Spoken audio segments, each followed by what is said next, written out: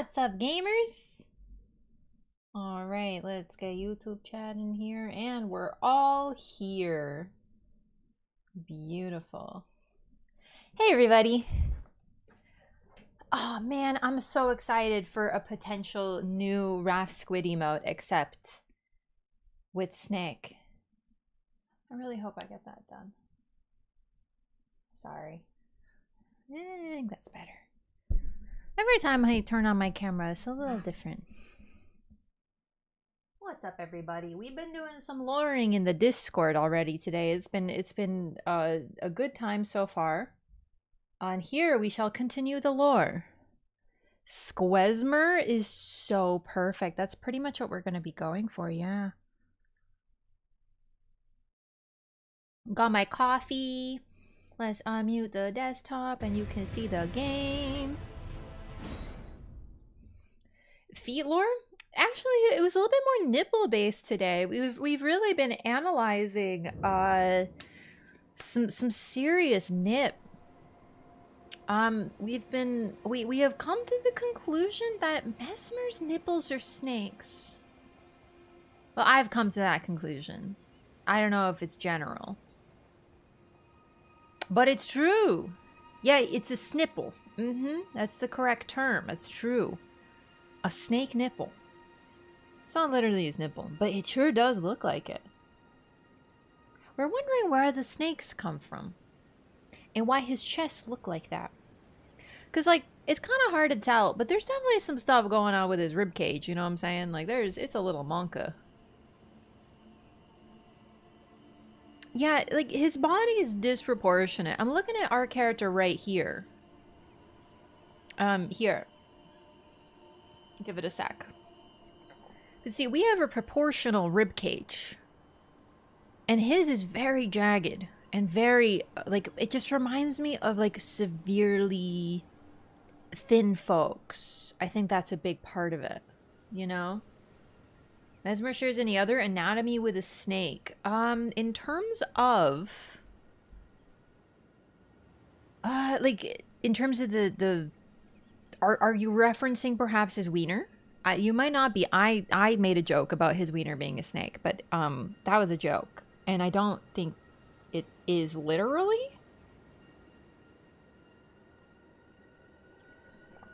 Really, I sound like I'm memeing. But in all seriousness, we did assess Mesmer's chest from what we can see, and it's looking a little messed up under there. Like, there's some stuff going on, you know? I don't want to talk too much about Mesmer because we haven't even gotten to all the snake stuff in the game. I think once we get into it, his chest does look super weird. Yeah, so my initial assessment was it's just like the shot and stuff, but if you screenshot at certain times, it definitely does look a little weird. Some of it can be, in my opinion, just put down to his ribs and his body being otherwise stretched, because his ribs and his width is generally proportionate. Like, his ribs don't seem to have changed too much, but then, like, underneath, it's just like every part of him's a little pulled, like a Play-Doh toy or something, you know? But the other side, it does look a little lumpy under there, and we do have an image for sure of my man Mesme with a snake coming out of his chest. So blatantly, the snakes are coming out of his body. Was he corrupted by the power he has? It could be, or it could be how he was born. I brought up Gwendolyn. So Gwendolyn from Dark Souls 1, which we will get to. Of course, when we get to the LOREATHON aspect of Dark Souls 1, we are going to talk about Gwendolyn. And Gwendolyn, I think, is very important in this conversation because Gwendolyn, similarly, is a character who was cursed from birth. And part of the way that that curse depicts itself is part of Gwendolyn's body is snakes. In his case, and I do say his because that's how he's referred to in the lore, but of course there's a little bit of like gender fun going on with Gwendolyn, so feel free to refer to them however you want. Generally though, their legs are snakes. Like, instead of legs, there's just a bunch of snakes down there. And then when Gwendolyn reappears in Dark Souls 3, having been consumed by Aldrich, and therefore he's no longer Gwendolyn but Aldrich, the legs are additionally eaten, and it's just Gwendolyn's little body half digested, poking out. That's neither here nor there. I just find it interesting that like Gwendolyn is simply not allowed to have legs. But anyway, the snake part, and that's how it depicts itself. That's how the curse shows itself by having Gwendolyn born with snake legs. And when I look at another being in a FromSoft game who is potentially cursed, we don't know yet, but I think it's fair to assume that he's cursed, but also has snake parts. I really have to wonder what's going on with that. What makes an elongated? Why aren't they in all normal proportions? Sorry, what are you talking about? He definitely looks long. Like, no part of him is really proportionate. His legs and arms are very long. Then again, it could just be how he's born, right? But, like, it's, you know, he's definitely, if we look at an average human and his body type, he's very stretched. What have you up to the LOREATHON so far? So I took Tuesday off because I was like really oofed. But from what I remember on Sunday, we got to Liurnia. We finally delved a little bit into Liurnia, so we finished Limgrave. That's the big part. So like it's been like four streams in one zone. But to be fair, it's Limgrave. There's a lot to do there. And it's a bit of a slower one because we can't leave Limgrave until like at all. Until we progress a couple quests, notably D and Roderica. Since we did that, now we can go forth. And we're at the Church of Vows, or we were talking about that last time. It's really interesting, this place. The Erd Tree at the east, where the sun rises and then the sun sets and becomes, you know, the moon goes up with Raylucar on the other side. It's really neat. And the sky is beautiful. I do love Liurnia. And the Church of Vows, for that matter. There were a lot of feet, yeah. In DS3, would it be accurate to call him gender fluid? Because he's fluid. I get it. Yeah, no, either way, Gwendolyn is interesting because the thing about him that I found the most telling is that Gwyn insisted that Gwendolyn be raised as a girl because he was born with a association with the moon, which was considered feminine, right? None of the lore explicitly states that Gwendolyn himself sees himself as, you know, a woman or anything. It's specifically that his father decided that. And the thing about Gwendolyn is he is very, very loyal to his father, Gwyn, despite Gwyn's general horrific treatment of all of his children, as far as we can tell. He was not kind to his children. The levels of his cruelty vary, but generally he was not a good father. So I find Gwendolyn a very interesting character because Gwendolyn maintains that extreme loyalty.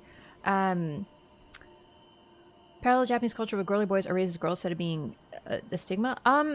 I don't know enough about like intercultural things to get into that. And also like Dark Souls in general does really like to play with gender and stuff. So I'm not saying that Gwendolyn cannot be, you know, this gender fluid figure. We have another similar figure with Mikola, right? But the main thing that bothers me is the fact that none of the lore states that Gwendolyn chose this. It states that his father decided it would happen. And therein lies my issue. Do you know what I mean? Someone else, especially a parent, deciding someone else's gender identity, I find deeply problematic. And that's why I find Gwendolyn interesting. Gwendolyn to me is like the picture of Stockholm Syndrome. Do you know what I mean? Like, Gwendolyn obeys his father to the letter, and maintains exactly what he wants. He wants status quo, all that stuff, right? So that's kind of what's interesting about Gwendolyn. A very tragic figure in the lore. Really interesting, though. Especially when we get into what happened in Dark Souls 3. But anyway, long story short. Gwyn was not kind to anyone but Seath, his lover. Yeah, seriously. Similarly, Mikola also has an elongated body when we find his cocoon in Moog's Arena. Yeah, so his body, Mikola's body is different, right? But like the elongated, very similar. It's why a lot of people I think saw Mesmer and were like Mikola, which I find very amusing nonetheless. But anyway, I think it's hard to say with Mesmer. We don't know. A bit more difficult when your father is the only real path to power for you. Yeah, but I don't know. Other characters rebelled, like the Firstborn, right? So there's that. Free Gwendolyn. Let them figure themselves out. Poor Gwendolyn, man. Seriously. What armor is this? This is the Grave Warden and Duelist armor. It's weird because the chest is, sorry, Rotten Gravekeeper cloak, and this is the Rotten Duelist. Yeah, that's why I get confused, because one is Gravekeeper, one is a Duelist. But yeah, Rotten Duelist set. It's a common trope with a mistreated child following their parent anyways because they want to be loved. Yeah, exactly. It makes perfect sense. The idea of a child who's mistreated and still follows what their parents want. Kind of like, in a way, not quite, obviously, but Morgoth's a similar figure in Elden Ring because Morgoth wants to be accepted by the tree, but is an omen and also considers himself too cursed to even go near it, you know? Stuff like that. Playing Elden Ring on keyboard mouse as bad as people make it seem? It just depends on your preference. I play on controller no matter what, but that's me. So, like, you know, I do know some people who play on mouse and keyboard, so. I wouldn't say it's the best, but then again, I don't play anything mouse keyboard. The candle tree wooden shield, hearing some buzz about it. Yeah, so there's been a lot of discussion about the candle tree shield, and unfortunately, I can't get everywhere that I want to show you with this, but I can get to a couple different locations. So the candle tree shield itself, I don't remember where you pick that up in the game. So give me one second. There we go. I want to actually see where it is.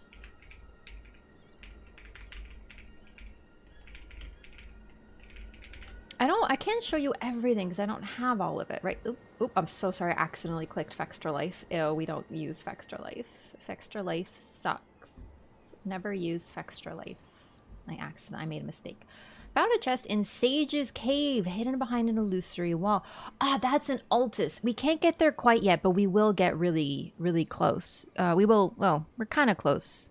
I don't want to get to Altus until we do a couple more quests, such as Radon's. Well, we don't want to trigger Radon, long story short. So we won't go there yet, but we will go there soon. So just real brief. But no, that's a great question. The main buzz about it. So when we see images of the Crucible or the Great Tree, it appears to be very different than what we see with the... Sorry, I wanted to open YouTube chat. Playing on PC throws me off a little bit with the controls. Can we just talk about this gorgeous vista for a moment, please? So look at this Erd tree, the miniature minor Erd trees. We can see the leaves, every part of them, like they're real, right? But the leaves have this golden glow. And then we look up here, we can still see that golden glow in the Erd tree itself, but way, way, way, way, way higher. It almost looks like it's in space. You know, it almost looks like a little nebula up there. Really neat. Bits of green there too. And then we found that one brown branch somewhere up there. I can't see it from this angle. Anyway, real pretty. Red is 100% your color? Thank you. I agree. I love red. Does anyone say the sun? Yes, the sun is in the game. But the thing about it is that it's really hard to see and it's very tiny. Looks like two trees. It does really look like two trees. Absolutely. Like once you get there, it almost looks like there's a canopy and then it goes further and there's a secondary canopy. Like the lighter up here and the darker up there. Yeah, no, there's definitely a lot going on with this tree. And also if you see like right there, I never get tired of looking at this tree. I can't quite get there if I tilt my camera up. I can't. But like right up there. Can I show it? No, it won't let me tilt high enough. It almost looks like there's something else. Like it goes even further and further and further past the glowy golden canopy. Sunset in the game for the first time was really cool. Ah, where was it? Description of the candle tree shield? Yeah, okay. So the reason I want to talk about it real brief, but I also want to show you stuff is because there's other depictions of candle trees that we have. One of them, though, is all the way in the Halig tree in the prayer room. But we have the candle tree shield. We have the crucible. The Siluria's spear, which I forget what it's called. I call it the Christmas tree spear. But that is said to be a depiction of the crucible. And it has that upturned pine tree-like structure. Similar to depictions of the candle tree, which we also see a lot in the trailer. If you see, there's those figures who have like who once again hold like candles, and they also have that upward tilt. So there's a lot of stuff within the game that I want to showcase. It's just I don't have access right now. But generally, the candle tree, which is a tree with the edges lit as a candle, appears to depict the great tree burning, potentially, rather than the Erd tree. 1, 2 trees, 4. It's time for the Elden lore. Thanks, Wolfine. The moon is eclipsed by the Erd tree. Yeah, you know what? The moon is always like half hiding behind stuff. I swear, every time you see it, it's there. If anything, the tree, to me, the moon is not eclipsed. It's hiding and going soon. You know? Why is there an Earth moon in the Renala fight, but Otherworld moon in the lands between? Well, Renala's fight is supposed to be like a manifestation of her truest self, and it's in a realm that is sort of beyond. Oh, there's a lore sword here. One moment. Yeah, it's like Renala's own realm created by Ranni as a manifestation of Renala's perfect self. So of course there's this moon behind her because she is of course of the full moon, right? So the Second Liurnian War. No, oh, I have read this. Right, this is when no victory for the golden nor for the moon, no prize but atonement, the birth of a vow. Renala and Radagon got married. Bro, I get it, dude. When I see like, you know, picture like when people are like, oh no man, don't get married, like please, you guys are terrible together. That's how I feel when everyone's like, oh, Renala and Radagon got married. I would have been at that wedding like, Renala, girl, what are you doing? You know, like I would have. No shot. Pocket dimension? Generally, but it's also supposed to be just, it's straight up an illusion. We know it's an illusion. It's sort of like remote activated defense system that Ranni sets up for anyone who tries to interfere with her mother. So that's really all. Also, it's very reminiscent of the liminal boss fight with Rom, also in a similar mysterious realm on a lake with an associated moon. Dude, did you just freaking run over that gosh darn sheep?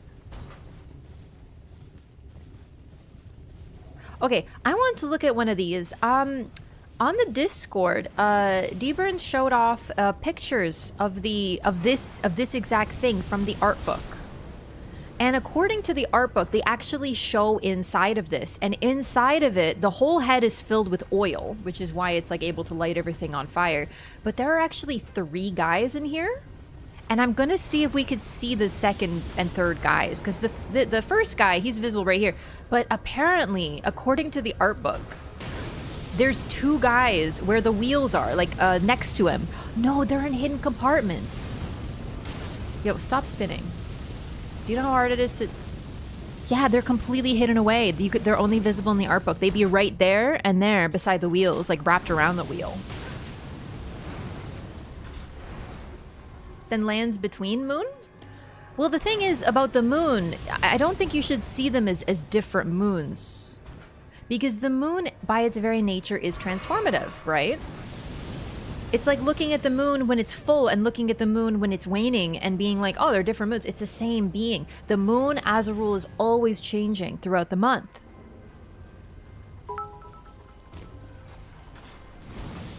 Why did the math book look so sad? Because it had so many problems. Stop! That's how I feel when I look at a math book, to be honest. Thanks, Cheese Master. No, but I'm not sure. Oops, why do I have no weapons? I wonder if Renala's full moon and Ranni's dark moon aren't the same moon with different aspects. We know there's at least one missing moon, though. Do you know what I mean? That would be the dark moon of the Nox, which broke apart, and then they use it to create, is that a dragon? They use it to create memory stones. So that moon appears to be gone. Stop. I'm trying to... This thing's annoying. Marika was split or merged by the time Renala was in the picture? I really don't know. I personally think Radigan, no matter your thoughts, I think Radigan and Marika were split at the time of Renala's marriage to Radigan, personally.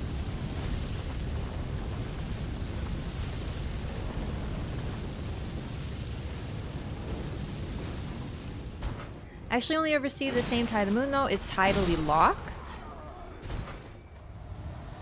So the other eyes, we can't even hit them. That's so interesting to me. Oh, a fire blossom. I mean, that's the first time we've gotten it. That's really neat. Half ashen and smoldering flower that blooms on the mountaintops of the giants. Fertilized by the sparks from the forge at the peak where burns the flame of ruin. Neat! You know, there's so many different flowers, and one thing I want to point out is they're all lilies. Do you know what I mean? Like, I know we canonically have the Trina's lily and the Miklos lily, which I don't have in my inventory right now, but everything is a lily. These are lilies, these are lilies, these look like really weird faded, but they're all lilies.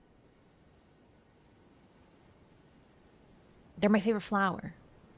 Can't access the Raft Discord. So what you got to do is you got to join, then you got to go to rules and you got to read them, and it's very important that you read them, and then you click the little the green check mark, and then it'll give you a role, and then it'll give you access. It's all automated. What is the Flame of Ruin? So the Flame of Ruin is the fire at the mountaintop of the giants. The one, not cradled, but you know, the one kept by the giants. It initially was a lot larger, as you can see by that massive kiln. That was likely ablaze. Now all that remains is sparks. I personally think that's why Marika left one giant alive, was to keep that spark alive, because she might need it at some point, which is good in the end. But that's why there is only one giant remaining with the fell god within, and all the others were killed or the fell god removed, as we see in the trolls with the empty chest. You know, don't just pretend to read them like me. Yeah, no pretending. If you pretend to read the rules, the Discord knows.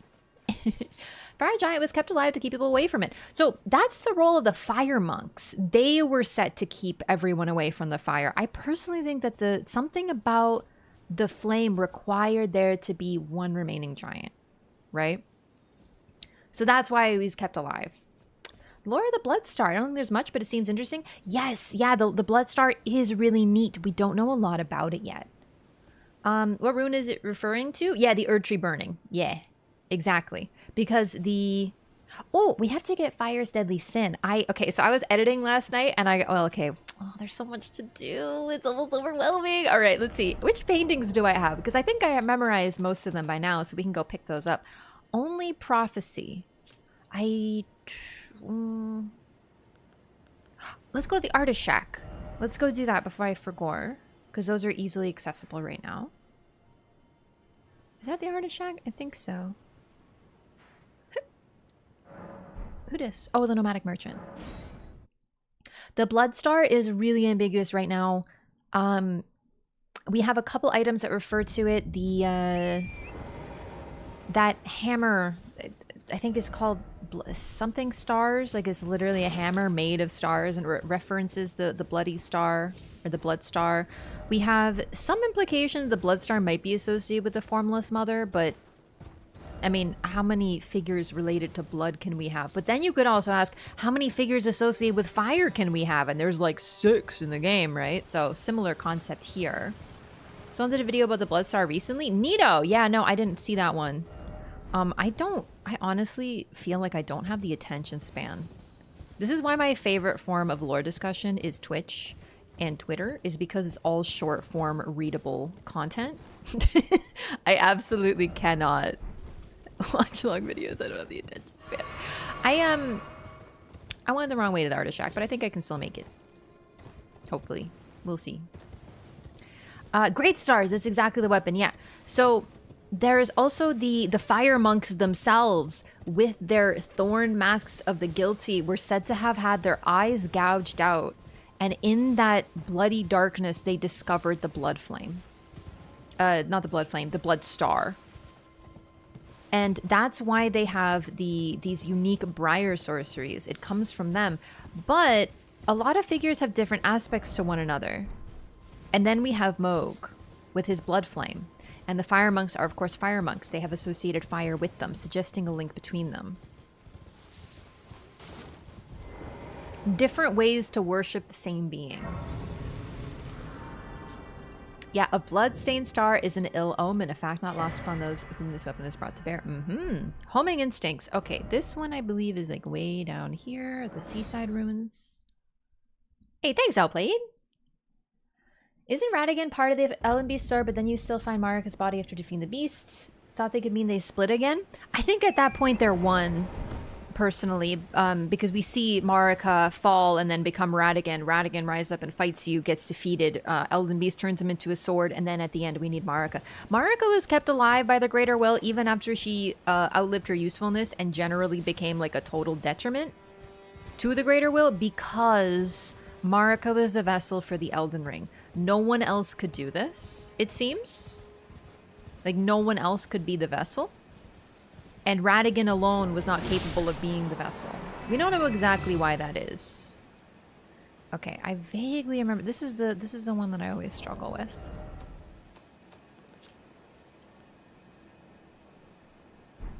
There's the Aqueduct Reno, and then we gotta look. Maybe it's over here? Is Radigan split from Marika when you fight the Elden Beast because then you find Marika's body?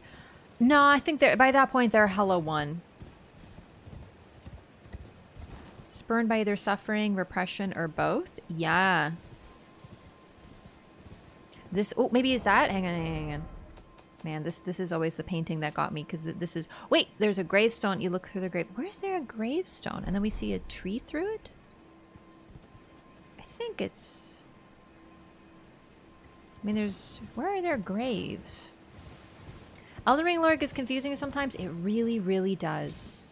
Is it similar to the Frenzy Flame in the sense that it manifested as a result of something? Yes, yes. It appears very similar, in fact, because those people who were suffering called for something, whether they meant to or not. The merchants called for it by accident. Likely because of the machinations of Shabriri. They were dismayed, they were sad, they were crying out in pain, and in that pain they called the Frenzied Flame.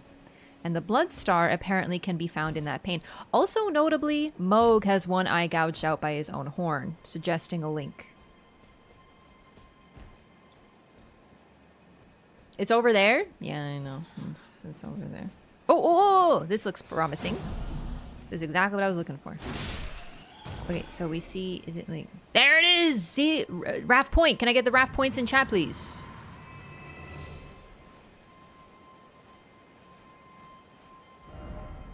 Yeah, that's pretty close.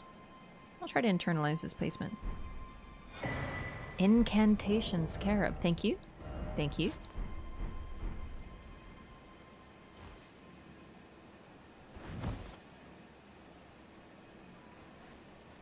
Does this one not have jiggle physics? The others have jiggle physics. I remember watching the wings wiggle. This one seems very solid. Golden Scarab worn directly on the head. These scarabs roll clumps of incantations during their labors. Slightly reduces the FP cost of incantations, but increases damage taken. Rat point left 2. I've out of emote slots. I got none left. As the scarab approaches death, it abandons its rolled treasure and stretches its wings wide for the long journey to its home nest. Huh. I wonder if we're going to get more lore on the scarabs. Greater Will abandoned the demigods, but not the lands between, I think. I personally... Okay. The thing is, we get a lot of that information from the Two Fingers. And Enya, translating the Two Fingers. I really mistrust, not Enya, but the Two Fingers and the things that they say. So personally, I wonder if the whole abandon the demigods thing is not just like them being like, yikes. Because the Tarnished, okay, it's actually a lot like Dark Souls 1 yet again. In Dark Souls 1, you are told that there is a prophecy about an undead who will come and take on the mantle of Gwyn and link the flame, and they're destined to go to Ain Orlando, and that's why they're testing you so much. And then you get to Ain Orlando and you meet all these characters, and there's this large, fantastically huge, beautiful woman with huge boobs who goes, "Please, you must link the flame, please." And then you find out that actually that's an illusion. But anyway, the point is that everyone in the game is telling you all of these things about, oh, you have to link the flame, you have to, it's your role, it's your prophecy. Who invented this prophecy? Where did it come from? It's very convenient for you guys, isn't it, that there's a prophecy about an undead doing exactly what you need an undead to do. It's very difficult to trust them because they're trying to get you to do what they want. And then we have a very similar thing with the two fingers. We know that the Tarnished were created by Marika and sent by Marika and given a task by Marika.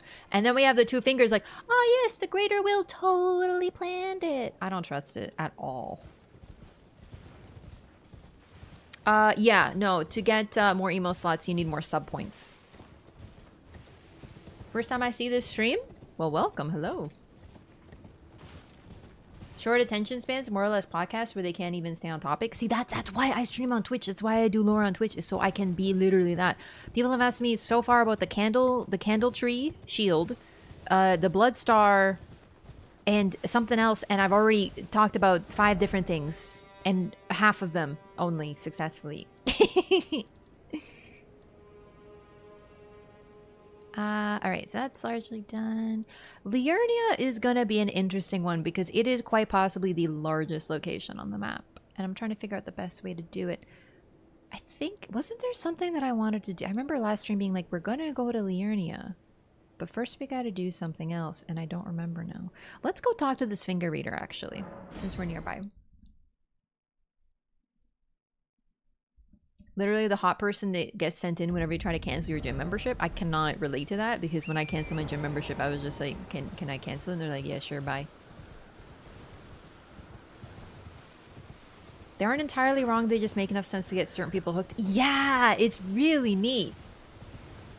Would the lands between look entirely different if a different outer god was in control? Definitely. The outer gods, for some reason, are vying for control here. They apparently need people, generally. They need worshippers, inadvertent or otherwise.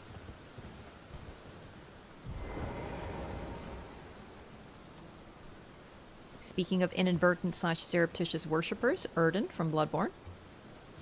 Can you get here? Can you, like, I'm trying to talk to the lady, and I know the moment I turn my back, you're gonna be like the usual host in PvP, and suddenly you're gonna find your braver and you're gonna attack me. Every freaking time I turn my back. Come on. I don't have any ranged yet. Go home. Okay. We're fine. Guinevere is literally that Blade Runner meme? Oh no, I don't want to know. Guinevere is real, just the one we see is an illusion. That's the thing. She is the goddess of, generally motherhood, but she left a long time ago. Gwendolyn, very interestingly enough, Gwendolyn's interesting because he's a lot like Morgoth in Elden Ring, but also a lot like potentially Mesmer. But Gwendolyn is very loyal to his father, but he knows that he shouldn't be seen because his body is cursed and he has this appearance that would probably be seen. That's why he hides himself so much. That's why he's secretly the one involved in everything, but he hides himself because he thinks his appearance is cursed and not worth seeing. Just like Morgoth. Morgoth is the Veiled Monarch. He runs everything in Leyndell. He has spy masters, information coming from everywhere. He's aware of everything going on in the lands between, and he's able to send himself places via illusions. That's a finger crone? No, this isn't Enya, but these are all finger readers just like her. Anyway, sorry. Gwendolyn and Morgoth, really similar. But the reason that he sends an illusion is not just to it's not just supposed to be listen to the big boob lady. Because that's a very simplistic way of putting it. Also, just as a side note, the guy who designed Gwendolyn gave her huge boobs, and Miyazaki said that he looked so happy that he couldn't change it But Miyazaki did not tell the guy, hey, she's got to have huge old knockers. Generally, FromSoft moves away from blatant boobies. So let's not just take it as she's got big boobs, so you listen to her. It's supposed to be more the fact that she is this figure of gentle embrace and protection, and safety. You encounter her in this wonderful place, very safe, very secure, sun behind her, you know, all of these things. Because let us not forget that not everyone loses their sanity when they look at boobs, right? So why does it work? You know, because Guinevere is so much more than that, right? Can't tease with big boobed Gwendolyn? Gwendolyn's not big boobs, it's Guinevere. Never thought of the Morgoth and Gwendolyn comparison. Yeah, honestly, I just realized how similar they are now, personally. Because earlier on the Discord, like I said, we were discussing Mesmer. And I was like, man, like, we want to talk about a cursed snake child. We got to talk about Gwendolyn. And then upon talking about Gwendolyn, I realized thematically, he's a great deal like Morgoth. He said Gwendolyn? No, Gwendolyn hides himself. And he shows you Guinevere. Because Gwendolyn thinks his appearance is not worth seeing because he's been mistreated because of his appearance by his father, who is a prick on multiple different levels. But either way, Gwendolyn, the reason he's this veiled figure who secretly pulls the strings is not just because he doesn't want to be seen, it's because he physically thinks he's cursed, right? Mesmer's flame looks a lot like Chaos Flame from Dark Souls. Yeah. Honestly, I've been talking about how I hope they finally bring back the Chaos Flame. I think that's what's going on.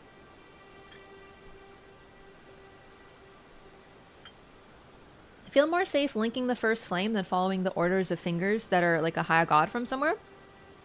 See, what's interesting though is no matter what, if you choose to listen to the two fingers as a rule, like generally, like 1-to-1, right? If you obey them fully, you're still following propaganda of those who came before. It's really interesting. Won't lose our minds over boobs, only feet? Based. Okay, real quick, I do want to get this conversation. Just this wonderful lady. I also want to point out, that's a foot. She's got 2 arms. That's a foot. And that's a foot. That's a foot. That's all. Please, I can read them. Your fingers, please, your fingers. Also, let's also go back to the fact that initially the 2 fingers were supposed to be feet. But apparently they were like, Miyazaki, you can't have them be giant feet. So they made them hands. But generally, the initial concept was feet readers. So then you have this lady who in that original Miyazaki image would be like, please show me your feet. Show me your feet. This is Miyazaki's self-insert. These finger readers even move? Can they even walk? I don't think they need to anymore, really. Hands are just the feet of the arms. You're right. It's just a very cursed sentence. Yeah, apparently initially they were supposed to be feet and toes, but they didn't let Miyazaki get away with that. So I'm glad he didn't. This is literally Miyazaki as he intended. Oh, bless you.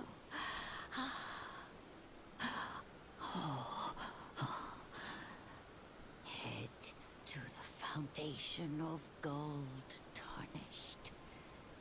Traverse Rea Lucaria, glintstone eventide, and reunite the half crescents at the grand lift. Oh, but the bridge is collapsed and Basically, the best way to get to Dectus is Rea Lucaria. Should that matter? Yeah. Stormvale Castle still stands tall. These ladies, in terms of gameplay, their purpose is to give you weird, vague hints on things that you should do and general guidance. Half the time it doesn't make sense until you sort of get there. Kind of like riddles, you know? Once you know the answer to the riddle, it's super clear, but at first you're like, what? So this one, Glintstone Eventide, is really interesting. Are those memory stones on her neck? No, no, they don't have the black center, the obsidian color, but it's probably like a religious symbol because shackles worn around the neck tend to be symbols of worship to the Golden Order.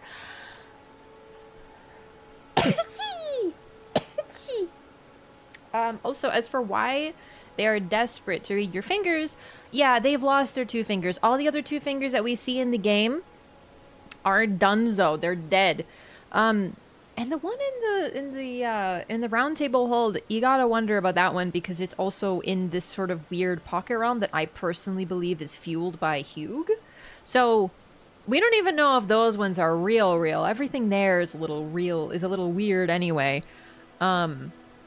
It could be the remembrance of one left over, considering that Enya will still allow you to get remembrances even after she's kind of dead, you know? All these bells in the game, yet I never hear them ringing. What bells? Other than the huge ones. Oh, these bells. Yeah. I really wonder about the bells. They look like these, though, don't they? Sorry, I forgot my eyes of yellow are. These look like eyes, but also like the bells. Bells are related to contacting spirits? Yeah, and also traversing worlds. The sound of a bell can, in FromSoft games, also very often traverse between different worlds. We summon spirits. In this game, the sound is not as important as it is in something in Bloodborne, but it's pretty interesting too. Let's look at the staff. I haven't actually looked at it. Can I jump up here with you? Oh, you won't share? Okay, that's not very nice of you. Whoops. Belt buckle of the Finger Maiden dress. Interesting. So, 1, 2, 3, 4, 5, 6. Wait. Oh god, it's really hard to count how many bells are on this because I have to turn it and then I lose count. I don't know if the number of bells is important. Identify the dead baker. He was a John Doe.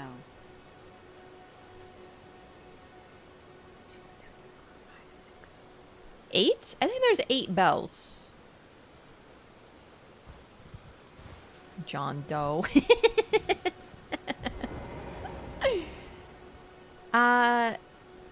Cheese Master, thank you for the 100 bits. Something in connection to the fingers. Yeah. I just really wonder because they do look very eye-like as well. That's how bells look. I'm not really saying like one-to-one that's the design, but it's pretty interesting. Could the bells be how they communicate with the fingers? So what's interesting is that we have bells equal sound. We don't hear them. That's absolutely true. And the fingers speak a language of light. That is the literal description of what they do. They are able to speak and translate a language of light. And light is visual. I will say the staff, yeah, I'm not sure if it's supposed to depict the crucible truly, but it is very, very similar to how we might portray the crucible. I don't know. I don't want to jump to that conclusion yet. Because when we see depictions of the crucible / great tree, the Erd tree before it became the Erd tree, it tends to be like... Maybe these bells are missing their bearings. Or maybe you don't need to actually make a sound to commune. And the bell-bearing hunter. And I'm so sorry, it was an accident. I literally accidentally fell on her. Okay, well, that's fine. She'll be back. Oopsie. Yeah, the Twin Maiden Husk, we give her bell bearings in order to get items. Yeah, so... Bell bearings take on a similar role to ashes in previous titles. Would that mean our 2 fingers were flaccid from the start? The thing is, we don't know if the 2 fingers and Enya are a true depiction of what they looked like. Do you know what I mean? Like, they seem to be pretty similar, but in their prime, they probably didn't look so decayed, no? Lore has claimed another victim? Yeah, she's fine. Hello, we cool? You. Please. You. Bye.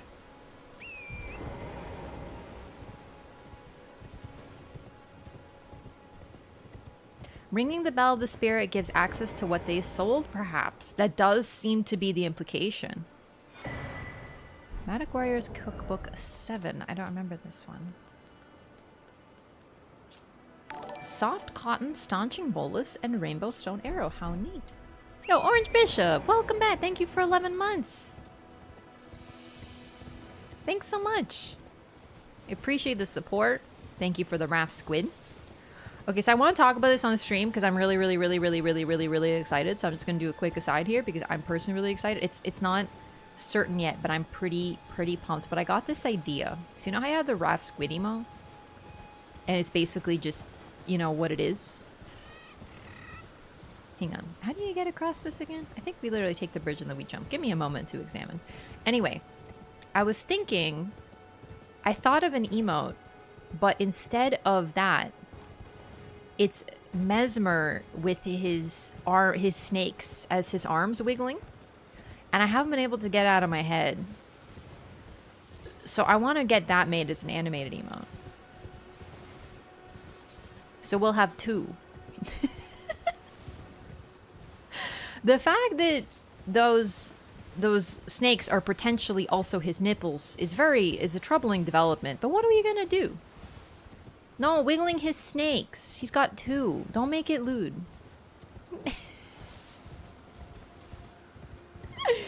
Great idea. Thank you. Unfortunately, animated emotes aren't a thing on YouTube. But it'll be on the Discord. I'll probably make it a sticker. So that way, even if you don't have Discord Nitro, because I don't, you can use it. BTTV works for YouTube though? Wait, really? Oh shit, dog. But I'm not gonna put it on BTTV. He's a two-headed snake. What's interesting is the snake, now that we know for sure that it pops out of his body, he truly has a two-headed snake, but he also is a two-headed snake. Because the snake, you know, I really want to see, like, not literally, but I'm really curious to see exactly how Siraj attaches to Godfrey's body. Like, I wonder if it's that similar popping out of the skin thing. But Siraj is spectral versus the snakes that Mesmer has coming out of his body are not spectral. So you really have to wonder about that. All right, box, cool. This is just the other way to get to Liurnia, is what this is. So we've done that. Gatekeeper Gostock's cool. Topes is cool. Let's take this path and the bridge. Doesn't Godfrey bleed when he removes Siraj? So when he removes Siraj, you can actually see Siraj is about to come at you. He takes on true physical form and means to attack you. And at that moment, Godfrey's like, nah, I got this. And he rips Siraj off. But he does appear, like, it does appear to be like an equal chosen relationship because he goes like, you did me good service. Like, you know, he's like, thank you. But he also does like, I'm just saying, I don't think the blood is necessarily Godfrey's, you know what I'm saying? Siraj probably uses stand logic. Well, if he uses stand logic, then ripping him off wouldn't be good. What's your favorite character design in the DLC trailer? Academy Scroll, wonderful. Oh man, I don't know. I really like the person who I think is a lady covered in armor that looks like a gladiator with the silly mask and the big sword, because she makes me think of the really tall lady from Game of Thrones, who I love so much. I love that actress, by the way. I forget her name though, because I'm really bad at names. And then there's also the lady who seems to be sleeping with the really long white hair and the mask. That seems really cool. Potentially Trina, question mark, question mark, question mark. And then, of course, Mesmer, but that's, like, unfair. But then there's also that really, really cool knight standing next to what looks like that moonish-looking rune. Yeah, Brianna Tarth, but, like, her real name, her actress name. Do kind of feel like Mesmer is an Empyrean, so the snake makes sense. Why do the snakes make sense if he's an Empyrean? I'm just wondering. Because, like, I personally associate the snakes as potentially a curse he was born with. But who knows? Is her name actually Gwendoline Christie? Or Gwendolyn? God, that's a gorgeous name. The little blue worm. Oh, we do love the little blue worm! Oh my god, she's got a beautiful name. I just hope we get more black robes. I hope we get more dresses.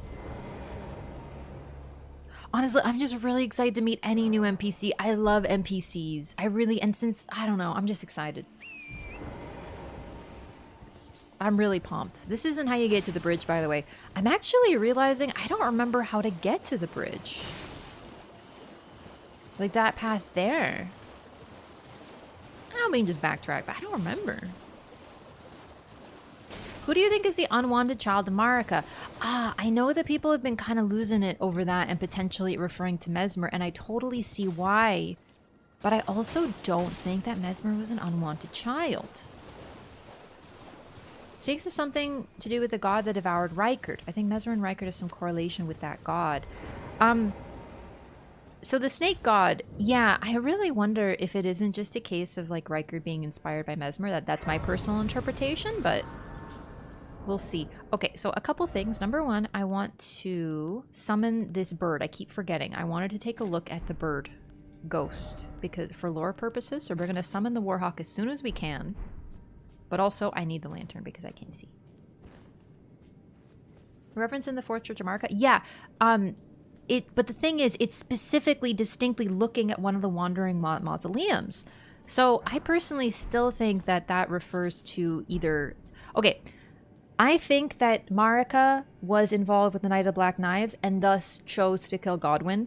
I personally don't think she necessarily wanted to, but I think she needed to. So I feel like the unwanted child still refers to Godwyn personally. But I guess we'll see. Omen killers in Volcano Manor, were they hunting Rykard for being associated with the outer gods when he got eaten by the serpent? Omen killers. Where are they in Volcano Manor? I don't remember. Because like I know that there's a bunch of different enemies around there. Way more demigods running around back in the day. More were killed by Black Knives, not just Godwyn. Yeah, personally, I still find it a little weird as to why, if Godwyn was such a big deal, how there could be others that were soulless. You know, they make such a big deal of it, so it's weird to me. But canonically, there are other demigods who were soulless. Yeah. And look at characters like Godric, you know what I mean? We don't have the full family tree. Where the Albinaric mask is? We'll have to go through Volcano Manor thoroughly again, because it's been a long time since I did a nice, really thorough explanation of that place. Is Elden Ring lore more interesting to you than Dark Souls lore? I actually personally still prefer Dark Souls lore, yeah. Especially 1 and 2. No shade on 3, I find 1 and 2 really, really, really intriguing. Also, I feel sometimes like Elden Ring lore, and I know it's true of Dark Souls 2, but it focuses on like one freaking gosh darn family tree, and it just makes me think like I'm watching a soap opera. And I love Elden Ring lore a lot, but I still think for me Dark Souls, yeah, it does take the cake. But really, it's the true answer is Bloodborne. Oh, a Clean Rot Knight, neato. Oh, summon the bird before you gore. Summon the bird. Bird. Fuck.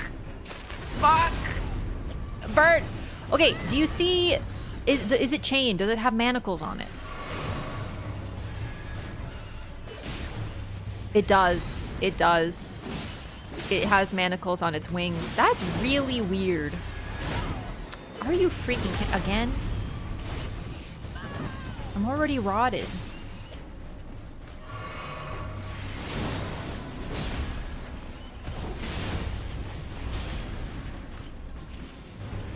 Also, there's something wrong with watching soap operas. It's just, you know, not my favorite thing. Dude, this Warhawk's going in. DS3's lore felt really inconsistent. I got some issues with DS3. I know people like to talk about how Dark Souls 2 retcon stuff. I genuinely don't think it did. I think the only thing that got retconned was Dark Souls 3. Dark Souls 3 is the whole retcon situation. But I don't know. I still really like Dark Souls 3 lore, and we will be going over all of them. Alright, so we got the winged thingy, insignia, talisman thingy. One moment, please. I just want to not be, you know, poisoned. Elden Ring might need DLC lore. Yeah, that's the other thing. The DLC always expands the lore. So, in a really, really, really beautiful, striking way. So we're not gonna, you know, we're gonna see once that comes out and get into that.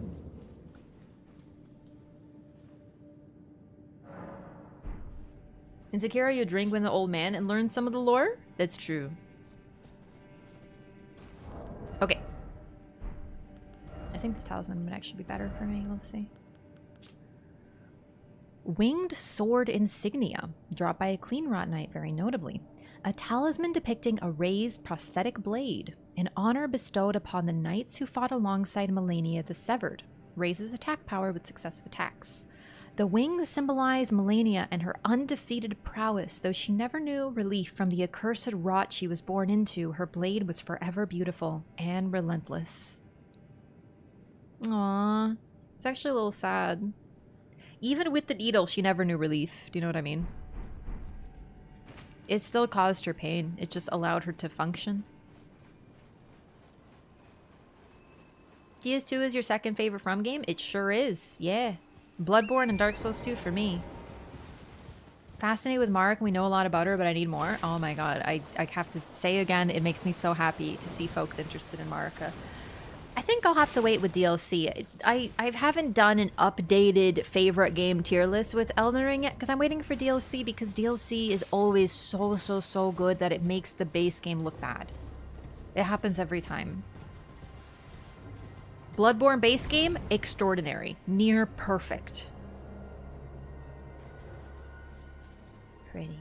And then we have the DLC, which makes it look bad. Do you know what I mean? Seabed curse grows omen horns. Margit and Moog have them. The Dung Eater defile Marika Radigan. No, I don't think so personally. Okay. What's interesting about Dung Eater is looking back on him now, I very much can understand something about him. So the omen are perceived as a curse, but they weren't always. They are simply crucible blessed. But eventually, over time, as things associated with the crucible became hated and civilization progressed, potentially because of Radigan's dealings and his Golden Order fundamentalism, the omen were perceived as a bad thing. But there's lots of evidence that Godfrey and even Marika did not have this perception of the omen as bad and the misbegotten as bad, and you know, that was a later thing.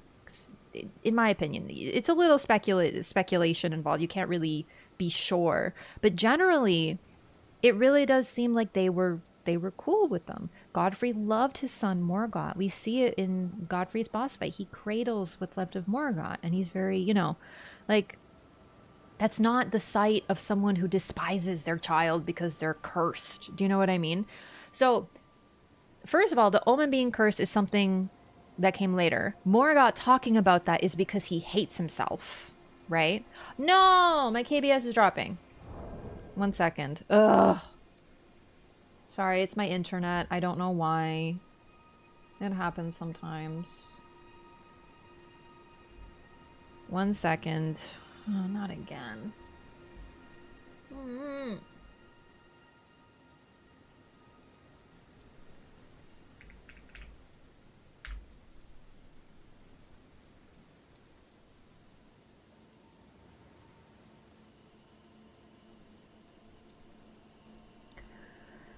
Internet's been shit lately. My internet's been completely fine until for a second when I stream, it just gets real weird. Give it a second. It normally fixes. It's just, ugh, trust me, it drives me crazy too. I feel really helpless.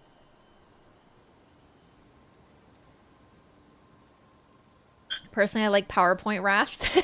I'm glad. I just hate it. This is in the middle of a whole thing.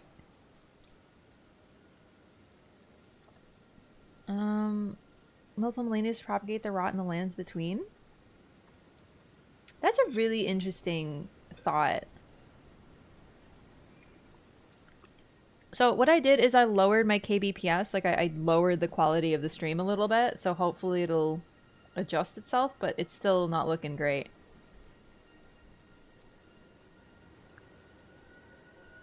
I just don't want to talk until I can be sure it's not being so freaking potato.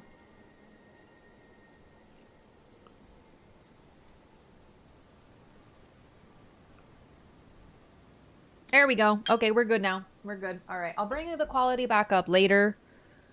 But for now, I just want to make sure it's stable. Okay. Yay. Sorry about that. All right. Internet hiccup. So, Morgoth self-perceives as him having a curse and talks negatively about the Omen, but you'll notice that a lot of the images of Omen and the sort of darkness that comes from the Omen, like the Omen Baron fetish, Dung Eater's armor itself, all of it comes from Omen with their horns cut off. Right? So there's nothing apparently inherent with the curse. It's just sort of how it's perceived. Oh, yeah, what happened here? You're free, brother.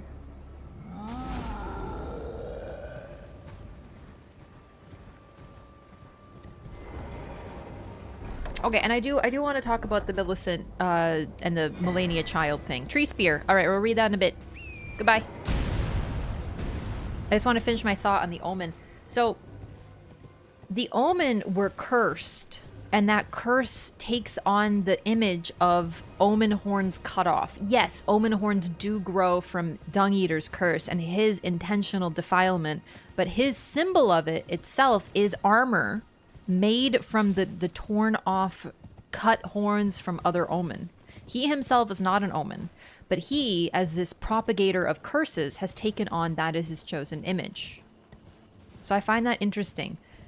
Omen with their horn cut off, praying to not be hated and cursed, is what is where the curse comes from. Do you know what I mean? It's this idea of like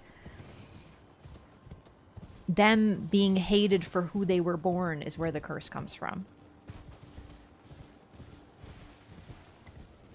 Nothing inherent with the horns or Omen themselves. It's just how they were treated.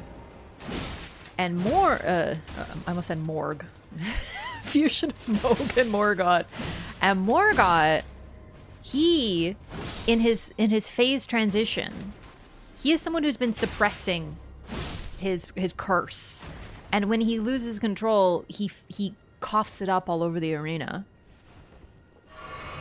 Because he's been suppressing it. You know what I mean? It's really interesting, everything to do with him. Nothing about him is inherently cursed, in my opinion. How we know he's not an Omen? I think it's in his armor description. He's just like a guy. Also, if he was an Omen, he wouldn't need to wear fake cut-off Omen horns. Morg. Omen fetish Dung Eater uses is the royal version, which doesn't have his horns cut off. Yeah! And also the curse that grows out of his seedbed does have intact horns, but it's almost like he's co-opting the image of the Omen. Do you know what I mean?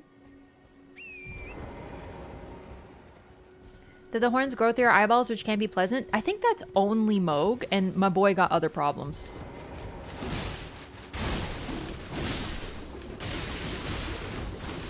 Also, okay. If you never take care of your hair and you let it grow forever and you never comb it and you never wash it and you never clean it, it will develop mats. Besides being horribly unhygienic, it will cause you problems. Anything that is not taken care of, even if it is natural, can cause you issues. Hygiene is very important. Then you have these figures who were born with horns growing on their bodies, and you thrust them into a sewer and you don't educate them or allow them to take care of themselves. It's a little wonder that the horns start growing to their gosh darn eyes, no? That's what's really interesting about it too. It's not like even hair on your head can become matted, infected, awful if you don't take care of it. I don't know what to think about these things, but I love them. It's just hot air balloons made of like glintstone that are used to like transfer troops around. It's so cute. Dung Eaters what made me think the Omen curse thing wasn't so straightforward. It should. Yeah, exactly. Also, just a side note, now, why is he called Dung Eater? This is something that Zuli brought up. because I completely forgot. I think it's called now forgive my pronunciation. I'm not I don't speak Japanese. There is a concept of a soul that is in your butt called a Shirikodama. And the fact that Dung Eater is named Dung Eater, he doesn't literally eat poop, he eats your freaking butthole soul. And that's what he does. And that's why Roderica can sense him. Because he's eaten souls. And those souls are screaming.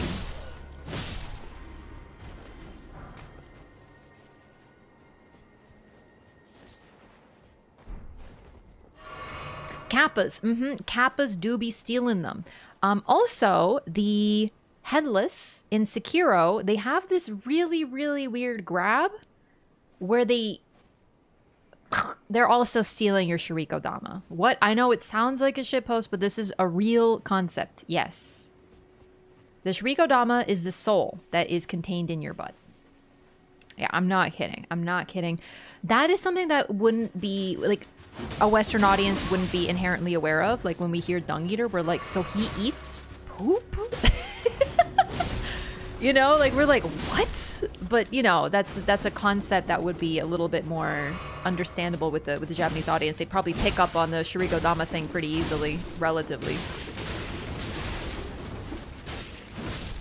He does both, quite possibly, but it's more a reference to the Kappa or the Headless.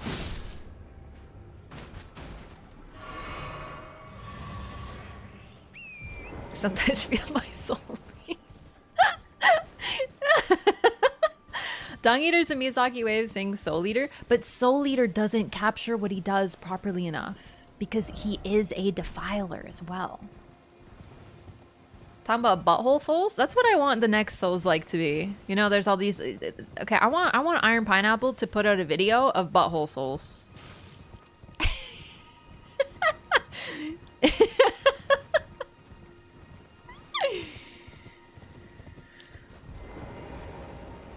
Someone needs to make it. Calling him the Dung Eater is an odd translation choice, though. To be fair, I don't know what his name is in Japanese. I'm gonna be real.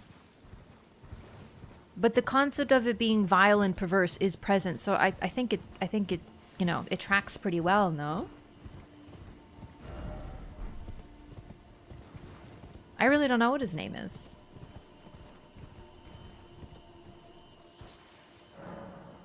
Ah, here we go. This marks Melania's southward march. The blade of Mikola and her clean-wrought knights grant her wings never to be clipped. We already know she made it all the way to here-ish. From the Halig tree, which is like... I can't even scroll. Please keep the iron pineapple away from buttholes. Honestly, the iron pineapple does sound like a medieval torture weapon, doesn't it? I gotta tell him. Oh my god. Melania only attacks Godric and Radon, right? As far as we know, yeah, Melania fought Godric because he insulted her. And she put him in his place. And then we have her fighting Radon, yeah. There might have been other fights, but those are the ones we know about. Appreciate all your lore interpretations. I'm really glad. There's no Godon mention in DLC material since the game is so centered around death, undeath, sleep versus madness, etc. with the Blight Knights. I mean, to be fair, the trailer shouldn't show us everything. Do you know what I mean? His name is Abominable Shit Eater in Japanese. That's a pretty good translation, don't you think? Godric is being of the golden lineage and Radon basically idolizing it.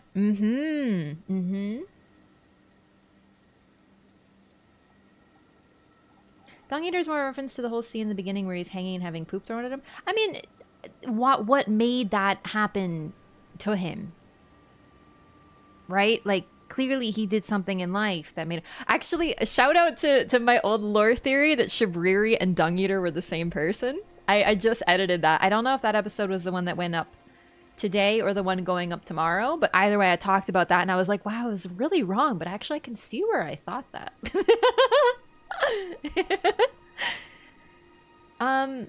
What he doesn't misunderstand it. Also, like, we see the bodies he leaves behind, right? Like, they all have blood on their, you know, region. Like, he's not doing nice things to anybody. Take scarabs as returning souls via poop to the tree. He intercepts them and interrupts that process. I don't think he's messing with scarabs, but he is definitely interrupting the process. But he's okay. So he takes people's souls, consumes them, and then within his body they become cursed forever because he inflicts the curse upon them. I love how you predicted Karong being Malekith today. Literally, I said, hey, I wonder if this is Malekith. The way I fucking died when I realized that, actually. Yeah, I forgot. I totally forgot. Godric and Radon were huge Godfrey fans, so clearly Melania just hates fanboys. Real, but also Godric, both of them, okay. Godric started it for sure. Radon, I think Melania needed to fight him because of the whole saving Godwyn thing. Give me 1 second. My cat is crying, so I'm gonna let him in.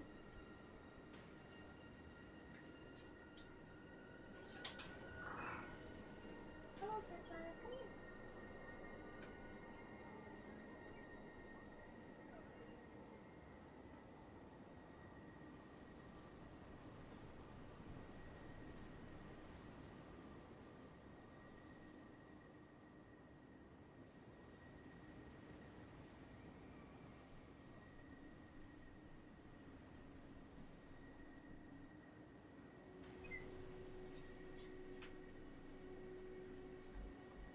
I have the boy.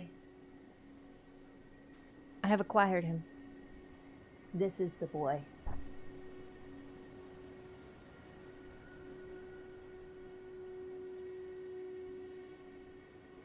He's so pretty. I know it's really bright over here. I'm sorry.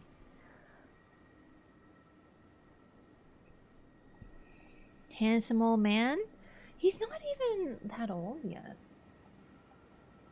He looks, he's still very sprightly, isn't he?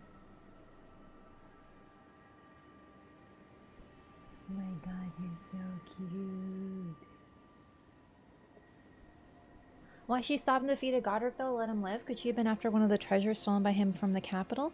Honestly, I don't, like, you can definitely read into it because we get it from Kenneth Height and a lore tablet, but generally I think it's probably true. Godric talks shit and she put him down, but she didn't see the need to take his rune because she's not after them, or kill him because she didn't need to. Honestly, I wouldn't be surprised if Godric went up to her all strong, thinking he was tough shit because he's grafted now, and just said, Mikola sucks dick.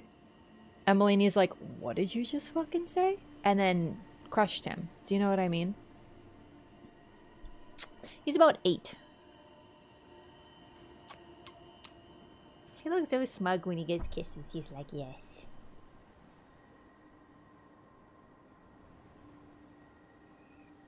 Do you think the spiral pillars in the DLC architecture have connection to the tornadoes in Farum Azula?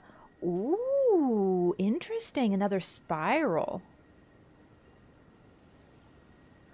I don't know. I don't think like directly they're supposed to be like, oh, here's a tornado, because we have lots of spiral iconography, but that's something we're gonna be examining. 15 stream streak poggers. What's up, Utana?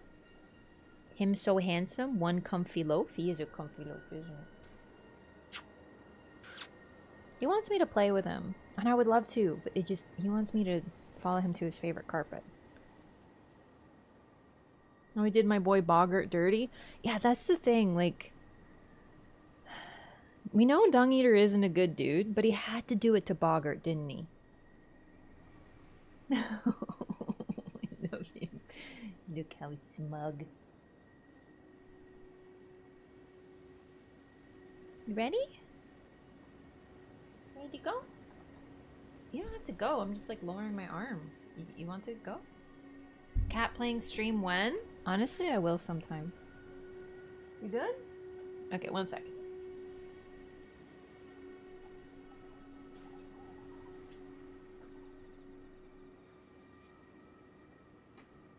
Okay.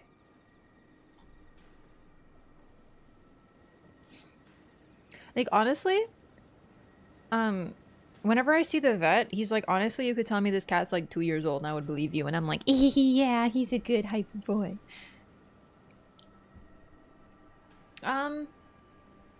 Statue, it's inside Malekith's arena. Isn't that Mikola? I could be wrong. I know a lot of people think that's Mikola. I personally don't think that's Mikola. I think it's Marika, personally. But honestly, I have a lot of beliefs that everyone else says is Mikola, and I think is Marika. Mikola is really fucking young in the grand scheme of things. You know what I mean? Like, I know he's got his fingers and everything, but he is so young. So it's weird for me that people associate him with things that appear to be far beyond his time. Even compared to the demigods, he's the youngest. The Erdtree Watchdogs, they have the head of a cat. I always wondered why. I'm gonna be real, I seriously think they look like lemurs.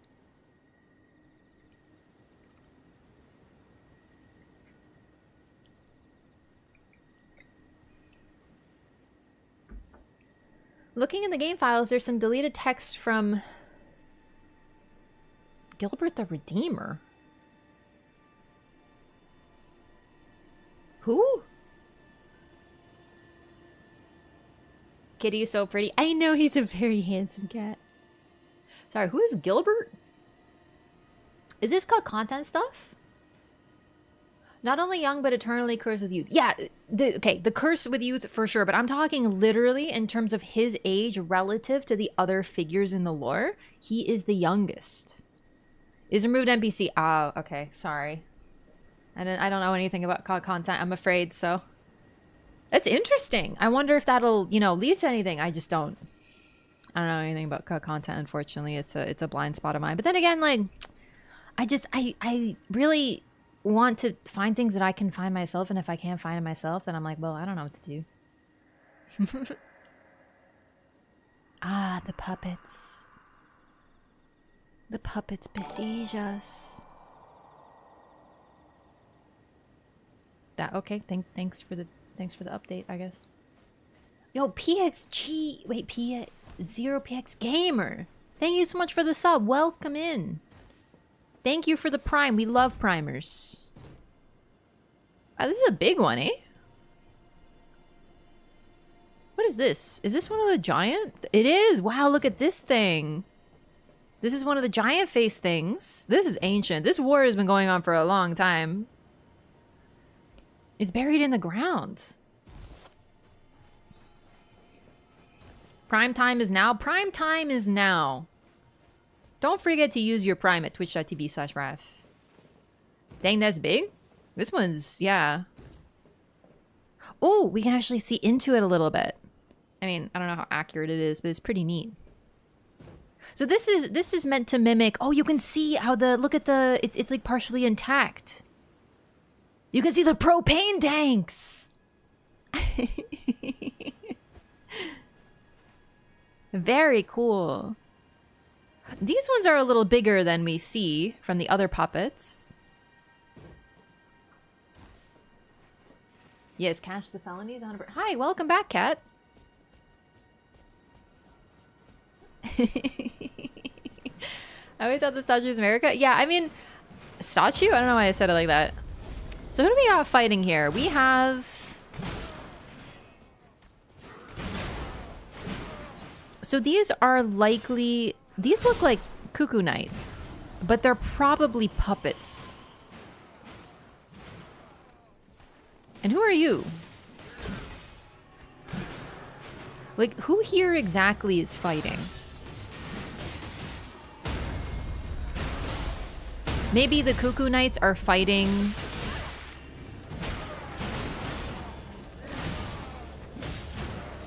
Honestly, every time I see this, I'm like, I don't even know who's fighting here. Like, y'all are just having a good time.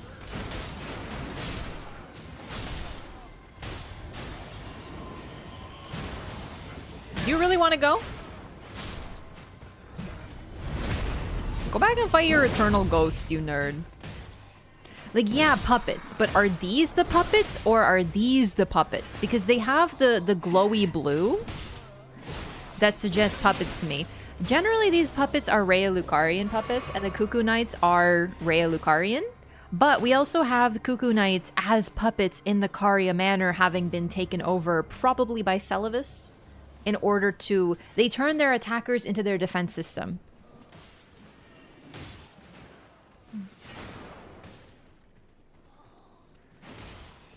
Puppets are constructs of the mage in the tower. Yeah, so...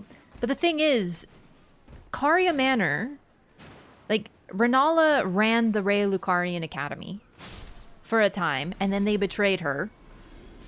And they also were ready to fight and kill mages. And Rhea Lucaria was not necessarily allied with Caria, and that's sort of... They go back and forth with that one. Blue guys have aged over time because what's the point of summon elderly warriors? Yeah, or they could just be straight up ghosts. Yeah, see, this is a Rhea Lucarian helmet. That's Moongrum's helmet.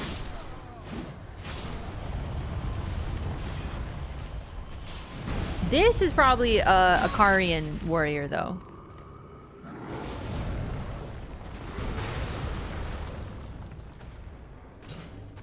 Puppets or Celavis or the guy in the Carian Manor. Yeah, so some people think that Pydia, the little Albinaric, is the one who controls Celavis. Either way, whatever your perception, the puppets are associated with Pydia or Celavis. One or the other. Holy! No, no. No, no, no, no, no. Aww. The Liurnia Wars always confuse me. Yeah, like, I think mainly it's because since the Shattering, Rhea Lucaria is like, peace, I'm out, and literally just sealed their doors and went, fuck it.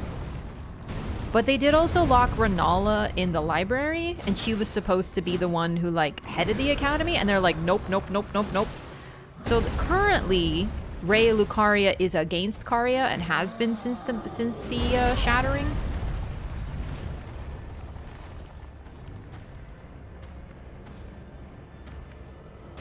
Also, I think it's the second Liurnian War where that led to Radigan and Renala getting married.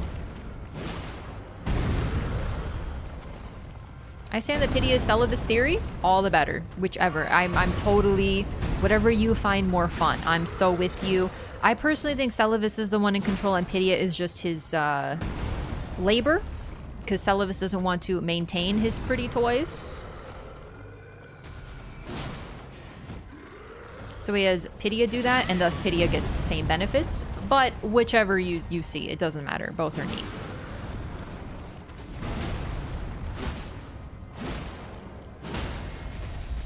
Man, he's tanky when he doesn't bleed, huh? Wait, against how? Sorry, against what?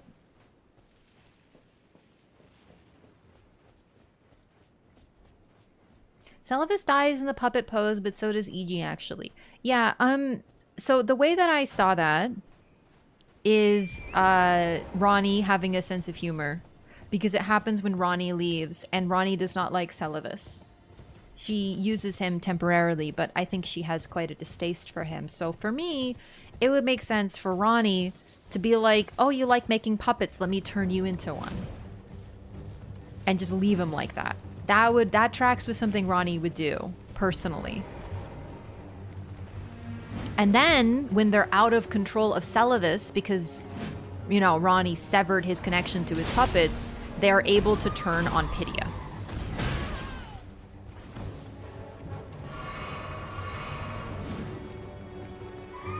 Rhea Lucaria was against Caria? Yeah, the Rhea Lucarian Academy was not necessarily loyal to the Carian Manor. Which is why they locked Renala in the library when they saw an opportunity, and why Cuckoo Knights are besieging Caria Manor.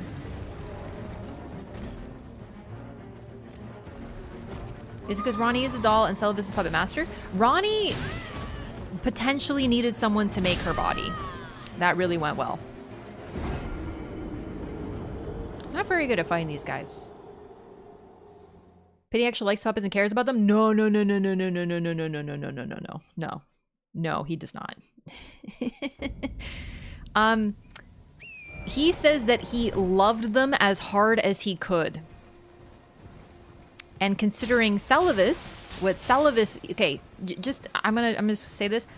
Celavis used the puppets as sex toys and had Pydia taking care of them so he didn't have to clean up, and it suggested that Pydia did the exact same thing. No. There's a reason they rise against him. It depends on if you think that Pydia was the one running it or Celavis was the one running it. Either way, it doesn't matter. It was no bueno. Celavis used a doll for that reason? Yeah. No, it's real. What does Gideon call him? Dillion? Gideon calls Celavis Dolly Botherer. And he has a secret bedchamber surrounded by puppets in his weird, creepy dungeon.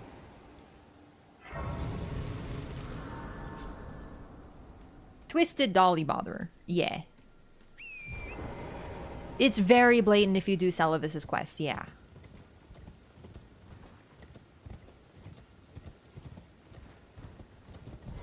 Hello.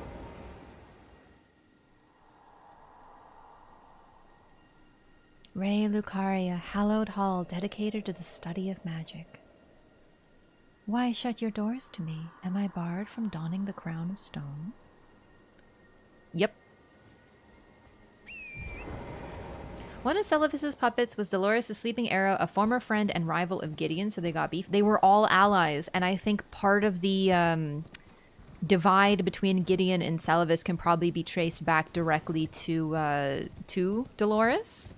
There's also the fact that Celavis is targeting Nephili, who is Gideon's daughter. Like, adopted foster daughter, and frankly, Gideon doesn't care about her either. But I think Celavis targeting Nephili is also as another screw you to Gideon.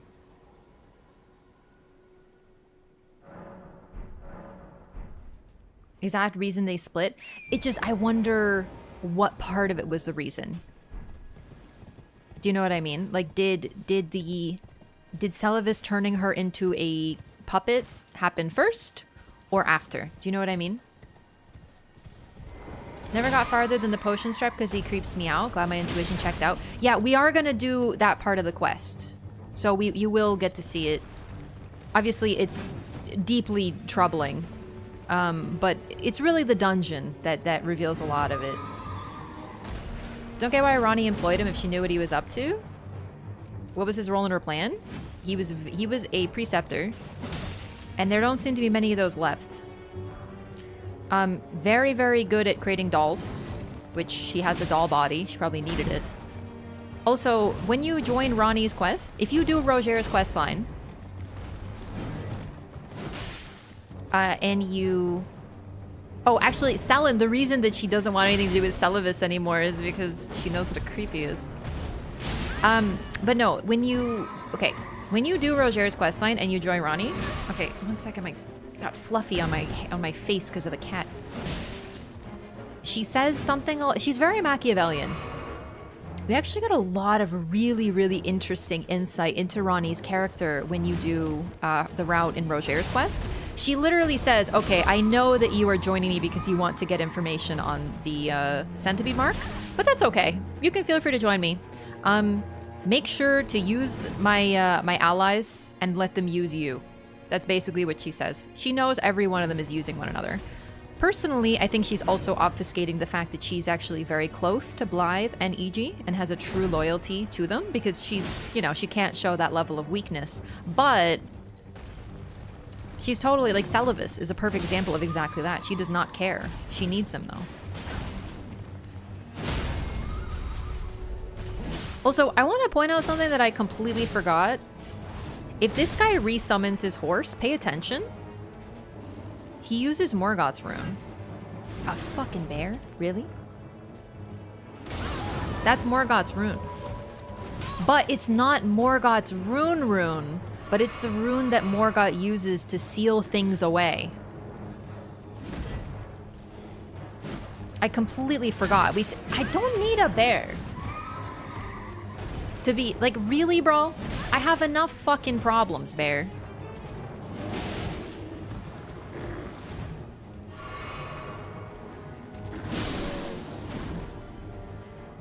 Yeah, not his great rune, but his sealing rune. And I completely forgot that. But it's visible if you go to his divine tower beforehand.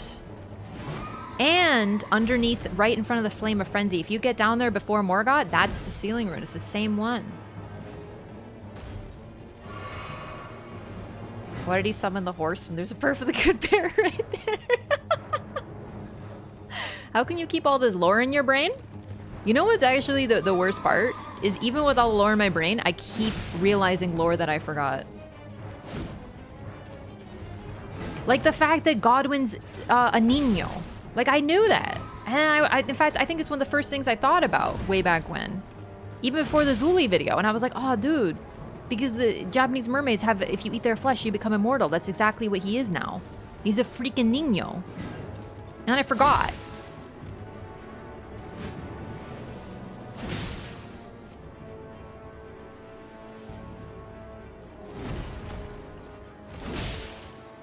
Anyway, long story short, Ronnie is very Machiavellian. She will use anybody if she thinks it'll benefit her. And it's not a bad thing. It's actually very clever. No, Ningyo. Ningyo. It's a Japanese mermaid. Eating their flesh is said to grant immortality.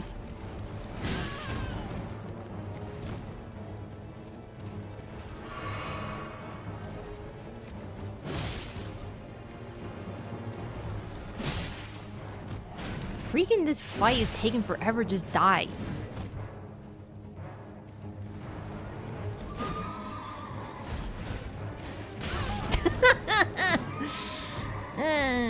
Two other places after the Moog fight in the sewers, elevator takes you out of Leyndell towards the mountaintops. That's yep, those are the two places I know of. It was in the first playthrough just now. That's what reminded me actually, because I was editing and I was like, oh my god, wait, that's the rune!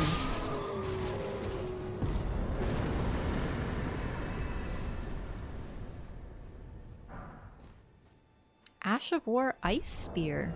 Weird. Ice Spear?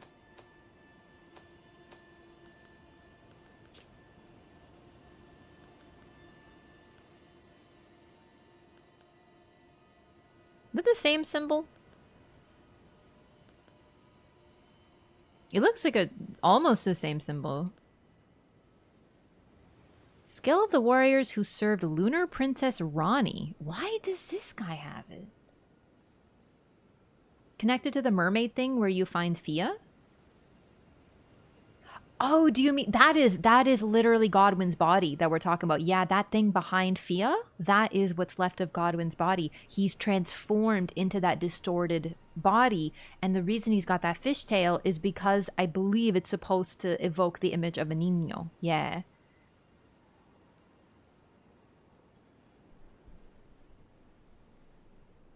Hurry, it's almost daylight. Do they despawn if that happens? I actually didn't know that. Whatever happened to AC6 playthrough? A lot of editing.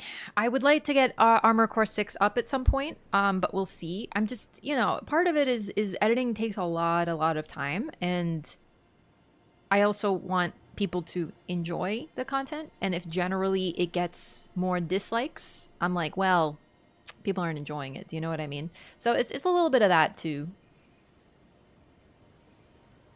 Spin armament to release cold magic, then channel it into a piercing spear of ice. Interesting. Karian royal prestige embodied in a skill. Transform blade into a magical greatsword and swing it down can be charged to increase its power. Neat. So this is, yeah, okay. Basically, I was planning on doing Elden Ring and Armor Core 6 in tandem, and then I was like... Take your time. 621.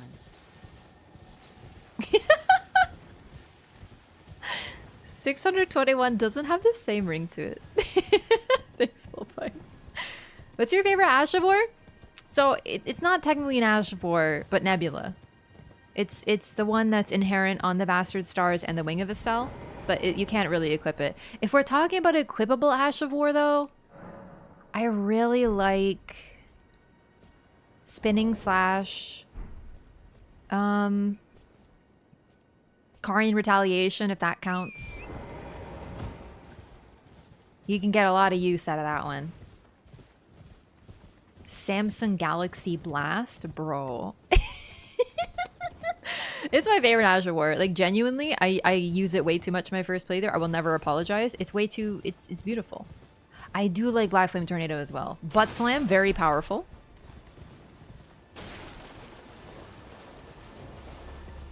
Same one that shows up on the door at Lanedale Rampart if you don't... That's a good question, E-Boy. You know what? We might, maybe be able to get to Altus before that. I don't know. Before we get to Great Runes. I already have one. But we just won't fight Renala. Utana! Thanks for the gifted sub to Cinder Carla. I appreciate that so much. I love you, Carla. Thanks for the support. You think Radigan was always part of Marika? I honestly, initially I would have told you no, but I have been thinking about it more and more and more since the DLC trailer, and I think it might have been a yes and then no. I think that they were one. I think Marika somehow created Radigan, perhaps out of necessity in order to become a Rebus. So I was reading something about the Rebus. I did a little bit of a very brief Wikipedia search. I mean, I've been kind of on a train lately. I read about, I don't know how to say the name. Asclepius? One of the sons of Apollo. Because his symbol is very reminiscent. It's okay, so it's like a serpent coiled around a staff. Opposed to the Caduceus, which is also associated with Apollo because Apollo gave the Caduceus staff to Hermes and it became associated with Hermes, but the Caduceus staff is two snakes coiled around a staff with wings. You still here, Dialos? No, that's a finger reader. Asclepius. Thank you. That's a name I have not heard said out loud.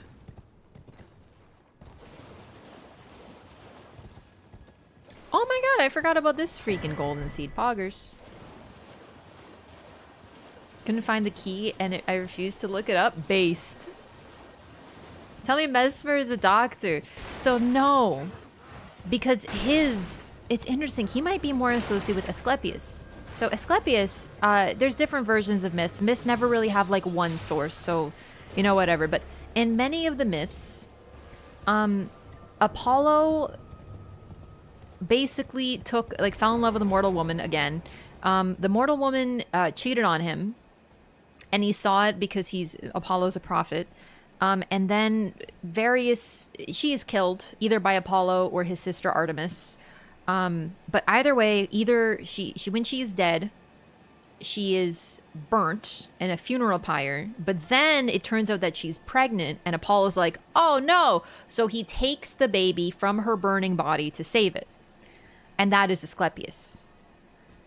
And when I hear about a mother burning, you know, I'm like, that's interesting with Mesmer. I don't know if I wanna jump to too many conclusions here. Apollo's crushes have a 0% survival rate, bro. Anyone the gods fuck with is basically dead. It's true. Although I do love the story. This has nothing to do with lore. Oh my god, what's his name? The god Hephaestus. Okay, so Hephaestus was born of Hera. Hephaestus he was born an old man, a very talented blacksmith, but otherwise physically not that strong or anything. Hera basically wanted to have a child, just like, okay, I have to like reference several myths for this, but it's so funny. Athena was born of Zeus's head. He literally was like, she just popped out of his head. He did not need a woman to birth her. Hera was like, I can do that too. And she was very jealous. So she did the same thing, but her kid, instead of being cool and strong like Athena, turned out kind of feeble physically and was Hephaestus. Hephaestus married Aphrodite. But Aphrodite, the goddess of love, was like, and she ended up having an affair with Ares, the god of war. And Hephaestus knew this, but he wanted to humiliate them. So he put, being a very talented blacksmith, he put very, very thin, delicate wires over top of the bed that he knew that they would be in eventually. And then basically, they were in the act, ended up all tangled up in these wires. And then he called everyone into the room. I was like, observe. And then there's Aphrodite and Ares like, shit.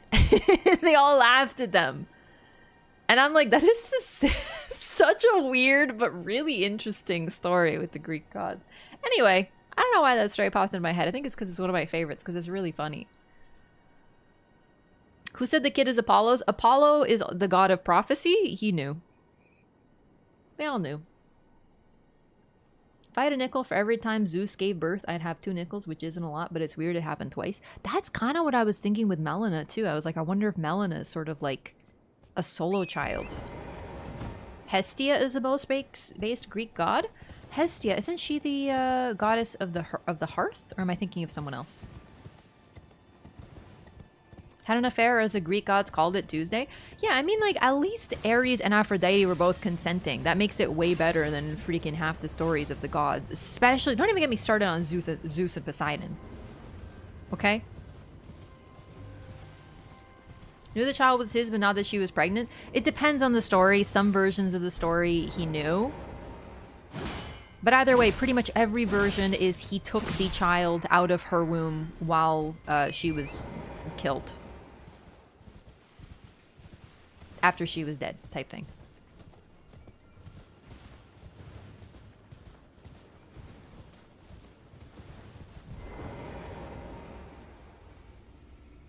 Melina being burnt, a burning womb, an unwanted child. I don't know if she's an unwanted child. But I think she might be one of the most wanted. I don't know. Babies are well known for needing to be baked. I mean, like, they do say you got a bun in the oven. You know?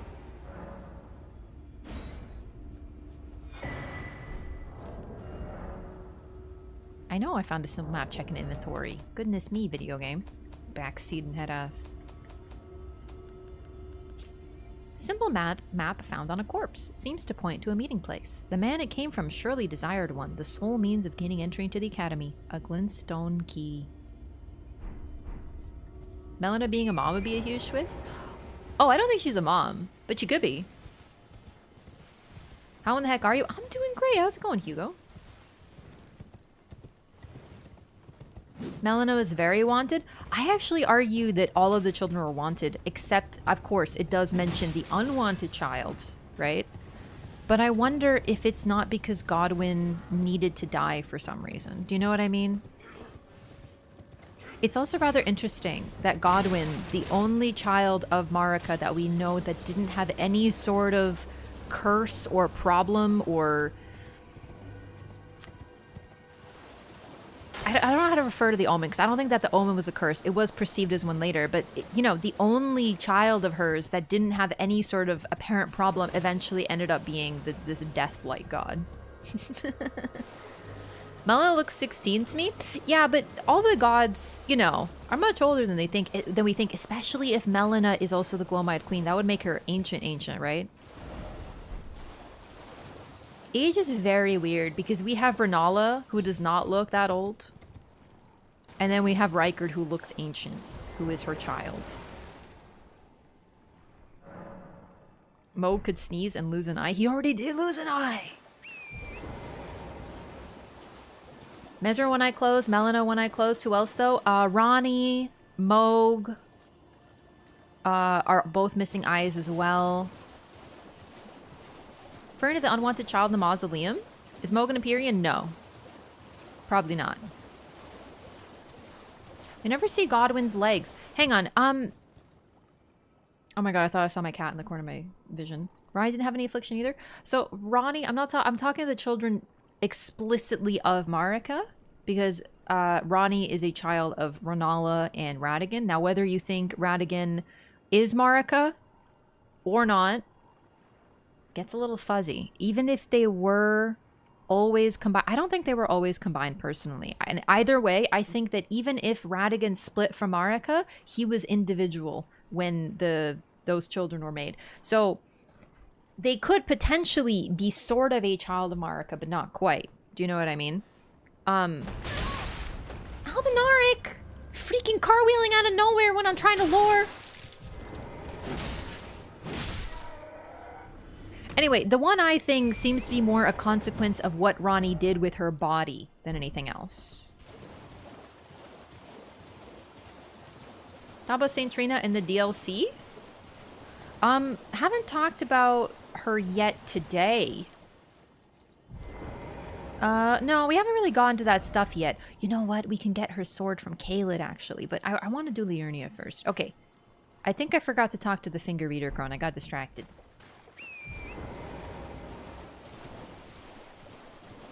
Fina gonna be all up in that DLC? I still hope that Trina's more interesting than just being Mikkola's aspect. Do you know what I mean? I think that'd be so much more neat.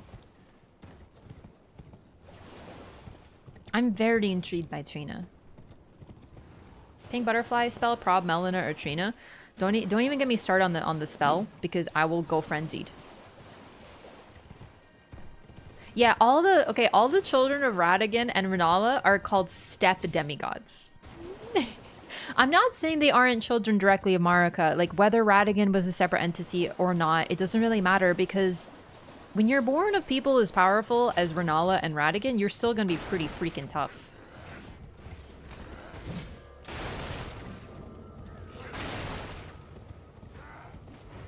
Like, Renala herself was pretty gosh darn cool. And she's not a demigod. She was strong enough to contest the entire Golden Order armies. Hello. Tell me about my fingers. Please, I can read them. Yo, I'm so glad, Kale. Hope things go better for you. Please, your fingers. Show hands. Oh, bless you.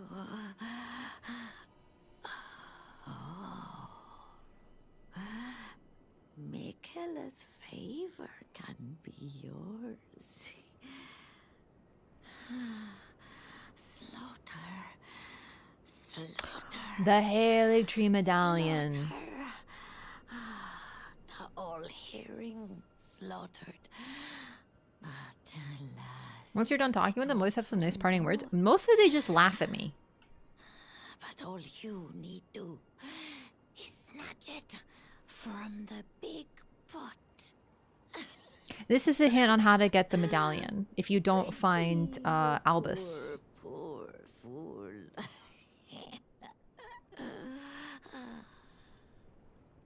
This is why Godwin died, the connection Deathblade, which Marika didn't want. No. For all intents and purposes, as far as we can tell, Godwin only became what he became after getting stabbed with the Rune of Death. It infected his body, warped him, changed him, but otherwise, and he became half dead, his soul gone, body alive.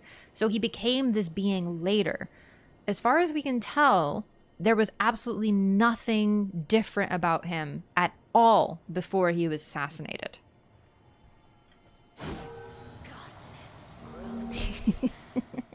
You'll soil your hands with mortal sin.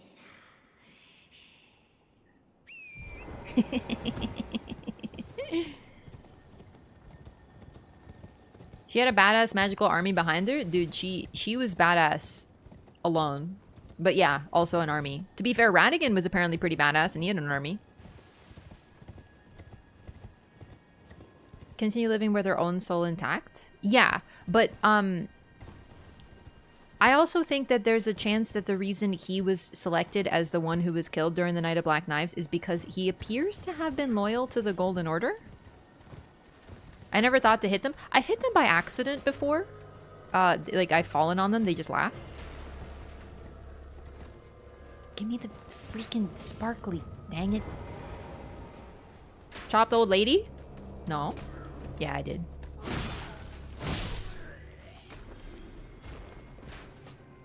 I don't know why I want this. I just do at this point. There we go. Shatter Shard Arrow.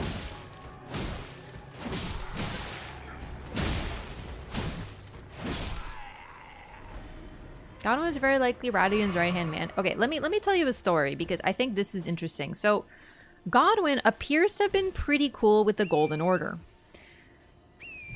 Now, evidence points to the fact that Marika and Godfrey were actually pretty fine with their children being born with the omen horns. They don't seem to have minded. Godfrey clearly loved his child, Morgott. And while Marika remains a little bit more mysterious, we know that one of her allies was, or at least one of her beloved worshippers, someone that worshipped her, was Hugh, a misbegotten. So whether you believe they had a relationship or not, Hugh worshipped her quite deeply, and it is possible that even those hated would worship Marika, but it kind of makes me think that maybe Marika was a little bit more, was different. I don't think she wasn't a Golden Order fundamentalist. She was fine with Omen. Godfrey was fine with Omen. So if you agree with me there, follow me to the next step, which is Radigan shows up, becoming the second Elden Lord, and then Omen are thrust into the sewers, including Morgott and Mohg. And then we have Godwin, who apparently was kind of cool with that. Or at least didn't care enough to do anything about it. It's possible he didn't have a choice. I personally think Marika didn't have a choice in that whole situation. But it's a little messed up. There was also apparently room for the dragon cult, which Godwin headed in the Golden Order. I don't know if that would have maintained. I think it's highly possible that eventually Radigan would have kicked him out too. But he didn't really get a chance to do that. But either way, Godwin was kind of like, yeah, Golden Order's cool. That's fine. So, you know, it's a bit of a gray area, but I just think like that's potentially why Godwin was targeted, was because he was a Golden Order fan and taking him out would have been a good thing.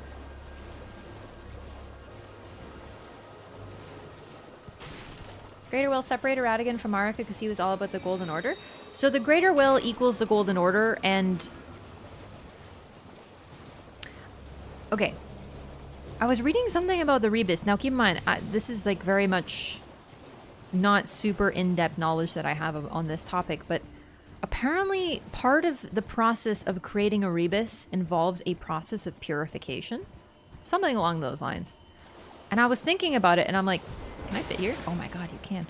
What if Marika, in order to become a vessel for the Elden Ring, did alchemy on herself, turning herself into a Rebus and thus creating Radigan, but this was the time of their split and it necessitated them to be apart from one another.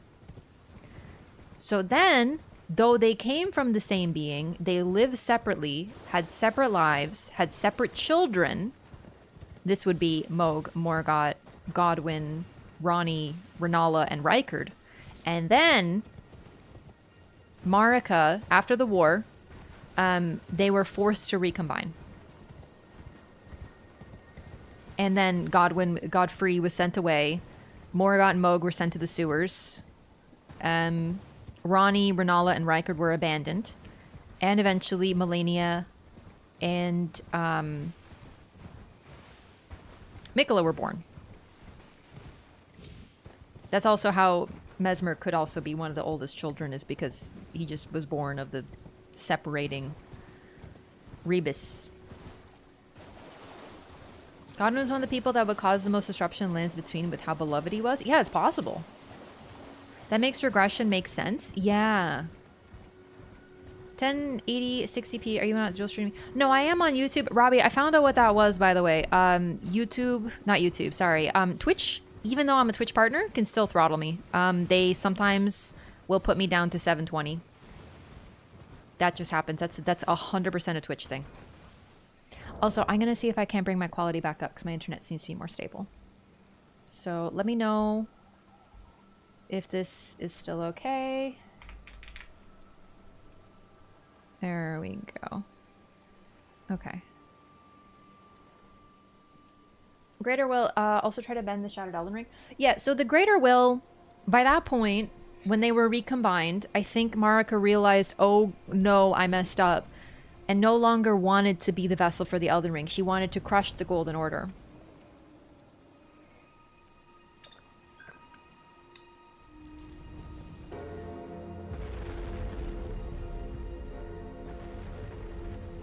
Rectify Marika's mistakes at the end? That's not quite... Okay. Marika started the War of the Erdtree wanting to create a land with no death.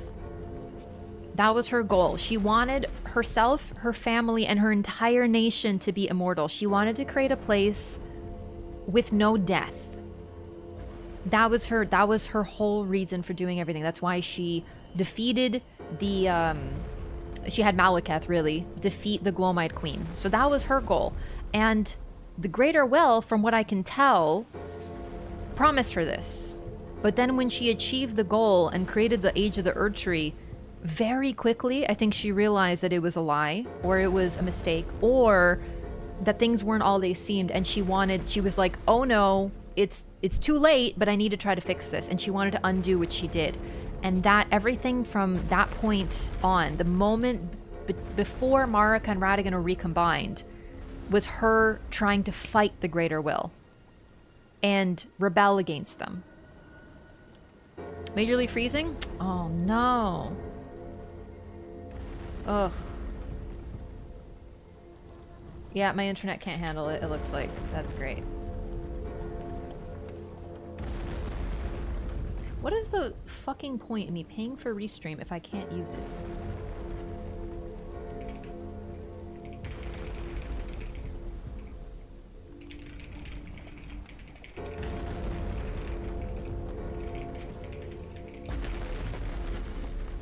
Okay.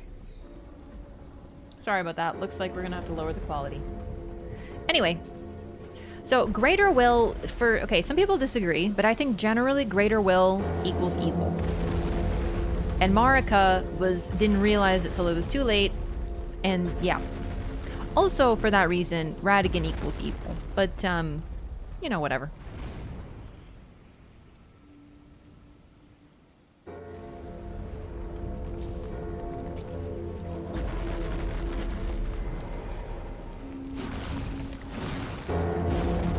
Alright, Raya.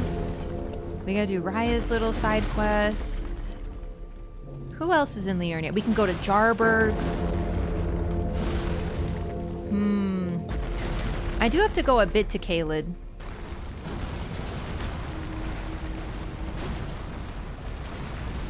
Custom keyboard, it sounds pretty good. I have, it's not custom, but it's very, very nice. It's a cinema roll keyboard. It's got a cinema roll on it. It's from the Cinema Roll 25th anniversary. It's an Akko keyboard. I love it. Have you oiled up Alexander yet? Nah, we gotta do that post Radon. Not Dialos' quest yet, because that's all the way to Volcano Manor. Dialos has been triggered. Cinnamon Roll? Yeah, there's a character from Sanrio. He is one of Hello Kitty's friends. His name is Cinema Roll. And he is based on a cinnamon roll. Yeah. What switch was it? I don't understand the question. Have you found Lanya? Yep, that's done. That's what I mean by Trigger Dialos' next flag.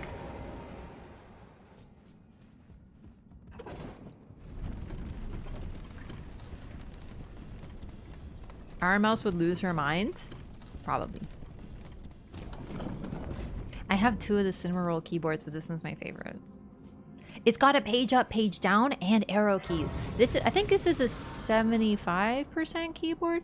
I had a 60%. It's missing too many buttons that I miss. Bang Panda, hello.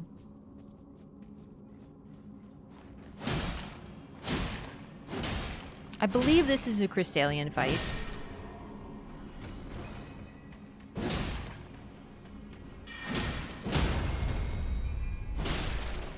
Cineral, one of Marika's lost children.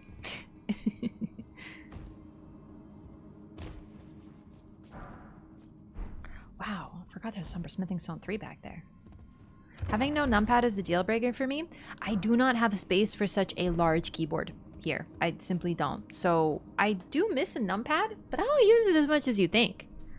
Crystallian's your favorite? Don't remind me. I freaking hate Crystallians. I said this in a YouTube comment, but I stand by the fact that I don't know how to fix Crystallians, but they were way over nerfed. Like, they literally just sit there staring at you. Like, they... Oof. Do you know what I mean? Bad Smaru fan? Based. I personally like Cinnamoroll, My Melody, and Hello Kitty because they're just, like, uber cute. Guys are just miners with glintstone encrusted bodies. Yeah, actually we should talk about these guys. So there's miners in this game. They were used to mine. Glintstone has afflicted their bodies. What's really interesting too is if I have any of them. Yes, here we go. The glintstone firefly. A firefly whose glowing tail has hardened into glintstone. Alas, now that its tail is glintstone, it can no longer beguile potential mates. So when I heard this, it really made me wonder. Like, I know fireflies communicate and attract mates via their flashing lights, so it could be as simple as without its ability to have lights, it can no longer mate. But glintstone has affected, its fertility. That is for certain. So you really have to wonder what's going on with that. Glintstone, like Grace, has affected the fertility of this place.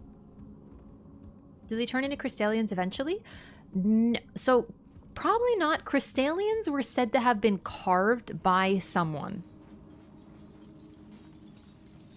Like, they literally are carved beings that live. And they're looking for someone to carve more of them. It's a little mysterious there. Honestly, we don't know too much more beyond the fact that Crystallians were apparently carved and born that way. They're kind of like golems, though, in a way. We have beings made of stone who, you know, are pseudo-alive. But what's interesting about the Crystallians is they are searching for the ability to make more of them. So they apparently have enough sentience to want to create more Crystallians. A digger's staff! Wonderful! Sick! Stop it. Stop it. Glintstone is alive. It is like Amber of the Stars. Stop it. Stop. But it's interesting because when glintstone is fused with people, or is not fused with people, when you make a human out of crystal, you get a Crystallian, and they have life. They want to do what humans want to do, which is to make more humans. It's really interesting. Glintstone, we don't know what glintstone wants, but when it takes on a human-ish form, then it wants to become more like humans and spread. Did you upgrade sword? I think we're at +2. We just got a +3 though, so we can upgrade it to +3. Yeah, that was our first +3. That implies the stars are alive. Not even sure how that works, but it's cool. But Solemn, we already knew that. We already fought Estelle. The natural born of the void. He is literally a star.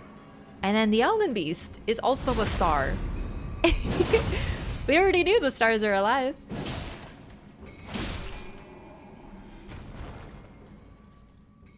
So Amber is glintstone that's been fed through the tree. So I wonder what's making the glintstone that we see otherwise. It all appears to come from the stars.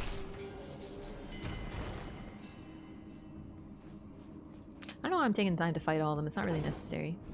They're really called malformed stars. So Estelle is a malformed star, but the Elden Beast is a non-malformed star. Now, keep in mind, it's been a little while since I fought the Elden Beast because I try very hard not to do the end game of Elden Ring. I really like Elden Ring, but the end game bothers me. So some of my knowledge of that fight and the lore of that area is a little forgotten to me for that reason. So this is going to be a good reminder for myself as well. But that's why, and someone reminded me, I'm sorry, I forgot who it was in chat, but someone reminded me that Elden Beast uses Nebula as well, and I was like, oh my god, yeah, of course he does, because he's a star! And I completely forgot until that moment. Stop it, you freaking spammy nerd.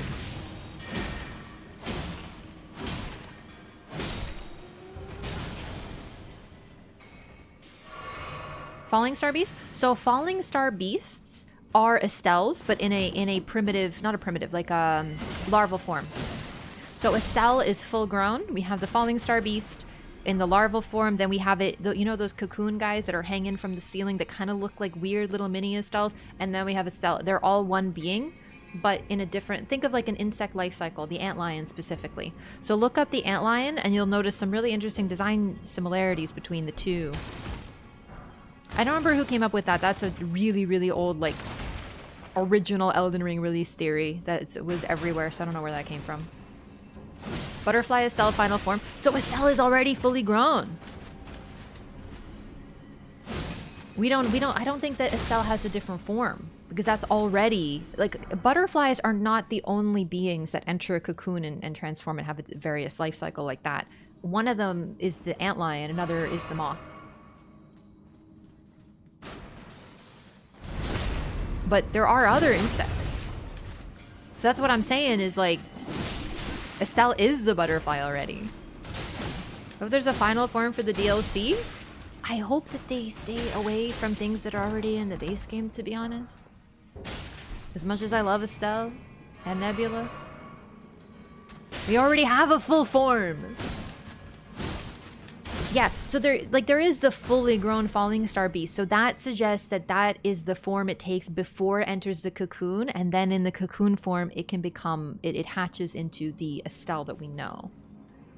So even within the larval form, it does have phases of development, yeah. I got an arrow in my butt. Oh, it's gone.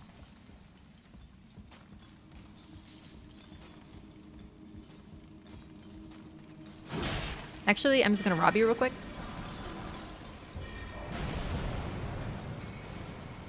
Silk moths? Yes, silk moths. In fact, silk moths have a very strong association with Mikola. Baby is still hanging on cave ceilings. Those are the cocoons, I think, personally. Like, that's the mid form. Mainly because cocoons hang off things, usually.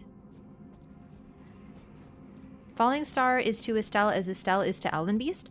So Estelle is a malformed star. Malformed doesn't mean juvenile. It doesn't mean not fully formed. It means badly formed.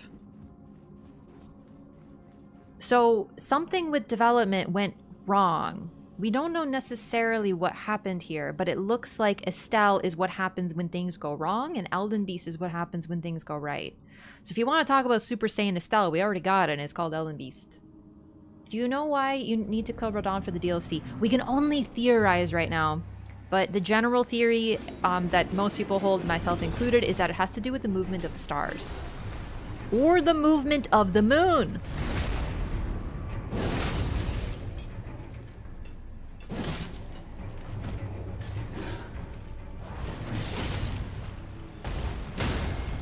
There we go.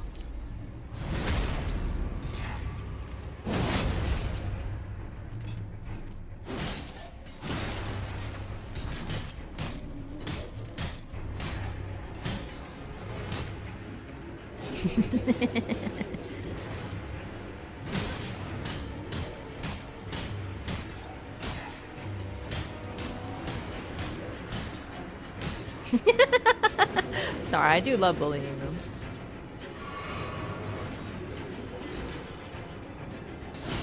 Estelle the Void's also malformed? Yeah, 100%. They have the same form. They're both malformed stars. Yo, Warriism, thank you for the 3-stream streakerino. You're enjoying that too much? Yeah. Smithing Stone Miner's Bell Bearing. So, funny enough, this is not really that interesting or anything, but this used to be my initial route when I was making a PvP character was to take out this Crystallion until I realized that EG literally sells the same stones eternally without having to do this stupid dungeon and fight a stupid Crystallion. So now I just run to EG. Malformed almost implies that it has been created like a failed science project. Could be. That's actually interesting. I don't know. What necessitates the creation of a star? Like, what is so wrong? How do you make a star in the Elden Ring world? How do you form it correctly and how do you form it incorrectly? Like, what necessitates him being malformed? He's also called a bastard. Or natural born of the void. How the hell does a star have a bastard child? Y'all getting married? Like, we have no concept of what the hell is going on over there. Your rant versus the three Crystallions is great to watch, by the way. I'm really glad. I cut out some of the three Crystallion fight because I try to do a death montage when I'm editing. So like most of the deaths are there. But there was, I still remember I had this part necessitated being cut out because it happened too much at the start of the fight, and I'm like, I don't want to keep like 10 different starts of fights, you know, I want to keep the end. But someone came in and they're like, bro, you suck at this, just dodge, just dodge, just dodge. And there I am getting blasted by like 16 different casts of rot crystal. And this fucking idiot is just going, just dodge, just dodge. And I was like, I cannot believe that unironically there's some freaking actual dingus in this chat being like, just dodge. Like, what kind of gatekeepy ass nonsense is that? But I think some of that maintained with me memeing, yeah, just dodge, just dodge. That's where that came from. Like, wait, just dodge?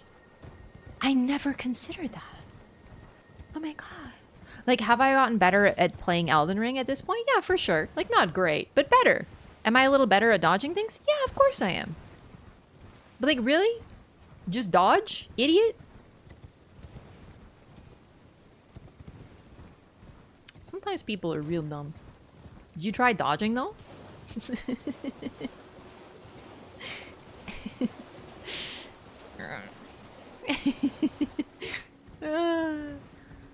A true Elden Lord would dodge. Like, dodge these fucking hands. Okay, I'm trying to find the jump up point, but I forgot where it is because I'm a goober.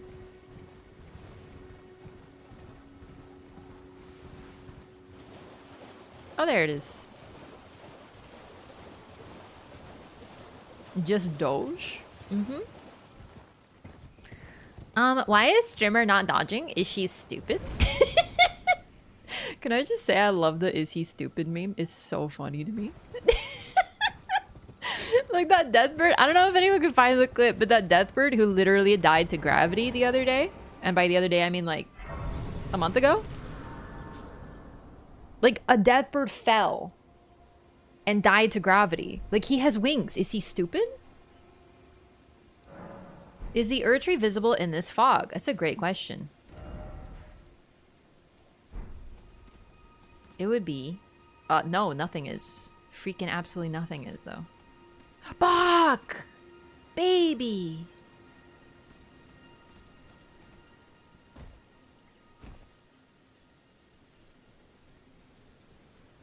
I think it'd be over there if I'm like reading the map right. Yeah, it'd be like here somewhere, I think.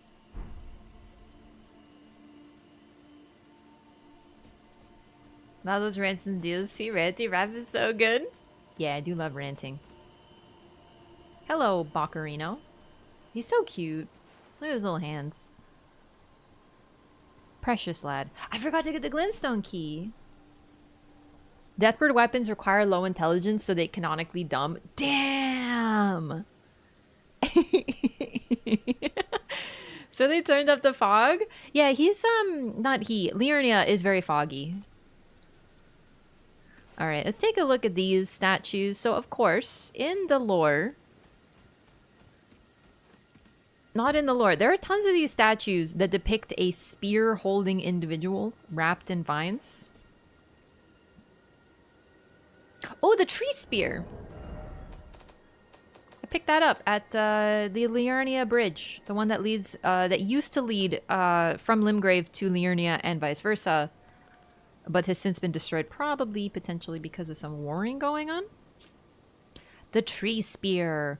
Golden spear with tree-like design, wielded by knights employed as palace guards in the royal capital of Leyndell. Deals holy damage. Requiring superior dexterity to wield, this great spear can perform consecutive thrust attacks despite its large size.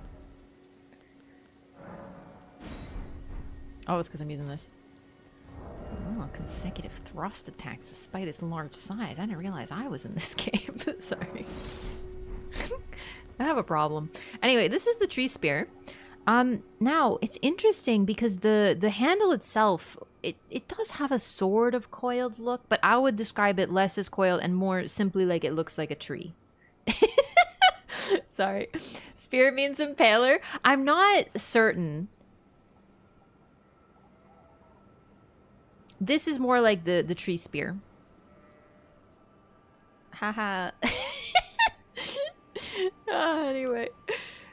I will say that the bottom of it, well, then again, the spears have a little thingy at the bottom, isn't that unusual? But this is like a very natural inspired design. It's very tree-like. It's a spear that is also a tree. These ones have vines all over them, the individuals and the actual spears themselves.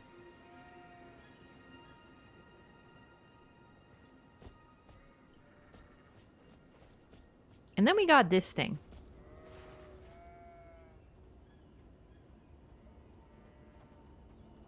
Does that individual look burnt to you? Like the face itself?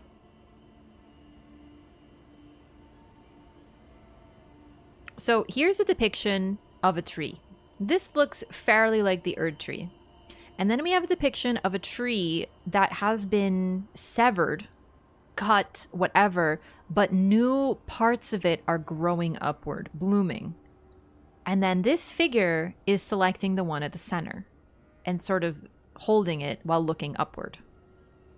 I think, like, this one, listen, I'm not very good at studying statues and stuff, but when I did look at this, and basically I had people who were like in my chat were like, hey, look at this statue, and then they were like, people think that this statue might depict the initial burning of the crucible / great tree, and then selecting one branch represents the like selection of the Erd tree devouring the people. Oh, that's what you see it as. I see it as someone standing where this is the birth of the Golden Order. Because a tree, it does look kind of devoury, but I also see it as these are the branches that were not selected. So when you have a tree, it will grow, and what you eventually have to do is you have to clip the tree. You have to trim it. And a lot of what tree trimming is seriously taking off parts of the side that will otherwise overwhelm the tree. Because if a tree grows freely, it'll basically just go whoosh in every pruning in every single direction, and you can't let that happen because it will overwhelm the tree, and it won't grow tall. It'll grow wide like a bush, like one of the trees that I planted. A similar thing happened because I was a kid and we just let it grow. I literally grew a tree from a seed, and at first it grew very nice and straight, and then we needed to prune the branches at the bottom, because it started to just grow almost bush-like. And then when those large branches were pruned, it was able to grow a lot taller. And now it looks like a normal tree, and it has like the part at the top that is nice. So I wonder if this represents the tree attempting to regrow, and then this figure represents how it was chosen to pick, like the Golden Order was prioritized. I don't know who this guy is supposed to be. He does look, I will say guy, does look like a sort of ascetic monk type with a burnt face. Not necessarily certain of who this directly represents, but it does suggest that of all of the branches, only one was selected and coddled and grown. It's all Father Lloyd! No, just kidding. Gold mask? And Gold Mask is old as hell. But I wonder if this doesn't predate Gold Mask.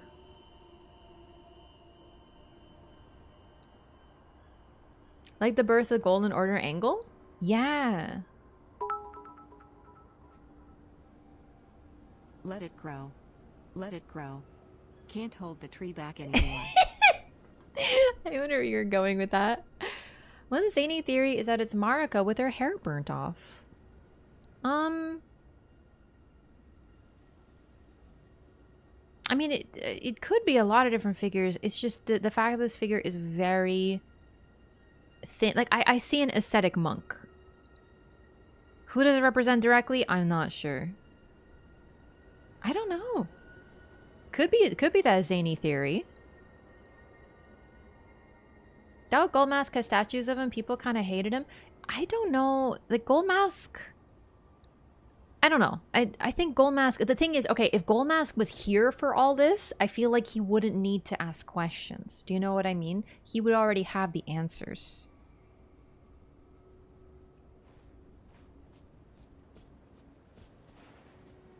Another angle. Very, very distinctly burnt individual, though. Whatever. And very gaunt. Like, this looks to me like a monk who's been not eaten much, you know, fast and severely.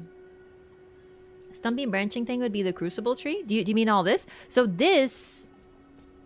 We know that a tree was burnt at some point in history, which is why they were so worried about it happening again. And I wonder if perhaps this isn't a tree when it was burnt and new growths occurred, because this sort of rapid, insane branching growth could happen if you cut a tree off or severely damage it. New growths will happen like this, and just like this guy is doing, you have to pick a growth and remove all the others, or the tree won't grow back properly. So it has less to do, it could be grafting, but in fact, this could be grafted onto the tree to help it regrow. But I don't know if you've ever seen like really severely damaged trees, or the trees that are cut off, severed in windstorms, struck by lightning, whatever. They will split and there'll be new growths everywhere. And this sort of rapidness of it and this chaoticness of it is very reminiscent of a tree allowed to regrow. But you cannot let every branch grow or it'll just stress the tree. You need to pick one. Burnt part of his face looks like roots. I could see it. Gold Mask was smoking a ton of weed back then and missed everything? Ah, Woodstock.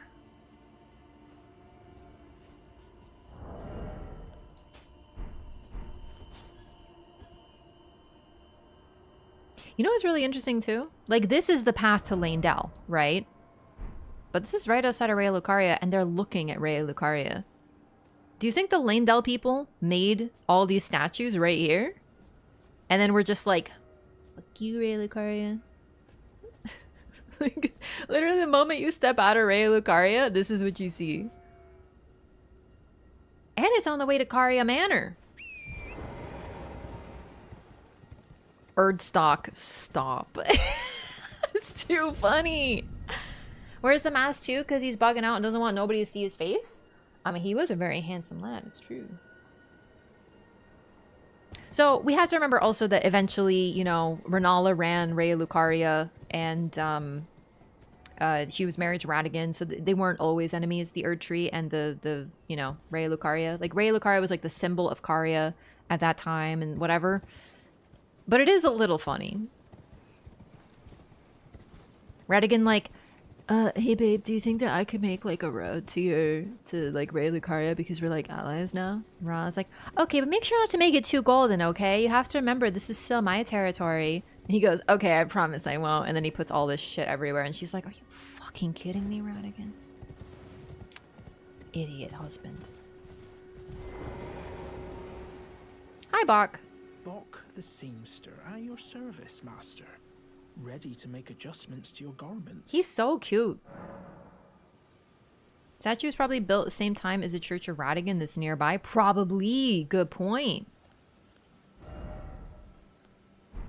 Thank you. Going so soon? Please do be safe on your journeys. In fact, we're gonna go visit that church. I forget what it's called. Bell something? Imagine the kind of amazing fantasy world weed that grows in Elden Ring. I don't know if you'd want to smoke the weed that exists in Elden Ring because I feel like you would immediately find yourself subservient to some sort of god. Aw, man, did you smoke the frenzied weed? Bro, now our eyes are gonna burn out of our skull, bro. I mean, we literally have eyes of yellow.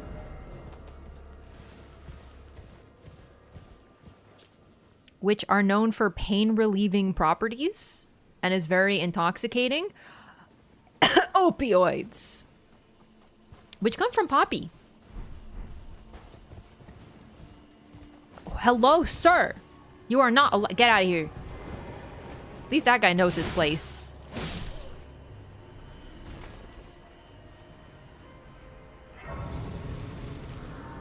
Radigan T-posing upon us all. Bellum. Bell something. Bellum. Now the fog is gone, can see the Erd tree. Yeah. Also parallels the antler growth of the ancestor spirits. Ah, very true. Yeah. The ancestor growth. The thing about the antlers too is, once again, I actually kind of like the analogy to hair. I know I made it earlier, but like I'm thinking about it. Antlers, just like plants, just like hair, you can't just allow things to grow like crazy. You have to temper them a little bit, especially if we're talking about like trees. If trees grow naturally, there's a distinct risk they like overstress themselves. So you have to, that's why we have pruning, right? That's why you prune trees. A lot of things that are natural also need to be taken care of, like, you know, fruits and stuff. If you leave your fruits or your plants and stuff growing, bugs and pests will eat them. Thanks for the sacred tear, nerd.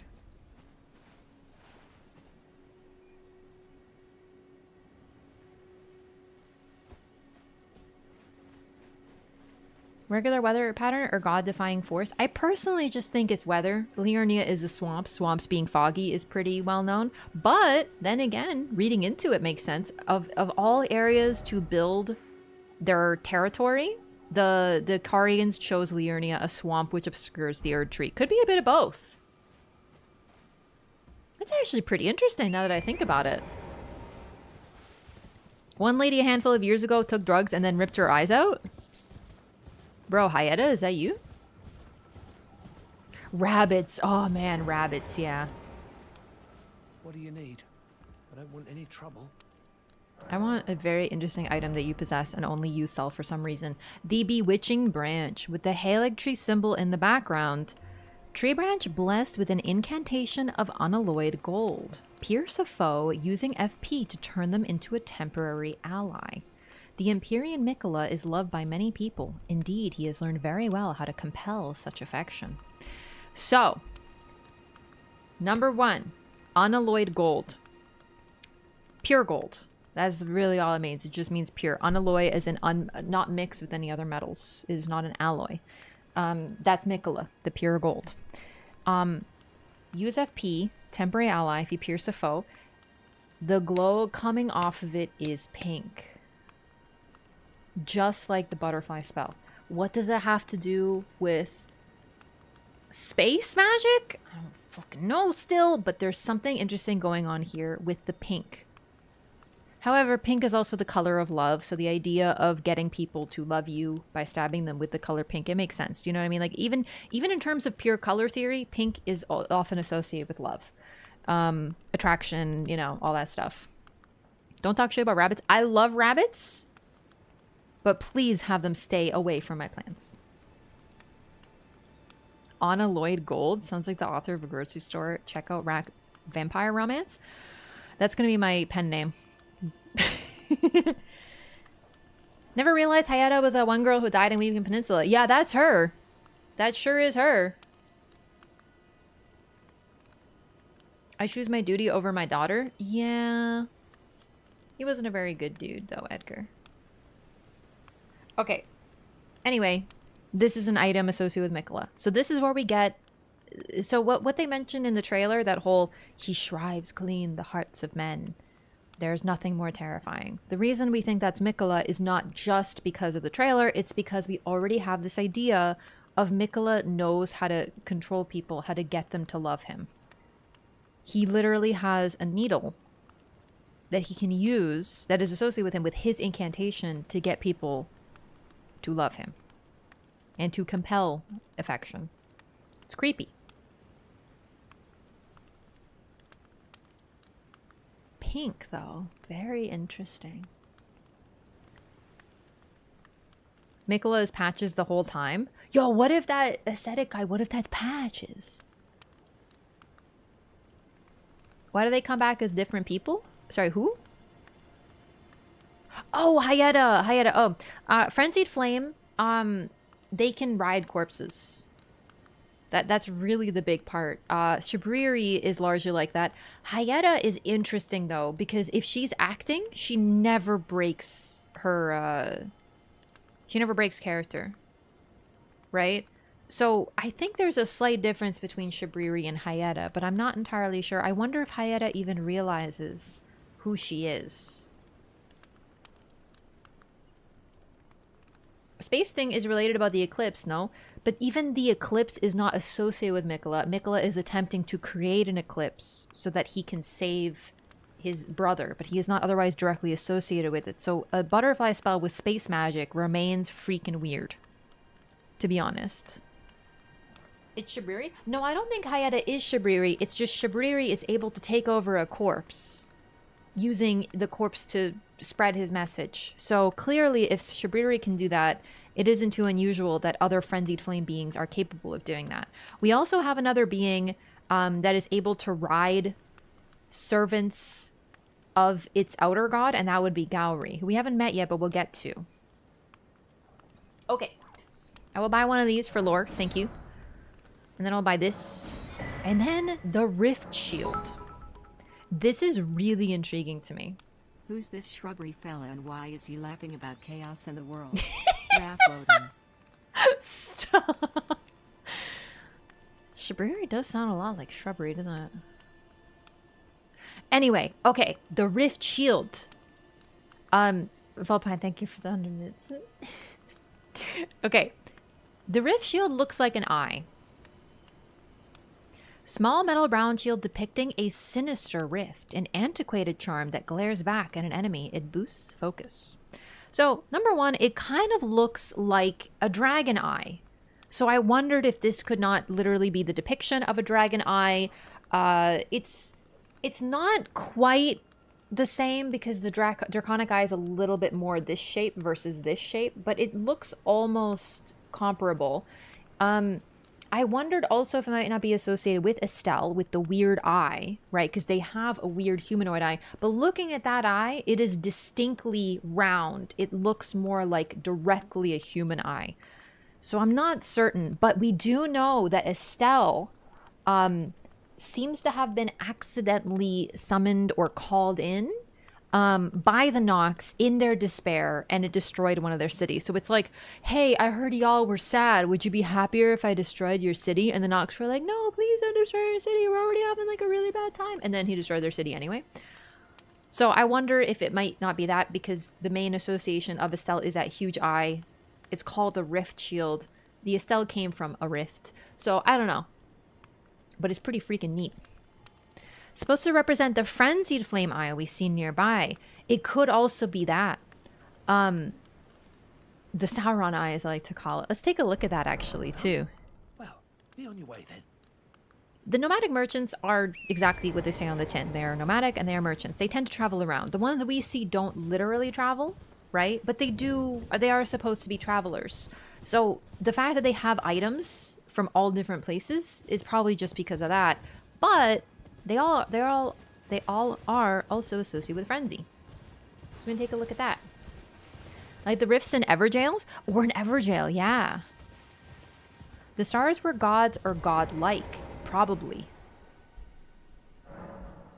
Anything referencing space? So we do know Estelle is a god, is not a god, but a star. And then we have the Elden Beast, who is the like a vanguard of the Greater Will, who basically personifies the Greater Will's will, is also a star. So there's something to that for sure, but we don't have all the pieces yet.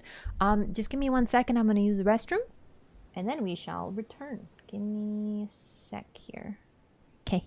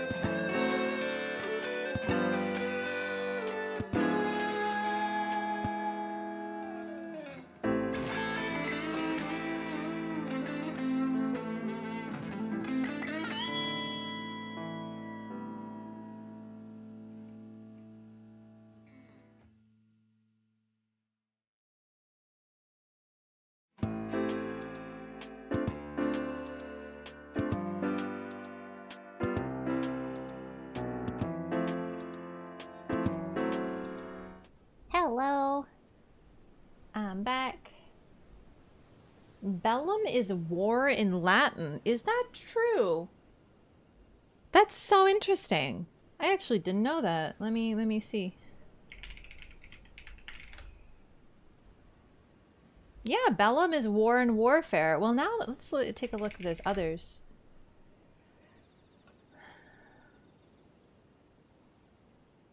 Huh.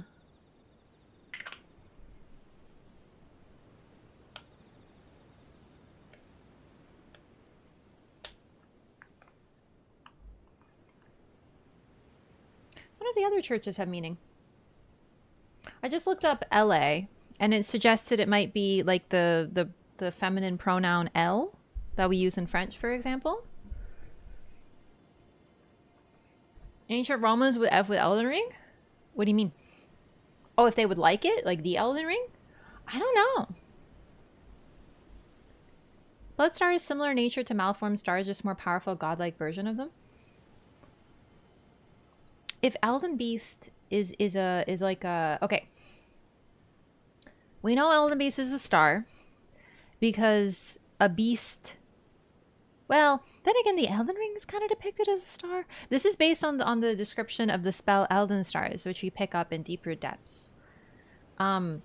it said that the Elden Beast rode in on a star and that star became the Elden Ring. So the Elden Ring is a star, but also the Elden Beast is a star, potentially?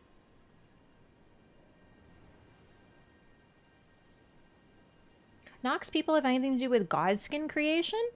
The Nox and the Godskin seem to be fairly distinct. The Nox were astrologers who went underground, who were forced underground. So the astrologers were always enemies of the Golden Order. They were allies with the giants. And then the royal family was started by Renala, it looks like. She's the first and the last full moon queen. And then they oh, at the same time the Nox kind of split. So there's like a split Evo there. Godskin are the Glowmide Queen's kids. Yeah.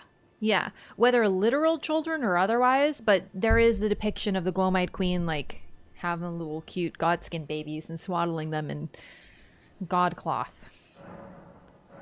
Ugh, creepy.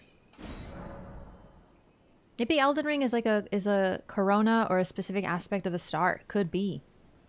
Because it's apparently able to strengthen. It's like a philosopher's stone.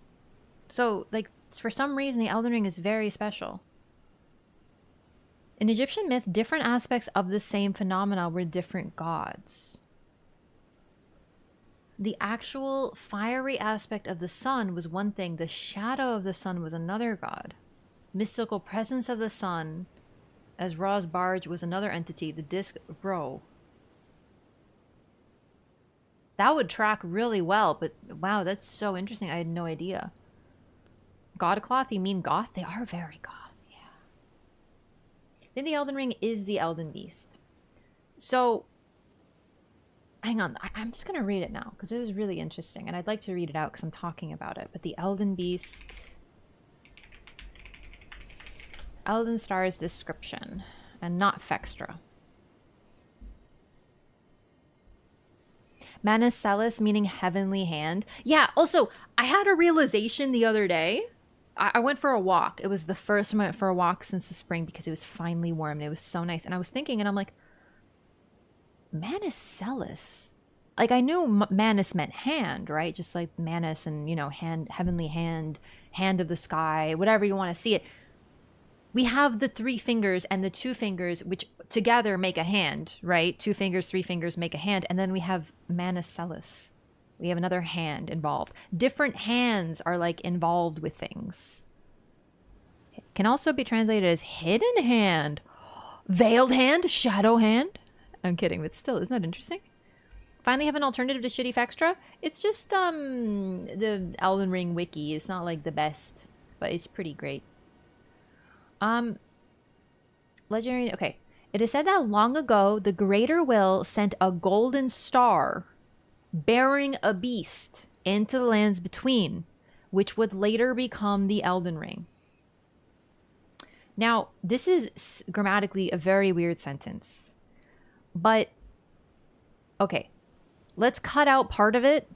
The Greater Will sent a golden star into the lands between, which would later become the Elden Ring. That's the way I read it. That what became the Elden Ring is the star. That it's not a bad translation. It's just grammatically weird, because the way people are reading it is ambiguous.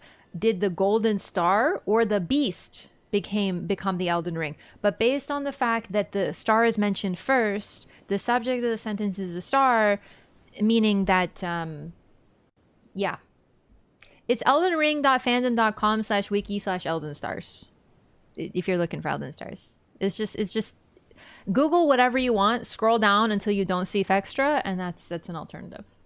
Literally anything's better than Fextra. Saint Pink is a butterfly spell from the trailer. Yeah, that's what I'm talking about, but it still doesn't make sense that it's pink. Anyway, based on that reading, okay, this is how I described it when I first heard this spell. You know how Kirby rides a warp star? Right? So you see Kirby's riding his little star and he's like traversing around. So that star is the star, and the Elden Beast is Kirby. So Kirby rode the star, landed in the lands between, and then that warp star became the Elden Ring, and Kirby's the Elden Beast. You know what I'm saying? Phantom's barely step up from Vextra, unfortunately. At least it's not Vextra. We do what we can. Listen, I have the Elden Star's description. I just don't have it saved anywhere on my computer, so what you gonna do? What we gotta do is we gotta get it in the game. Honestly, that's mainly what I do. I just go on my character and get everything in the game, but I don't have that on this character yet. Kirby lore-wise is god level powerful, so it fits. I know. Kirby's kind of an eldritch terror.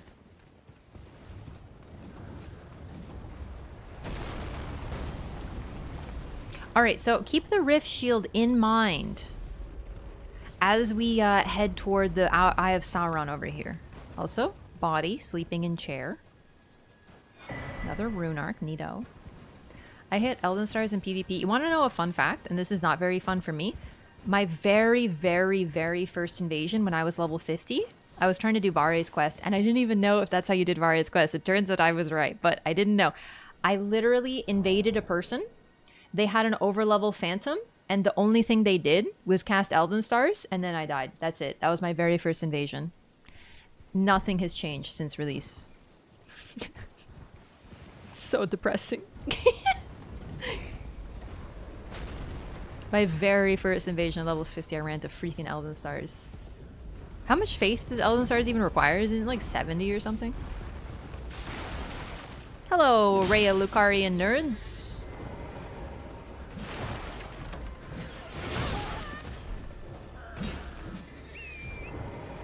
60? Yeah. For one spell. And I was like level 50 myself, so it's oof. Yeah, I'm sure that Phantom is level 50. Okay.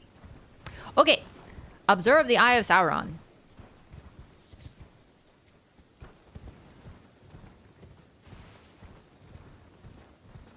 Hello?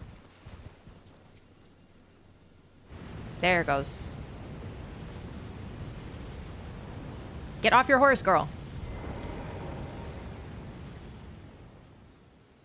Do it again. Oh, yep. Ow.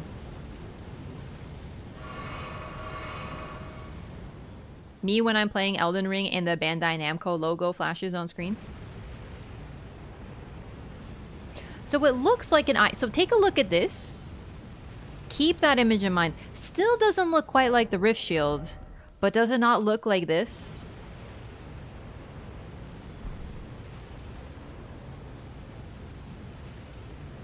But of course, whoosh, and different colored. Can you relax?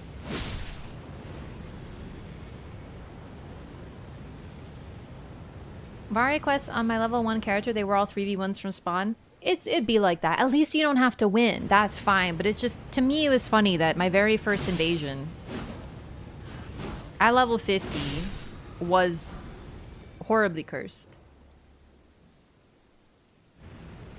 Eternal Darkness spell? Real. Why does Melina have purple glowing eyes in one of the endings? Is she the Glow-Eyed Queen? The general consensus is that yeah, but we can't be sure. Because she's also the child of Melina, which would be weird if she was the child of Melina... Child of Marika, sorry. Melina is the child of Marika, is generally like the implication here. And highly suggested because Marika is in the Erdtree, and Melina is searching for her mother in the Erdtree. There's no one there except for her.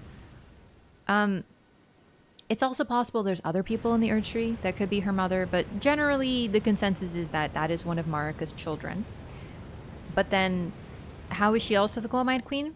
So, in general, this is an eye. The Frenzied Flame goes into your eyes, right?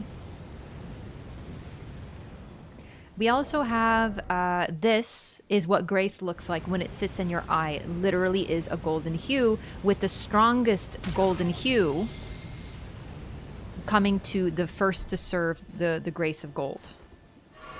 Let's not lore here. This is a silly place. Generally, though, yep, uh-huh.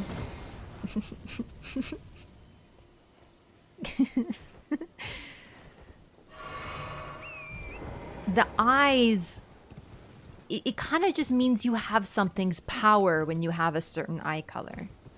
So she might not be the Glowmite Queen, but she might have the same thing as the Glowmite Queen. We don't know. Melena's kind of a mystery still.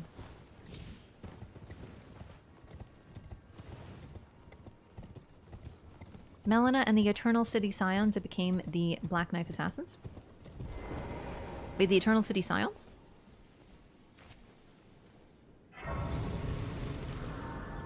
Are those big people?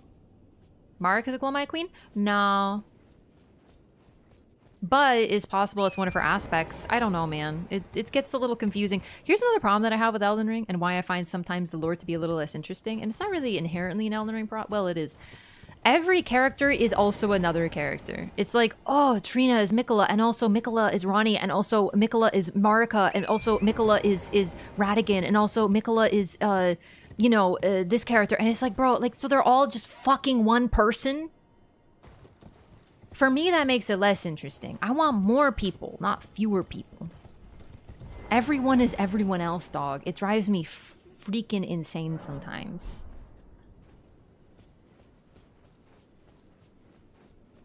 Hello. Another phantom with the mushrooms. Oop, sorry. Trying to adjust my mic here. It's there somewhere. Another path leading back to the foot of the Erd Tree. An ancient tunnel.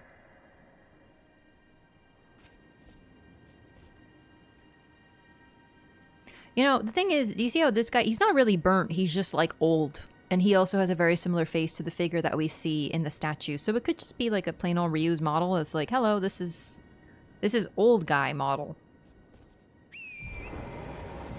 Malekith kicked the Godskin's asses, so I doubt it's Marika. Elden Ring is actually a one-person play production done by Mikola. I don't remember where this came from, but we were talking about how Mikola is just Mike Myers in Austin Powers. He's just playing every role.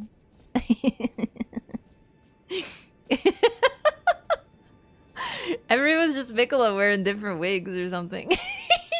It's like a, you see those like little kiddie school plays, so like Mikola's like a little kid, so he's just doing a school play and he's everybody.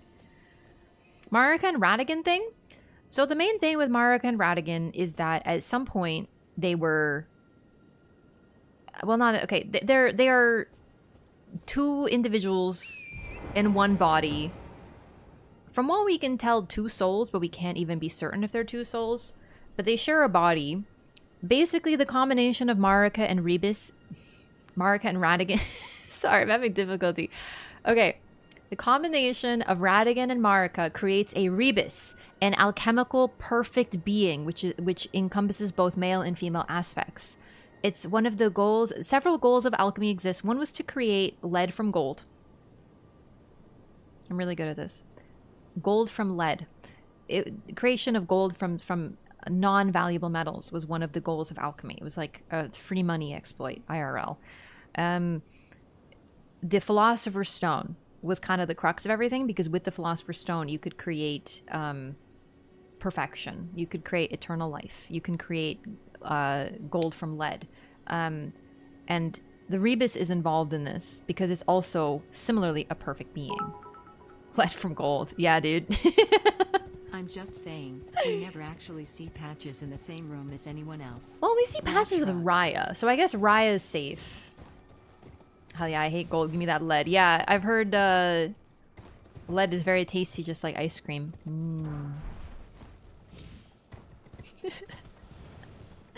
Shuki, what's up? Welcome. Does Mesmer also have something sealed into his eye? His eye does appear to be sealed, but we don't really know what's up with that yet.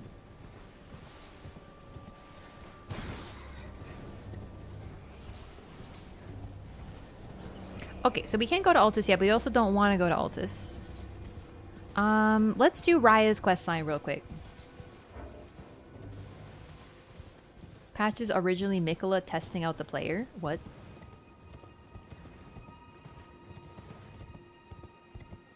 House Mirai has some prevalence in the DLC, or the land they're from. Yeah, potentially because they're from the Shaded Castle.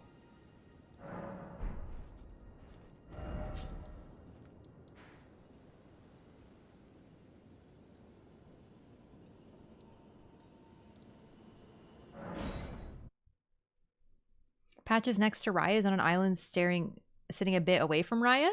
Hang on. Oh, hello, sir. What are you looking at? You trying to start something, mate? Not right now, actually. One second. I want to do a lore.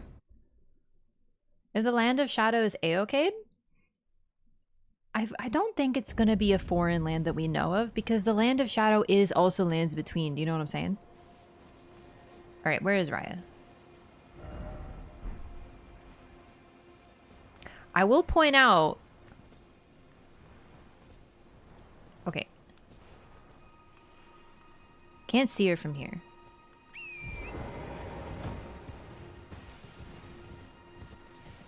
Wouldn't Mikola and Melania be gods instead of demigods since they're the kids of Radigan and Marika?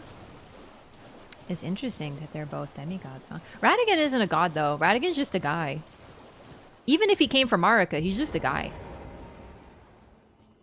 Can we see Patches from here? Because I could swear I could see Patches from here. Yep. I'm afraid Patches is not Raya. We have confirmed it. We can see his dumb bald head. And here's Raya.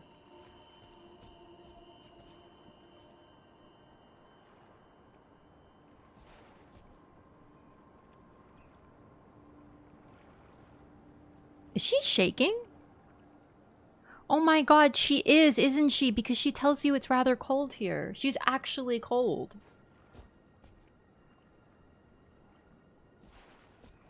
It's a cardboard cutout of Patches? You're right. He's very clever.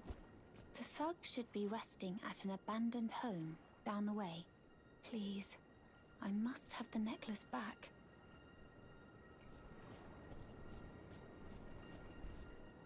Patches is not Raya. Elden Ring lore community left in shambles. Snakes do be cold-blooded, it's true. Is Mikola ever depicted in statues or whatever as standing up? Because I'm thinking it's possibly can't walk like the Albinarix. In most depictions, he do be kneeling or laying down or something. We don't have a depiction that we know is Mikola standing up. Honestly, though, one thing I will say is we really don't have many... Okay, even Melania. I think there's only one statue depicting her, one portrait and one statue, and that is the statue of her, two technically, of her hugging Mikola, and her and Mikola being hugged by another guy who most people think is Godwin, but could be someone else, but we don't know. With someone else.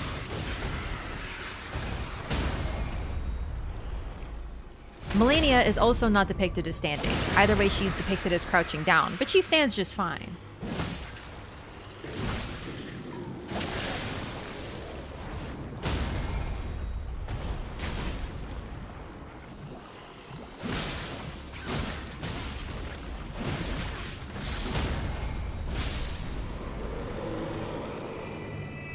Thanks for the ovary. One odd depiction in the prayer room that could be an adult form of Mikola. If you mean the statue of the spear holder?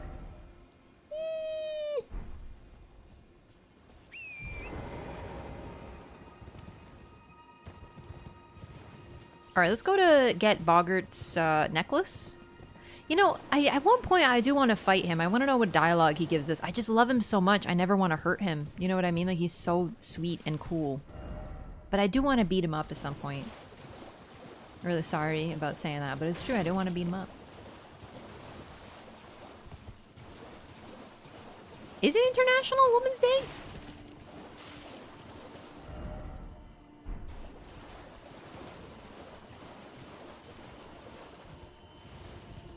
If it is, I don't even know. That's poggers, dude. The dexterity, not crystal tier, just in case I want it. A lot of links with Albinarix, right? Yeah, so the Albinarix go to the Halig tree because... Here, I was looking for one of these. Let's go. This is very important. Indeed it is. Yo, poggers. Tomorrow? I mean, in an hour in my time zone, so in the future. Yeah, so in Latvia would totally be... Yeah, thank you so much. Welcome. Okay. So, we were talking about the candle tree shield. I don't have it yet. This is potentially, while also being a candle, potentially supposed to be reminiscent of a depiction of the not the Erd tree, but the Great Tree or the Crucible, because it's also depicted with upward turning branches just like this. This is a strange spectral version of candlesticks that we otherwise, I think, see only in Mikkola's Haligtree prayer room. We see statues of them, but otherwise we see this spectral image, which also appears to be growing out of the ground, but as it rises, it gets more solid. It does appear to be a light, but noticeably, only a few of the flames are actually visible. The others apparently are extinguished. When you activate it, it summons a spirit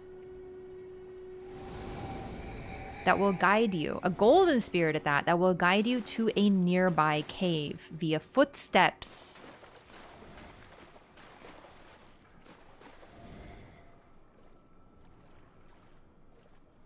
Just like in the DLC, we're going to be following Mikkola's footsteps. Oh, Rob, thank you for the gifted membership. Thanks so much. Enjoy your YouTube membership. The slowest spirit to ever exist? Leave him alone. You want to make sure you don't get lost.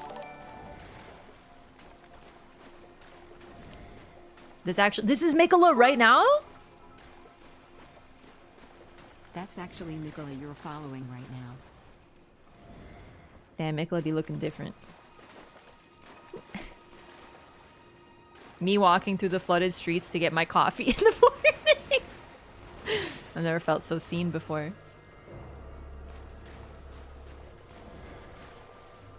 What's really interesting though is Roses, the statue of Roses leads you to catacombs and places where people were buried. But these spirits lead you to various dungeons. And not necessarily catacombs or places of burial.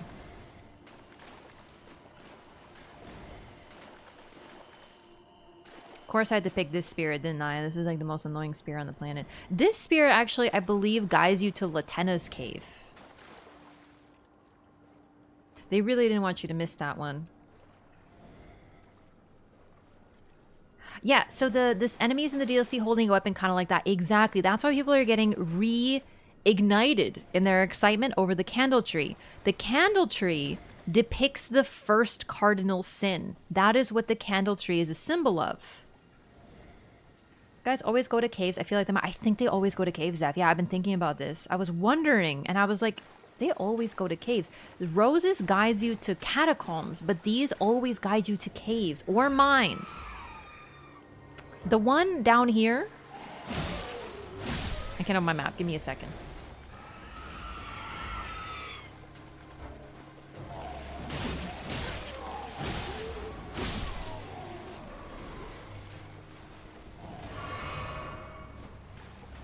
The one at the Weeping... Not the Weeping Peninsula. The one that I... You know the bell? The ring-a-ding-ding that I just destroyed? That one. There is one there, and he leads you to a mine that leads you to the Crystallians. But not a place of burial. That's actually really interesting. I miss Latena's questline? Really? I mean, it's understandable, but they really try hard. There's this guy that leads you all the way over here. There's Gideon. Find the Albinoric woman. Find the Albinoric woman. Find the Albinoric woman. She can be found west of the Lascar ruins in Leonia. Find the Albinoric woman. This is west of Lascar ruins. You might notice. Pretty chest. Gib. A freaking leaf. And I just took someone's weed stash for real, for real. Roderica never saw the Grace. What was the reason for coming to Lands Between? Because she's a Tarnished. Tarnished don't have to see Grace.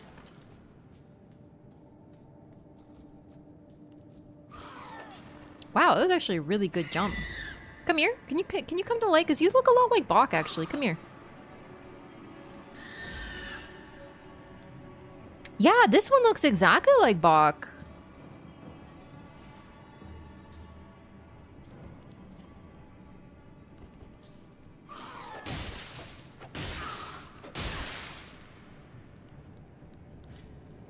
Cute.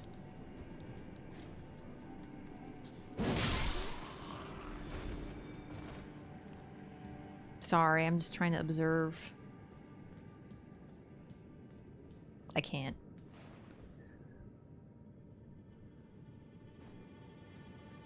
Does he have vines all over him? He almost looks like he's wearing a hood of the guilty with thorns around the neck. Interesting. Are these the only demi-humans? Well, I mean, not this is super Claude-like, I guess.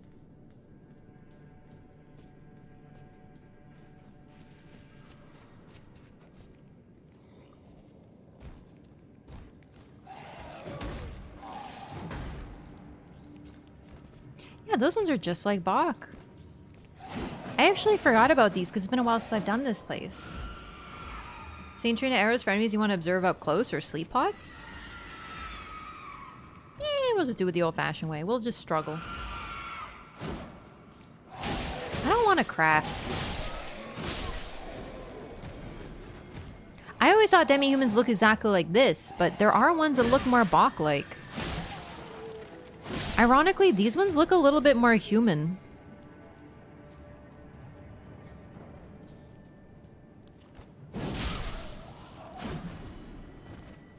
Cute. Slams him in the face with a giant curved sword. Yeah. Still cute, though. I think you mean, no, don't kill me, please. Here, take this dial thingy. Find the albino woman. Cave over there. Cough, cough, play. Ah, I forgot that happens. Are these... These have like little... These are hoods of the guilty. So were these put on them? Or are they mimicking things they've seen? Interesting. Burned the Urchi already, so the Lieutenant quest was over? Oh, I see.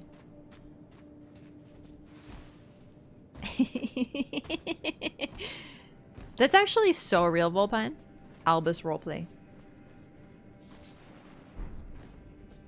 Slamming giant curved swords into people's face how Raph shows her love. Yeah, or whipping people in PvP. Like, that's how that's my love language.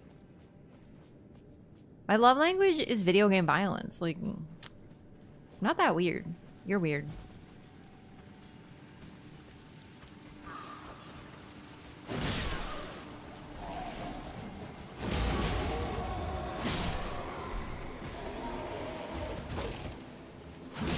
See, these ones look a lot more animalistic. And these are the bigger leader ones. It's almost like the less human they are, the more powerful they are.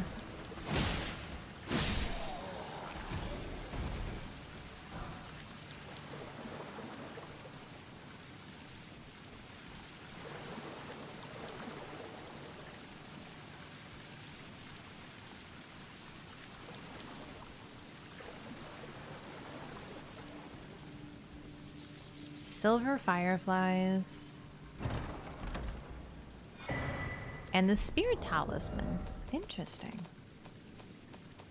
This is an important cave, so I've got to do this one for sure. I'm not going to do every cave necessarily. Horns he's attached to himself. Oh, I didn't even see horns. We got to go back. A talisman depicting a spear and a soldier. Enhances the counterattacks that are unique to thrusting weapons. Spears are standard weapons for soldiers in the lands between. They made it possible to respond to a ferocious foe with an equally ferocious counterattack. Alright, let's take a look. Yeah, they tied horns onto their bodies. And look, they have markings as well. They painted markings onto their bodies. I wonder if that's what's going on the neck. That almost looks like war paint. And their faces, they do look... They look almost skull-like, as if they painted them as well.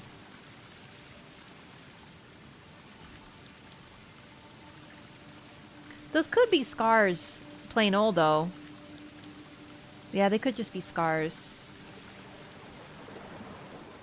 Suspect the humans just wear whatever they find. The thing is, they may seem primitive, but they have a culture and an intelligence. And Bach is a clear example of that. He was intelligent enough to learn a trade.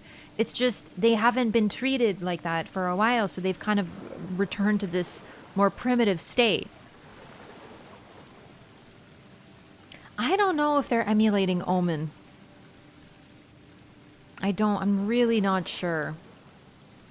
But they could be. They have fur. I don't know. I'm really not sure. It's an interesting thought, though. It's definitely possible. All right, let's go another way. Demi-humans likewise blessed by the Crucible. We can't be sure about those. I get the feeling they are, but demi-humans just appear to be a separate race. Misbegotten appears to have been human, but given animal parts. But we don't know. Also, demi-human, like, just like demigod, they're part human. So, I don't know. But I think, basically, they seem closer to that primordial bed of life because they are more primitive or less evolved.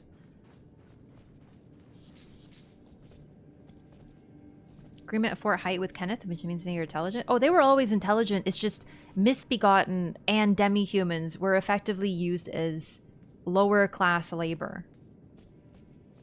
We see that in two places. We see it at Fort Height, where they are at least treated well and seem to actually want to work with Kenneth.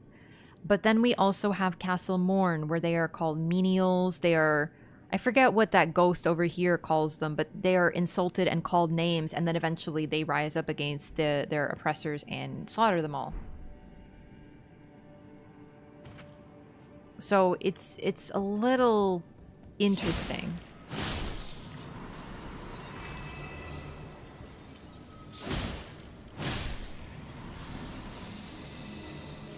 Their treatment seems to have been more related to which ruler they served.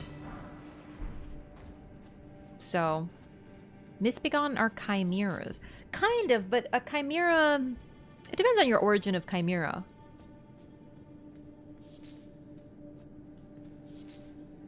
Actually bring peace to the region?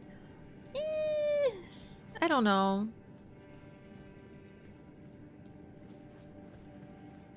Possible. I mean, I don't think Loomgrave could get worse. Also, I don't know what's up with the snail snakes. I love them, but I have no concept what the heck is up with them. Especially the ones that summon spirits. We'll get to those. Human and beast interbreeding is possible. Especially since demigods appears to be half god, half human. Man, this cave is a lot more complicated than I thought it was. I forgot. It's been so long since I've done this. Ow.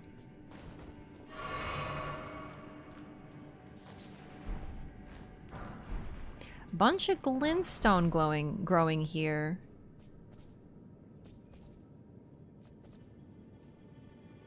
Purple, though. It's not the only place we see purple-hued glintstone, but it's still interesting. More traits of the different animals and other Crucible-blessed creatures. Yes, but they are definitely Crucible-blessed because the what is it? The Crucible Talisman? It shows... Or think of the Crucible Knights. They're able to... Oh, Bloodhound Knight. They're able to take on the roles of various beings from the Crucible because it's all of them. They can fly with wings. They can use a giant tail.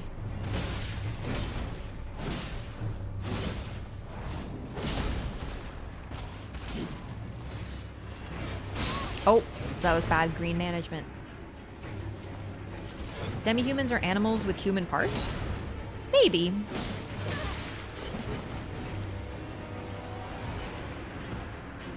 Either misbegotten take on a similar role for sure. Bye, Bloodhound Knight. Cerulean Amber Medallion.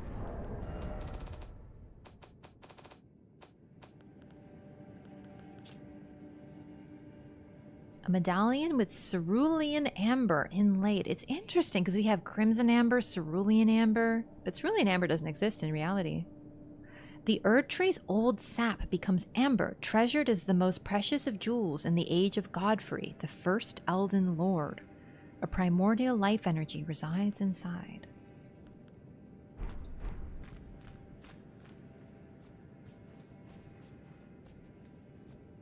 Humans and beasts potentially live together under the dragons in Farum Azula. That's actually really likely, yeah.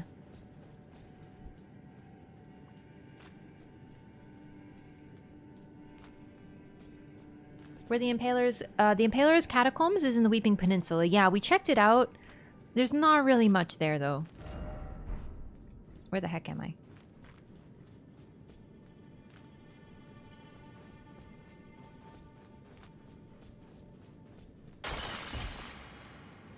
I got a little turned around. Erd tree sap was made of different colors. Yeah, and then we have, of course, the flask of crimson tears and the flask of cerulean tears. A sacred flask modeled after a golden holy chalice that was once graced by a tear of blessing. And this one fills with cerulean tears, and this one with crimson. And then we have viridian amber as well with, you know, stamina. Blue amber does actually exist. It can be found in the Dominican Republic. Really? I'm only familiar with Baltic Sea amber.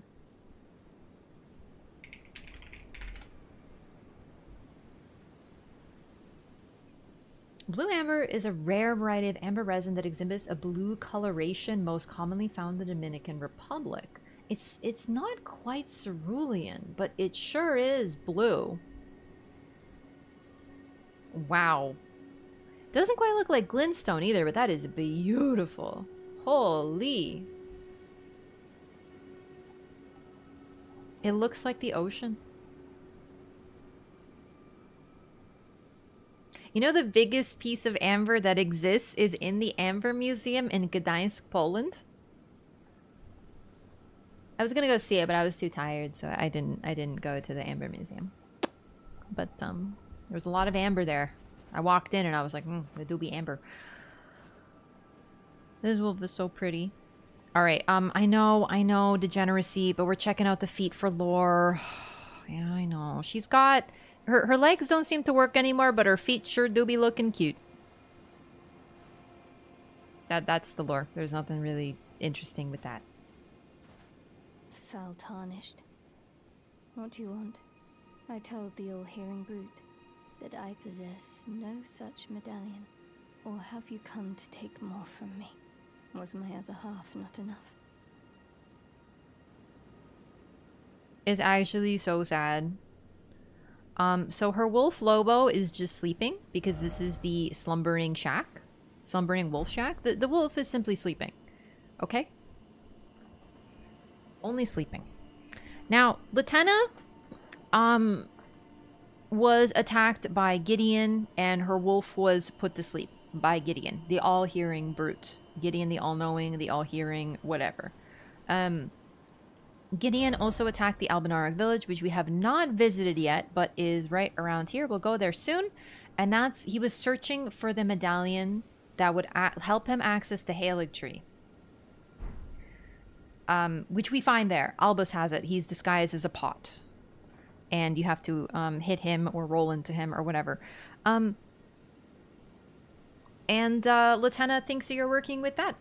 With the all-hearing brute. I told the all-hearing brute already that I possess no such medallion. Or have you come to take more from me? Was my other half not enough? Oh, right. I totally forgot. We can't do this yet. We have to get the medallion from Albus before she'll even give us anything. If he knows she has it, why didn't he kill her and take it? Because she doesn't have it.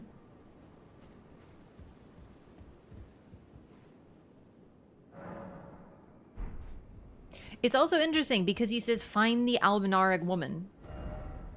But he found her already.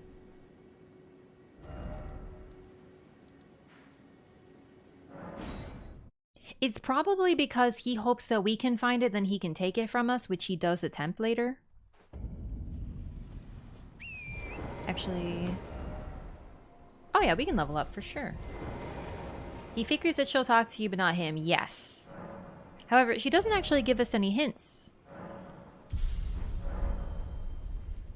Feigning ignorance? Who, Gideon or Latenna? She knows how to get the second piece of the medallion, but she doesn't have it. She probably knows how to get both, but she didn't tell him. Why is Miguel called Marika's Mischief? Personally, I believe that it's because Marika made it and she used it to play pranks. And that sounds like meme lore. It's not. Clearly, Marika, in some way, shape, or form, was a lot more mischievous and lighthearted than we potentially give her credit for. I also think that she made the concealing veil. Personally. So she was a craftswoman who used a hammer, of course, to create things, but presumably she also was talented with clothwork as well.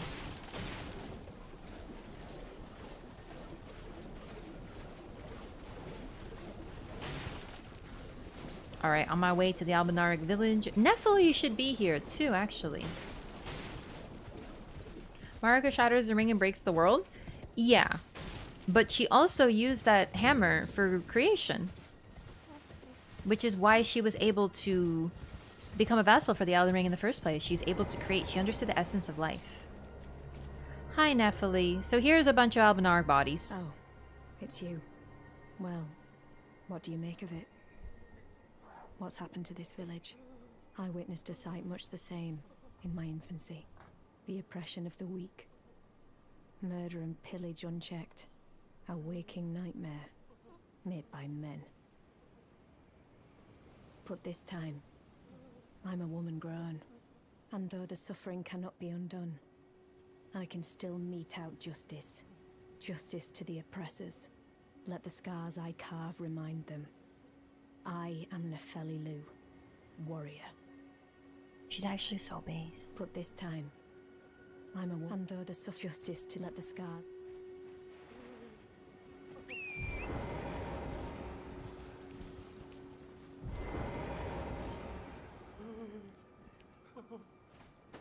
Albinauric's hero will attack you.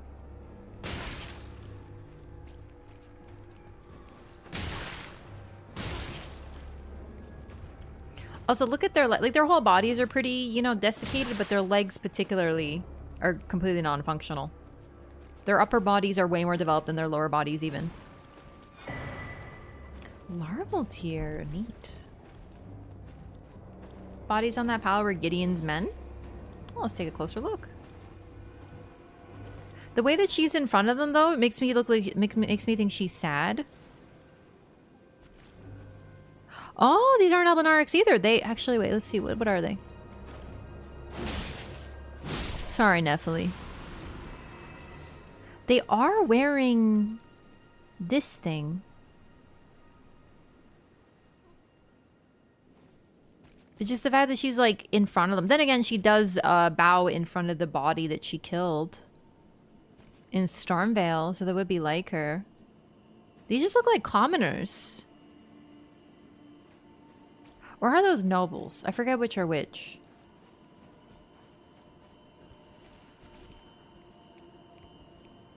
Yeah, you don't have the things around your neck, so those aren't Albinaurics indeed.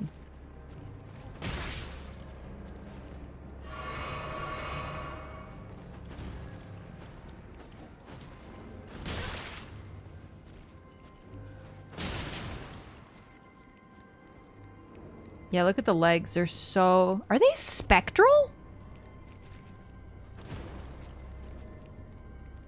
I'm sorry. Are the legs literally, like, become shadow? Oh my god. Dude, they literally have their legs in the land of shadow already. Just reusing a generic pile of bodies asset? Yeah, I think it might be that. Because even this guy... He uses the model of a commoner. This village is done for. Please, even if it's just you, old Albus, hide well and still your breath. Delag, become shadow. Cursed. It's possible they live together. It's possible not only Albinarics lived in the Albinaric village. But based on the fact that this is a commoner and uses the commoner model and he lived here, it's possible that it was both. There's no phantom legs in the DLC. It's just a pair of legs that dances for you.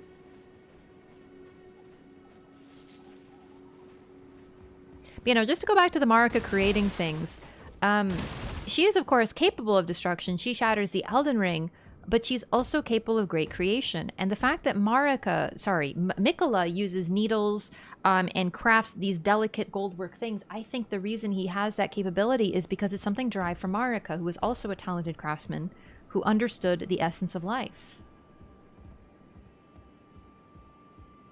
Albinarics fade out completely? What do you mean? Let's take a look at them. Oh, they don't leave behind bodies. True.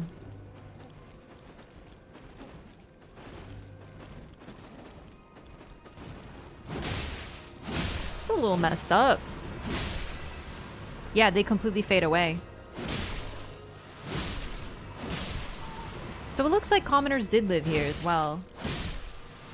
Frog Albinarics don't. It's almost as if these are so close to death they can't maintain form. They appear, they turn into mist when they die. Same could be said for a lot of enemies. Yeah, gameplay first, lore second. But it is interesting to note. Do you think both Marika and Radagon are fighting for control? I think they were. At the current state, I don't know if they are. Yeah, I didn't actually realize. I thought their legs were very desiccated, but I didn't realize they're actually spectral. That's really interesting. No wonder they can't use them anymore. And here we have, I believe, a depraved perfumer.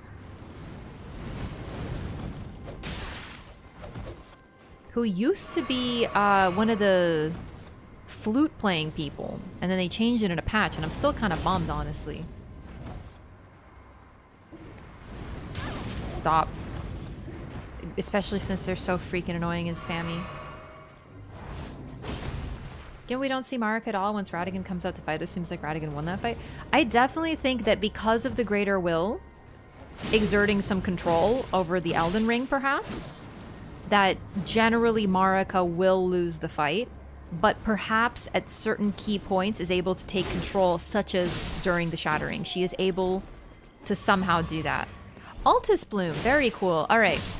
I want to talk about the Depraved Perfumer, and of course the body had to flip. This is the part that looked a lot like... Here. This symbol right... Oh, okay, I forgot the light goes out. It's kind of hard to see. It's two snakes coiled around something as far as we can tell. But it looks very similar to Asclepius' staff symbol. Potentially the Caduceus symbol. But not quite. Oh my god, is that a candle tree? Oh my god. They have an upside down candle tree on their garb wrapped with snakes? I don't know if it's a candle tree, but it looks like a candle tree, doesn't it? Why did they change that? I don't know why they changed that, but they did.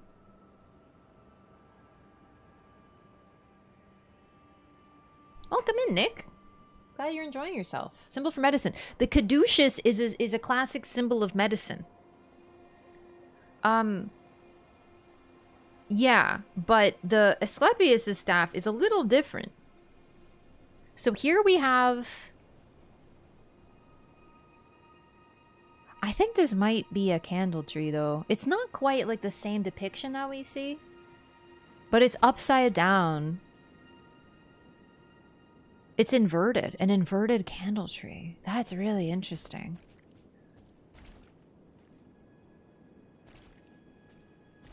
And then red snakes coiled around it. Show me your face.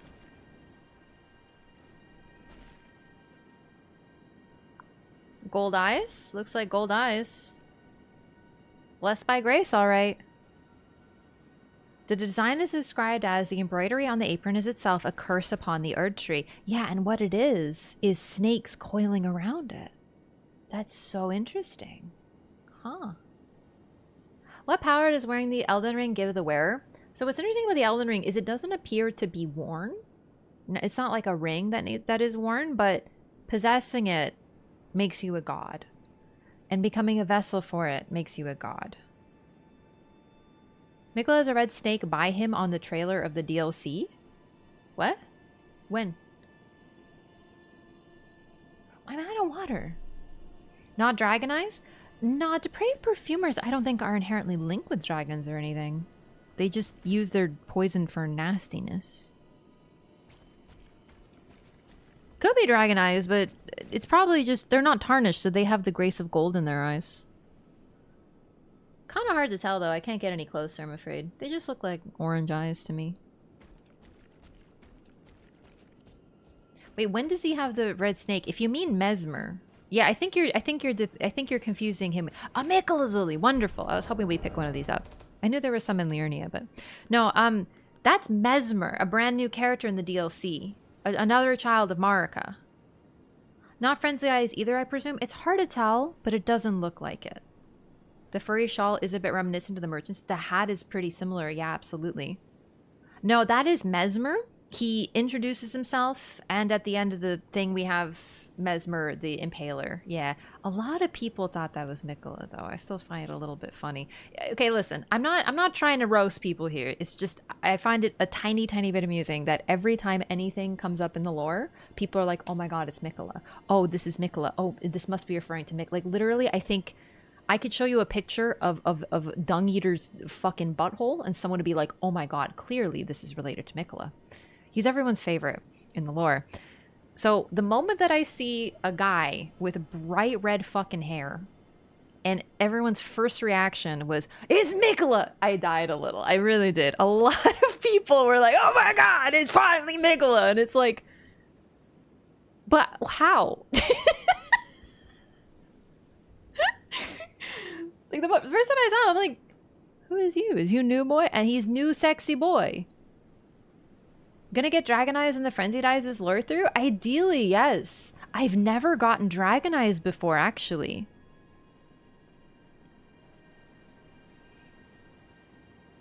Dung Eater's the real protagonist?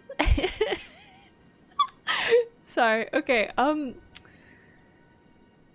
Mikola's to Elden Ring as Lawrence was to Bloodborne? It was not this bad. It was not this bad. I was around during that era, and I don't remember it being that bad. Like, yeah, Lawrence was involved in a lot of things, and there was a lot of conspiracy theories, but like, goodness me, the obsession is next level.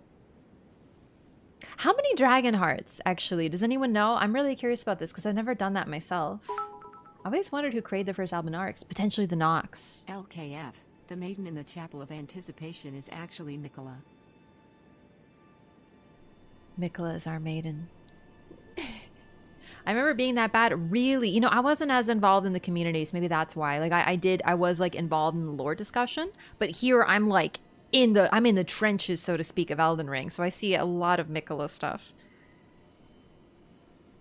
I do remember a lot about Lawrence though, for sure. But you know, it's different. I think it's at least 12. I think it's like 5 or 6. Lyko, do you know? I know you're the resident dragon boy. Is Mesmer older than both Mulaney and Mikola, or older than everyone? We don't know. We really don't know. I personally think he is, but you know.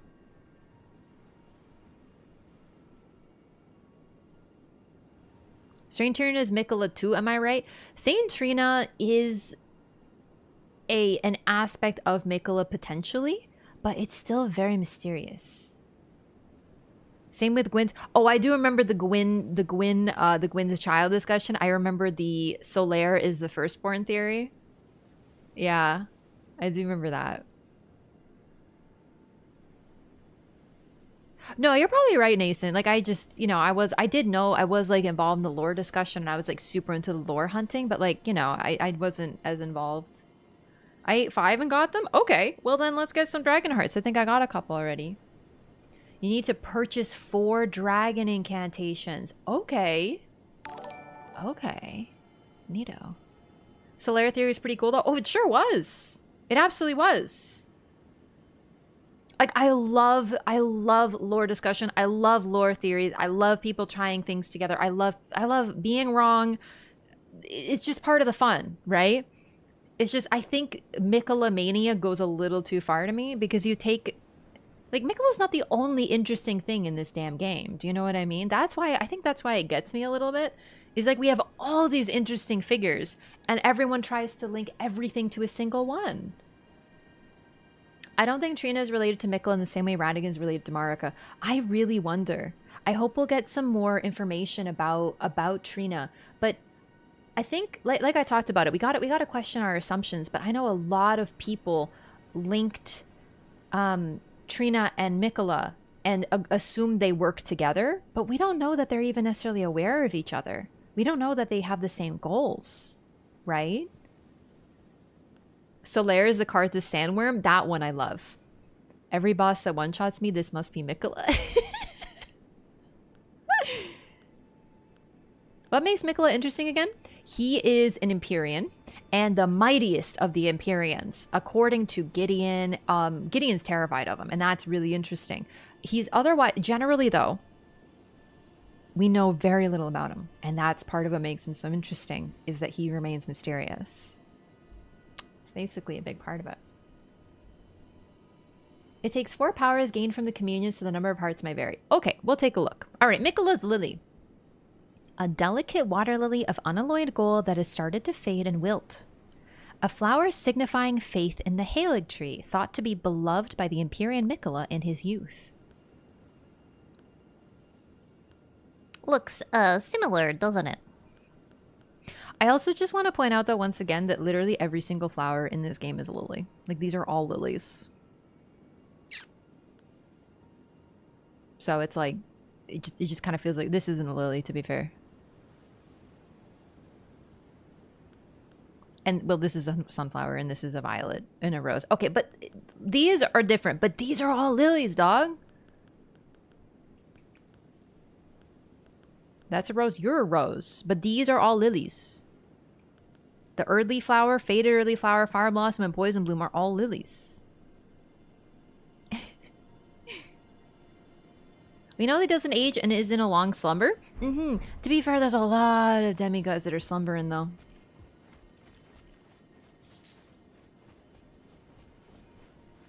Because they are all early flower, which is a lily, though.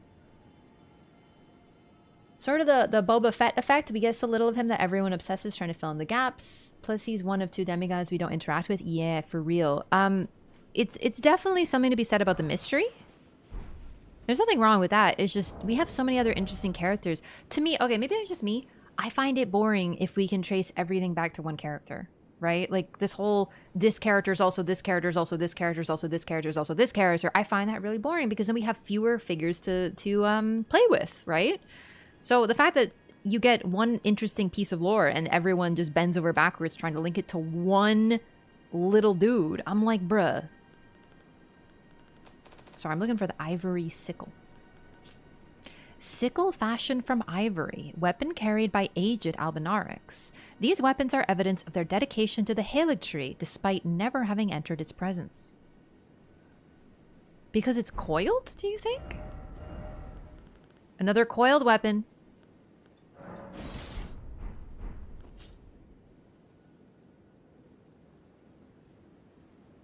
So, an ivory coiled sickle represents worship of the Halig tree. Interesting. He's by far the least explained important character. Yeah, we hear very little of him, it's true.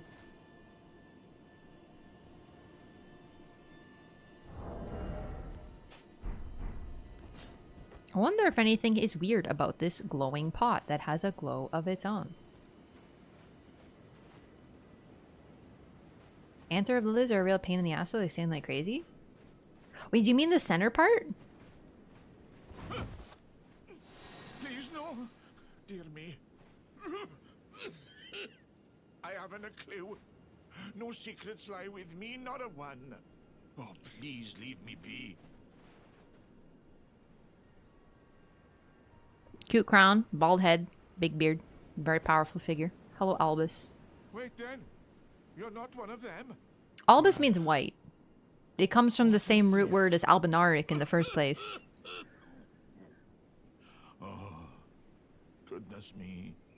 I am Albus and Albinoric. As you can see, we're finished. The whole This village town's is finished. The curse-mongers have destroyed everything. No one that remains has their wits about them. I beg you. Would you look after this medallion? You must keep it out of the curse-mongers' hands. The Haligtree's secret medallion, And right. if you should meet the young Albinoric Latena, then please give it to her.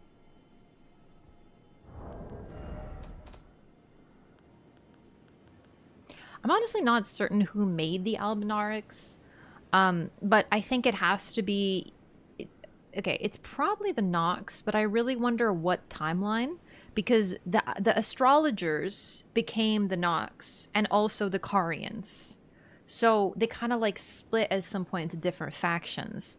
So I wonder if they both created Albinarics, or maybe astrologers made Albinarics and thus they've decayed since then.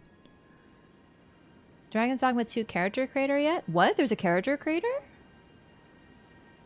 Isn't Ivory meant to give youth to people? I don't know. I was wondering, because Ivory, it could just be... Okay, Albinaric. The Nar part I don't remember, but they basically, they're I think their name means white blood. Do you know what I mean? They are basically the homunculi of this game. So in alchemy, one of the important facets of alchemy is the homunculus, an artificial human that is created. And I don't exactly remember why they make homunculi, because a lot of my knowledge of alchemy comes from the alchemists, where the homunculi are my favorite characters. Long story short, they're artificial people. So here we have artificial people, and their parts are key to creating other things, which is why their blood is used in various crafts. There's a creator. They already put the creator out. That's so cool. So Loretta sided with Albinarics. She's basically your typical hero. She would have like a whole game made after her if it was a different studio. She saw the plight of the Albinarics, truly felt for them, and wanted to save them. So she worked with the Carian family, which is why there is like a phantom of her there. It's sort of like the typical automated defense system, but she left so she could find a safe place for the Albinarics to go. And she eventually led them to the Haligtree, which is why we fight her in person there, is because she sided with Mikola. She's like, all right, if you let my Albinarics camp out outside your town, then I will protect you too. And then we see her as the last defense before you enter Elf Isle proper. FMA Brotherhood is the best show ever. Honestly, I like both Original and Brotherhood. Both are phenomenal. But I actually, the more and more I see it, I think the Original really beats out Brotherhood quite a bit, especially early in the show.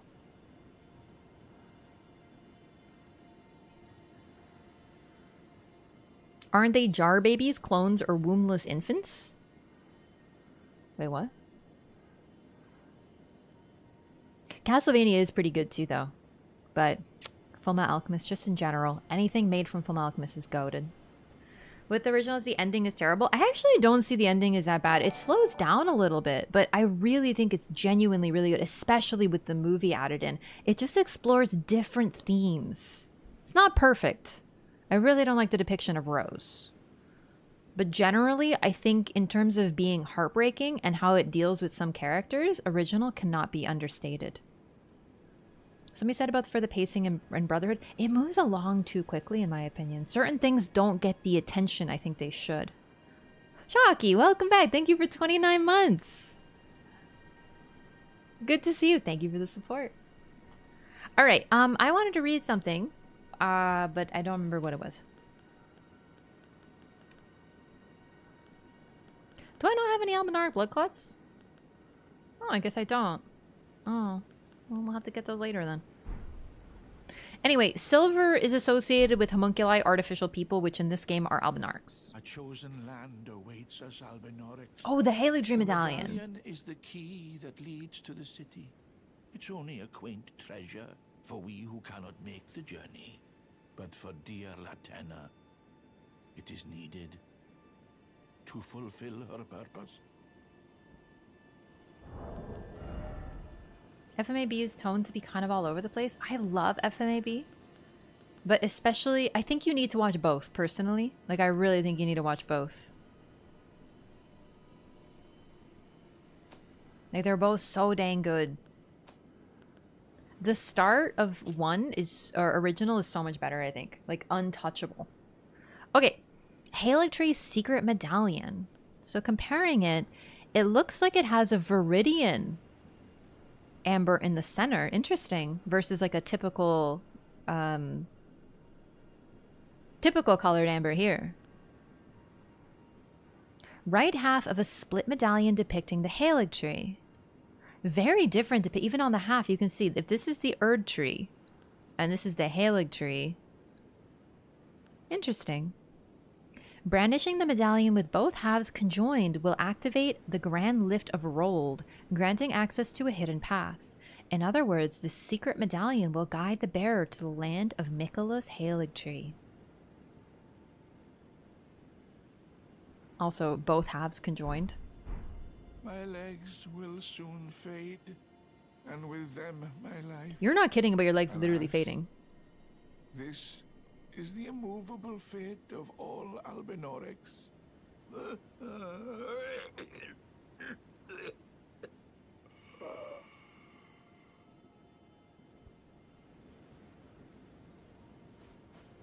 What? Well, that happened a lot quicker than I thought it would. I keep forgetting he literally just freaking peepo deceases. Cough, cough, play. Cough, cough, blit, indeed. Rest in peace, Albie. For real, for real.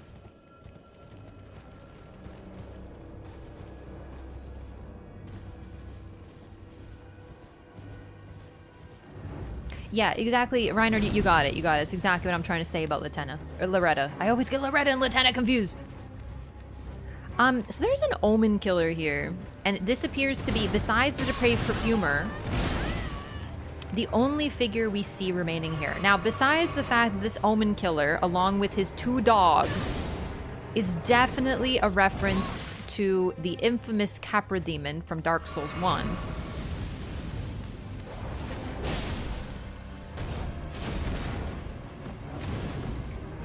Celavis has, I believe, an Omen Killer puppet. Fair and balanced. 3 dogs? I thought it was 2. How dare you be Capra? Bro. It's a much more annoying fight than I remember. That's okay, we can peep our reset.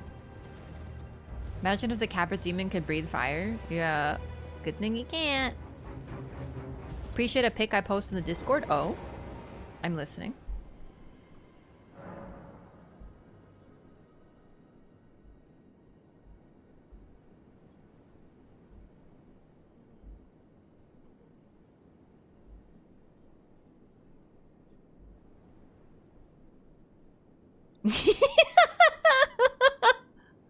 It's the happy snake. That's actually the perfect meme.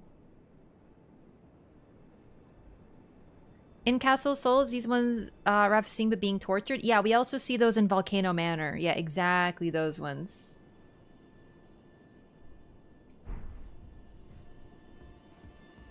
I wonder if they're being tortured in order to, or really they're just sort of being held so that they could farm blood clots out of them. Do you know what I mean? Oh. Oopsie. Nope.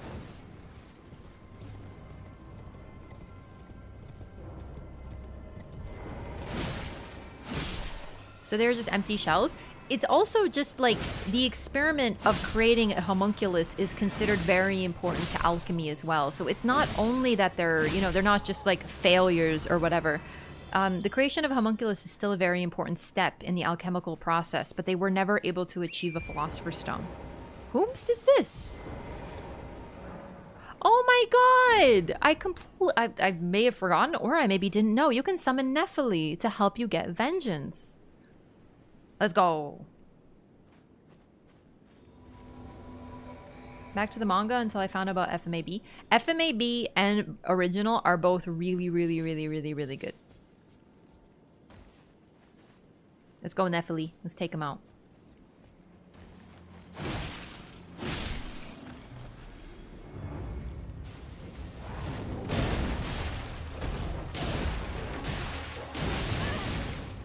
Holy shit.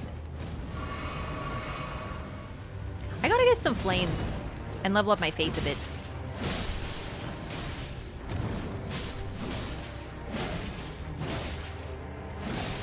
Yeah.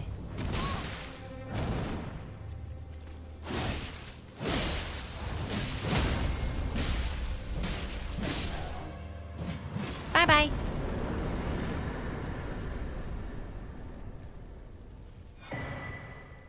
The Crucible Knot Talisman. Oh, I'm ever gonna get some neat lore on this one. A talisman fashioned from a bony knot that embodies the aspects of various creatures, said to have grown on the human body long ago. A vestige of the crucible of primordial life, born partially of devolution, it was considered a signifier of the divine in ancient times, but is now increasingly disdained as an impurity as civilization has advanced.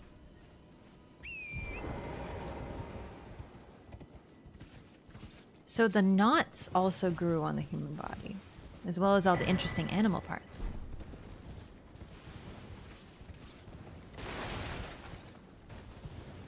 Repose and Albinauric, you can also see red blood. Yeah, that's probably an oversight. Still, looking at blood for lore brings me back to my Bloodborne lore days. Legs are the ones that are impaled, hung up, kind of disappearing. Oh, wait, these ones?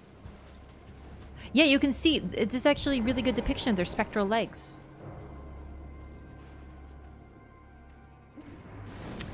Ugh, I hate depraved perfumers, spammy ass bitches. Oops. I somehow put my weapon away. It was an accident.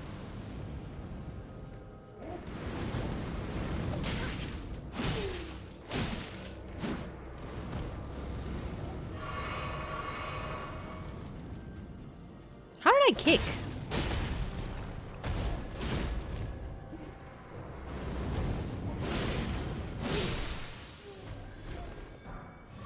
Ooh, depraved perfumer gloves. How neat. Gloves worn by depraved perfumers. These heresy-inclined perfumers imbibe their own spices to alter body and mind. Their slow descent into self-destruction is what earned them their name. Play Bloodborne? I want to play that. I highly recommend it. So, honestly, their legs look like they're missing here. Oh, there we go. You can see a vague outline of their spectral legs. But see, okay, so the fact that their bodies vanish suggests that's more a gameplay thing because here we see their bodies, right? Yeah, their legs do be vanishing. Perhaps entering the land of shadow? Canonically, these dudes do drugs? No, they're spices. But yeah, they be snorting their own perfumes, if you know what I'm saying. Hung with straps under the shoulders, not dead, perhaps? It's possible or not dead. That's highly well, then again, we also have other figures who make sounds and are not dead. The Tarnished in Limgrave. Yeah, it's possible they're not dead.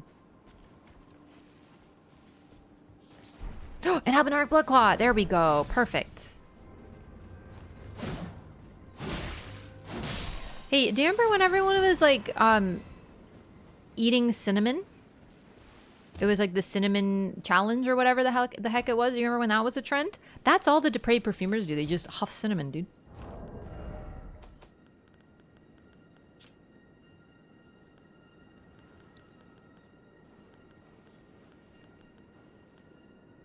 Where the heck is the Albinauric Bloodclaw? There it is.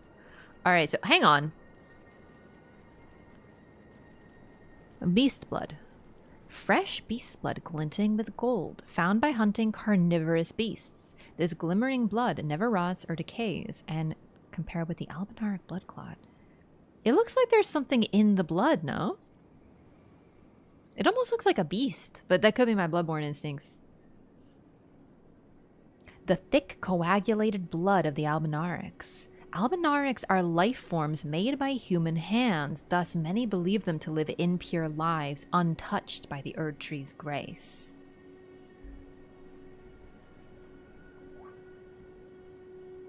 You have a throwing weapon you can throw at one of the hang Albinarics? No. Yes, I mean, we can try that. I'm just stretching. Celovus does have an Omen Killer puppet in his hideout. Yeah, that's actually one thing I was wondering, if maybe Celovus was involved in the slaughter, but like, it's possible this is all a false flag operation done to separate Nephili from Gideon. But then again, Gideon gets really pissed at Nephili for killing the Omen Killer. So I don't think that this is like Celovus secretly manipulating Nephili into hating Gideon. Nah. Gideon is, like, it's definitely possible, but Gideon is really pissed at Nephili for interfering here, which suggests that he was involved. Also, he was looking for the medallion. He is really, really hunting for it.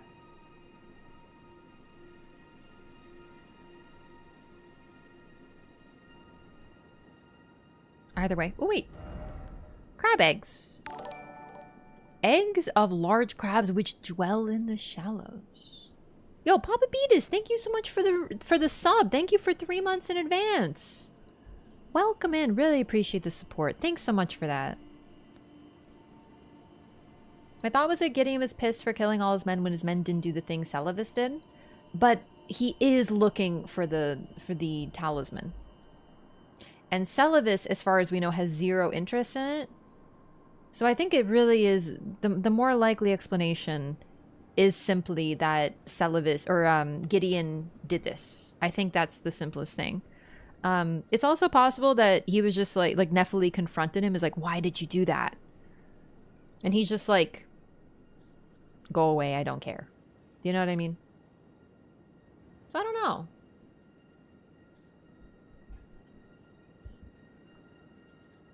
Bluetooth mode. Yeah, I don't know. I think you can read it either way.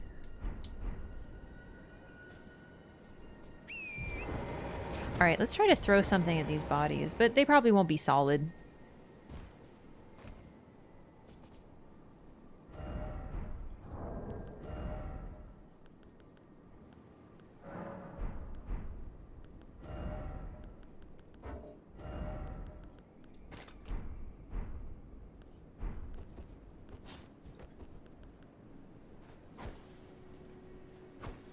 I can't tell where it's going. I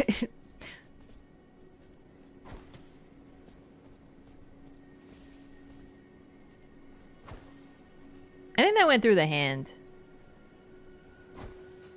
Oh! It bleeds red! That's an oversight. You do be bleeding red, though. Yeah, no, sorry, that's gotta be an oversight. Albinaris canonically are silver bleeding. They probably just reused the model and just, like, edited it, you know what I mean? That's for sure an oversight. It's a little funny, though, isn't it? Immersion ruined. Let's go talk to Nephili. We might have to rest. I never summoned her for that. What the? Is she gone? It says she's still here. Maybe she appears past that area?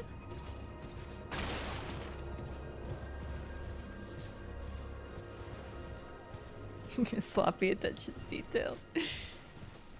That's really funny, though. It's still alive. However, that does suggest it's alive for sure. It's back to the round table? Yeah, but it says she's here. Do you know what I mean? That's why I'm wondering if maybe we could talk to her because we summoned her for the boss. Probably not. But I've never done this route, so I wanted to double check. Likely just swap model over skeleton. Are you saying skeletons bleed? No, just kidding. It's probably a model swap from the hanging folks in Limgrave, though. Yeah. Appears by the grace? I don't know. Let's test. We checked over. We didn't see her, so let's rest and then see what happens.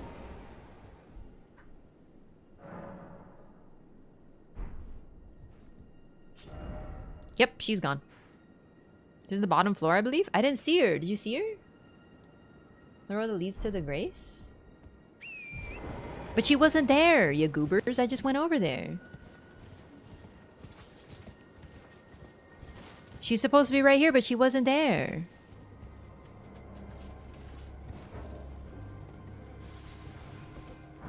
That's right, I called you goobers.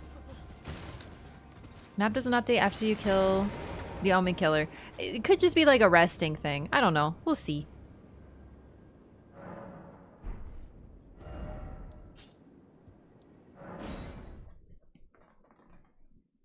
So after the fight, she leaves. Oh right, now we get invaded by Ensha.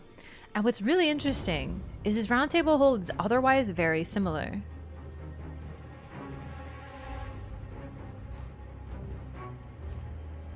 Throne. Chair for Enya.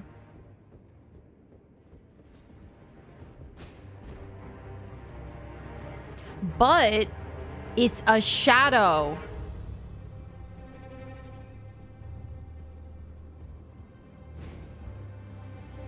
Notable?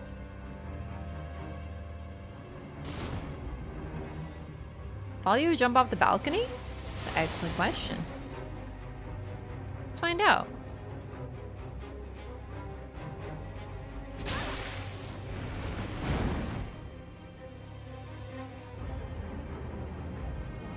Why the Fingers have a throne? I don't think it's their throne. I think they're just using someone else's. It's quite possibly Godfrey's throne, considering the Round Table hold was for the... Oh, you can't go over the balcony. Bummer, dude. They thought about that. Gideon's room is open. You know, okay. So you know how the Round Table hold has in like an aura of serenity that you can't harm each other?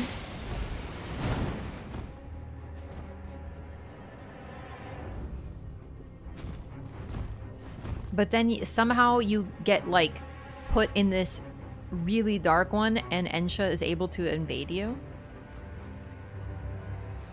What if this is just a different realm of the Round Table hold, which is already kind of in this weird liminal space? Can you hit those ladies? I don't know. You can't talk to them though. Why is Ensha using gravity magic? I think he actually has the gravity staff, interestingly. Honestly though, anyone can learn gravity magic. Even Radon. Is Ensha wearing the remains or is Ensha the remains? I have no idea what to read about the royal remains. He's a weirdo. Round Table hold is in the capital, but not in the capital at the same time, which is weird. Yeah, it's very, very reminiscent of something that occurs in Bloodborne. Can you come up here? Oh my god, he can do it. He's such a gamer. Ow. In Bloodborne, you encounter the Hunter's Dream, and then you encounter it in the real world, because the Hunter's Dream is a dream realm that is based off of someone's memory. In that case, it's Gehrman, who is the host of the Hunter's Dream. In DS3, it's a little different, because in DS3, there is some true time travel involved, where you actually fall into the past. So a little different, but very similar concept. However, in Bloodborne, it's a little bit more like dream, a memory, and then we have this realm, the Round Table hold, which is in the which is in the Erd Tree, because in the Erd Tree, when it lights on fire after Melina, your Round Table hold goes up in flames as well, because clearly it's a part of the Erd Tree. And now we know that there is a shadow of the Erd Tree. I wonder if that's where we are.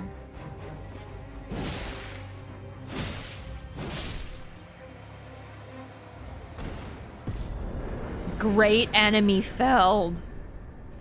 I don't know, he wasn't so great if you ask me. Not really, but not genius either. Yeah, Radon is not stupid, but he's not smart.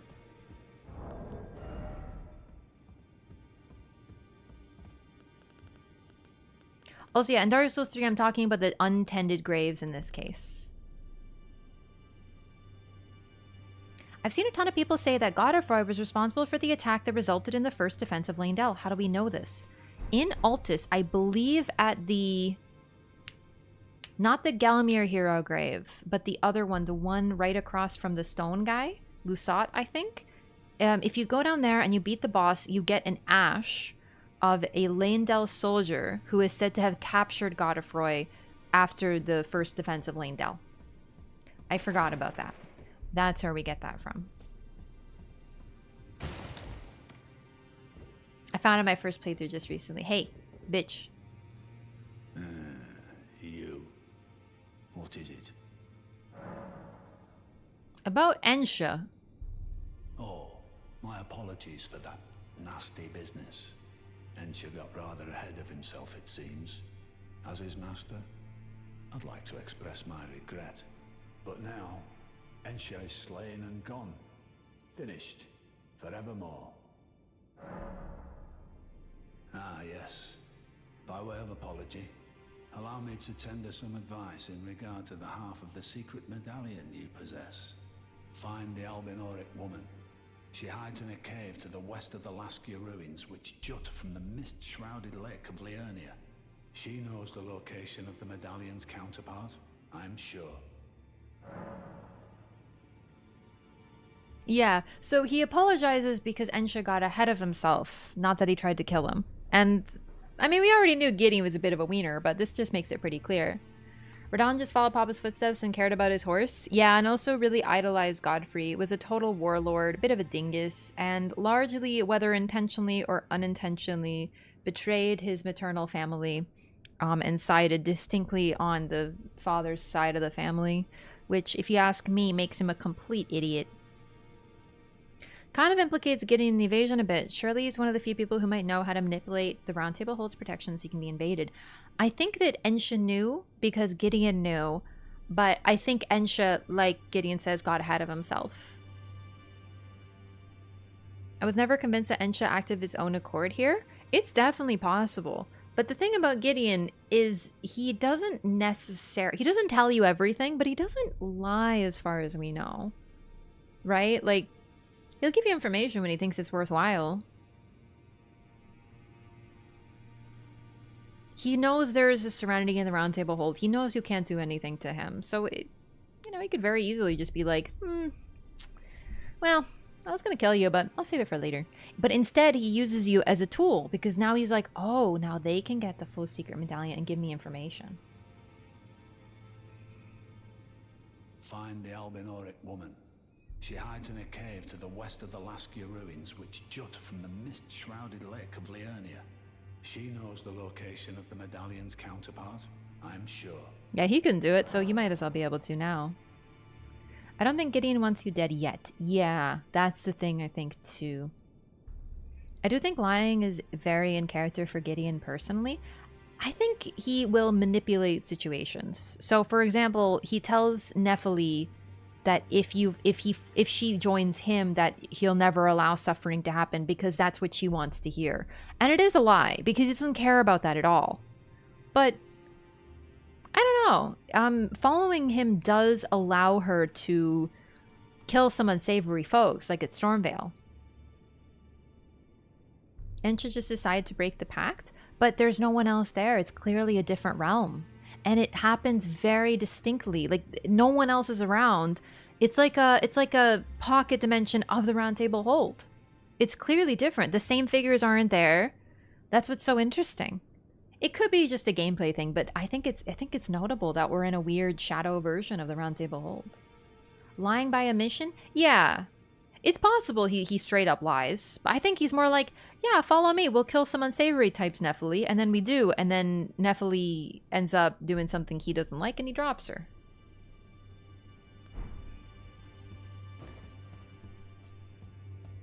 Oh, we gotta do Boggart's quest and Raya's quest. I forgot. Hey! Ah, you again, is it? The recusants sent a lackey. Can you believe they invited me to join them? Now, after what they did?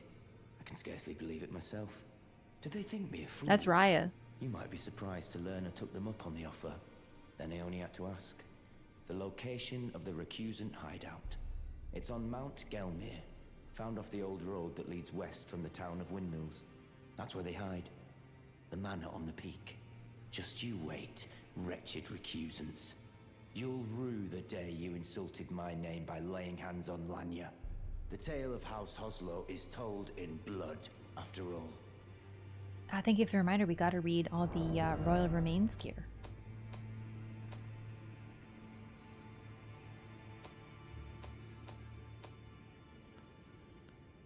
Clinging bone, horrific weapon made of a hardened skeletal arm, wielded by Ensha of the royal remains.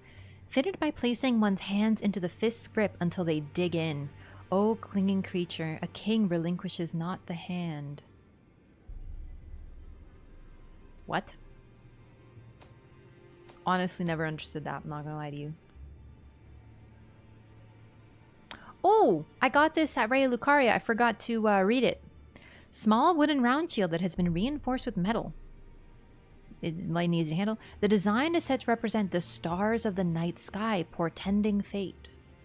Link to astrologers, link to Caria Manor. They are of the moon, but they are also of the stars. They just went more moon, whereas the Nox went more stars. So it's pretty interesting. Saying Diallo is such a George character, it's so true. Definitely, definitely, yeah. Okay, do we get the Royal Remains garb? We must, right? Oh, where do we get the Royal Remains garb? Ah, I think about it. Maybe I gotta rest or something?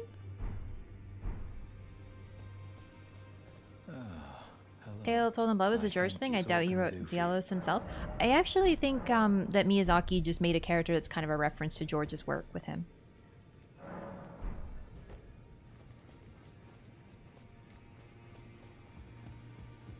Oh, there it is. Once again, he invaded us, and then he died because he lost the invasion. Not something that really happens in the true game, but in the lore it happens a lot. Okay. Helm graced with gold human bones, worn by the unspeaking adherent of Sir Gideon the All-Knowing. It is said that the bones belong to an ancient lord, the Soulless King, the lord of the lost and desperate, who is known as Ensha. So, it's really interesting because Ensha is indeed, you know, he calls himself Ensha, but then also the lord is Ensha, so it's like he wears bones and then he is the bones. Did he name himself after the figure, or is it literally Ensha and that's why he doesn't speak, because he's basically a skeleton? Relinquishes his hand and is a wannabe king. Oh. Also, ancient lord and soulless king.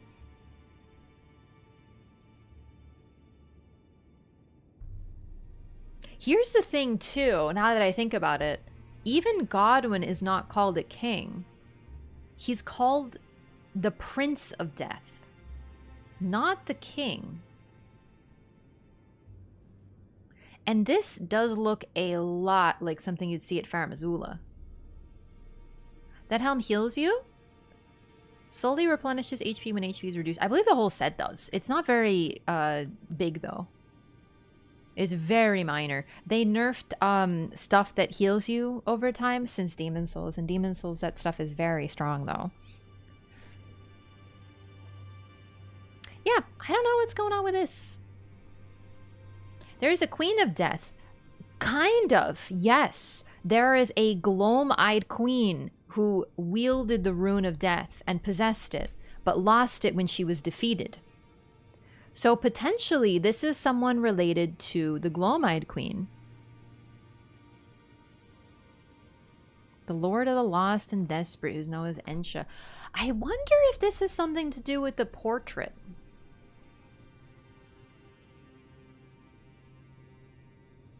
In the DLC trailer, I mean.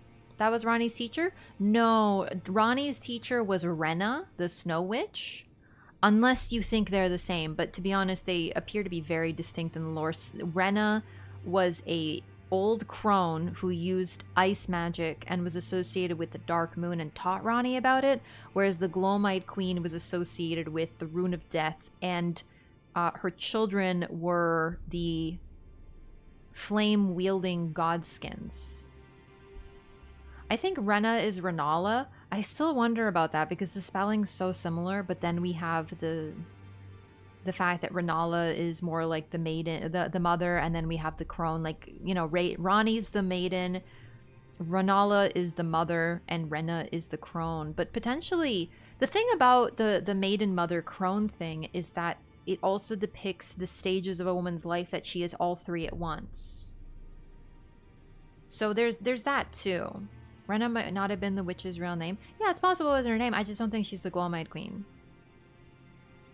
I know people like to conflate things. They want Rena to also be the Glowmite Queen because, and then they also want Ronnie to be Melina and Melina to be the Glowmite Queen and also Ronnie to be the Glowmite Queen. And it's just, they want everyone to be everyone all at once. And it's like, I get it. There's a lot of that going on in the lore. It makes sense. But it's also like, but then instead of having 5 new characters, we have 1 and they're all the same person. So maybe we just take it a step back a little bit. Also, Renala and Rena, are they the same person or are they not? Do they just have the same name because everyone's named the same thing? Who knows? Melina is Mikola. Yeah, I forgot that one too. Mikola is Melina, who is also Ronnie, who is also Mesmer, you know. The original Japanese translate out to king of those who cling rather than lord of the lost and desperate. That suggests with the clinging hand. Okay. I mean, we do have the golden boned figure that we see in the DLC trailer, though. I wonder if this is going to address the royal remains. I wonder if he's the king of death. Or the soulless king described here. Torrent is the Glowmite Queen, which is actually Mikola, which turns out to be Mesmer. Yeah. Encha's trying to get to the Halig tree. Maybe the royal remains are the promised lord of Mikola. But he's also using the bodies. Okay, I know he's trying to get to the Halig tree because Mikola has kind of taken on a similar role of the lord to those who are desperate, the clinging people at this point. But this is an ancient lord, and he's wearing the bones of that ancient lord, which means that ancient lord is hella dead, and he's wearing his bones. Do you know what I mean? I don't think that's Mikola because we know where Mikola is, and he's not bones yet, and he's not that old. Like, he's old because he's a demigod, but he's the youngest of the demigods. He's not an ancient lord. Renala's descendants have names starting with the letter R, and Maraga's descendants have names starting with the letter M. Yeah, basically, like, whoever the parents are, the names are combined.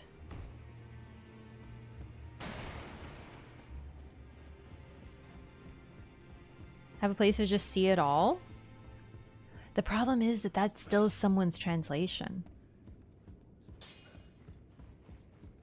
The Sudasax was the Glowmite Queen's lord. Said he was lord before the Erd Tree. Possibly, it's just like...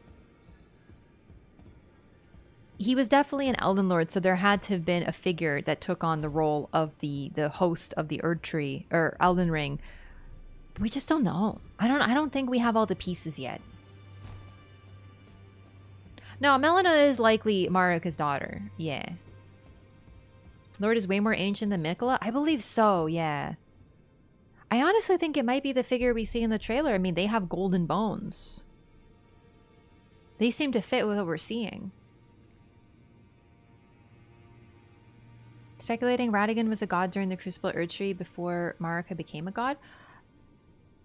It would be weird if Radagon was a god of a crucible that he then disdained and despised and wanted to destroy every image of.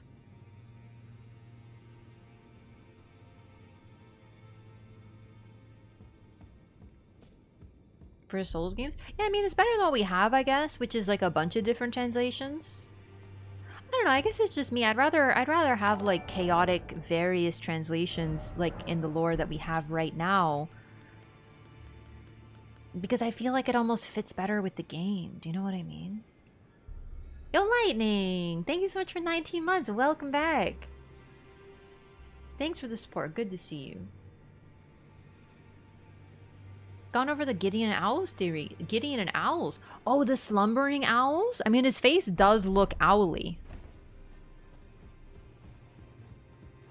Love the DLC change based on your regular game ending choice. No, that cannot be the case, unfortunately, because you can go into the game in New Game, so you won't have gotten an ending. The DLC is not like to change based on choices that you've made in the game. At least not ending choices. Because then you'd have to clear the game at least once and have to go into New Game Plus, and that's not the case. Alright, let's check out Ensha's armor.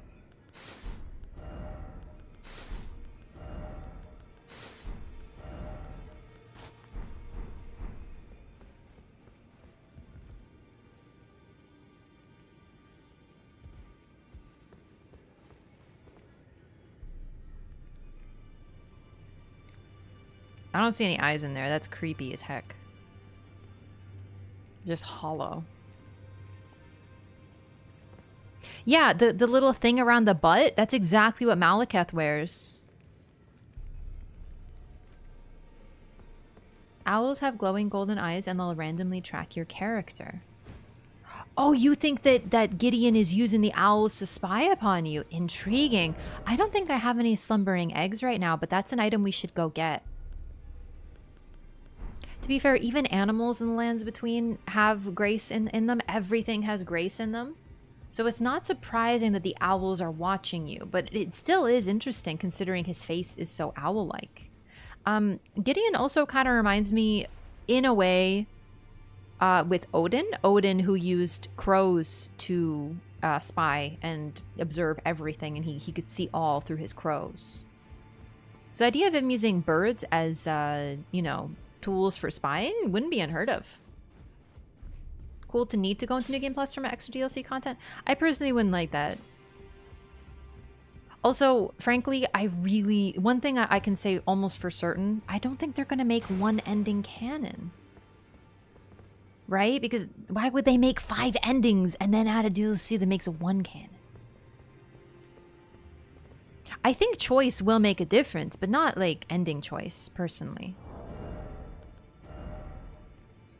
Theory that scarabs are as spies since they have an eye symbol on their heads. That's true. They do. It's a twisted eye though. That's not his symbol, is it? I don't remember what his... It looks like a different eye. But we'll take a look at that when we get to it. That's in Rykard's boss arena, so that's still a ways away.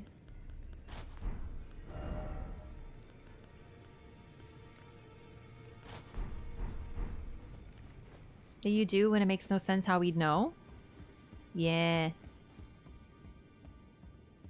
Onion Knight or Solaire kind of character in DLC? I mean, maybe, but we kind of have Jar Guy.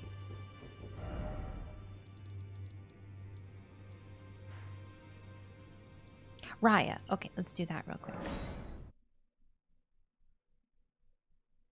Alexander is like more Onion Knight than any character I've ever seen. I think he might be more Onion Knight than Onion Knight. What the Hello. hell's wrong with you? You trying to start something? Piss off before I crack you in half. Give me the necklace. Ah, that necklace what you're after, is it? Well, show me what it's worth to you, and I'll consider parting ways with it. I'm not in love with it or nothing.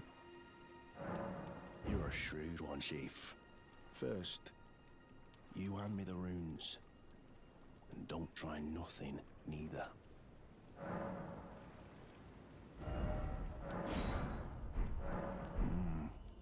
All right. Take it. Thing's no damn use to anyone anyway. Your bloody idea, mate. Don't come crying to me later. So he's a prisoner, which is why he wears the prisoner helmet. What is it now? Oh, I see. You want some of me? But the eyes aren't covered. Freshly cooked it is. All right then. It's yours. If you can meet me price. I could be persuaded to sell you some other bits too. If you've got the runes.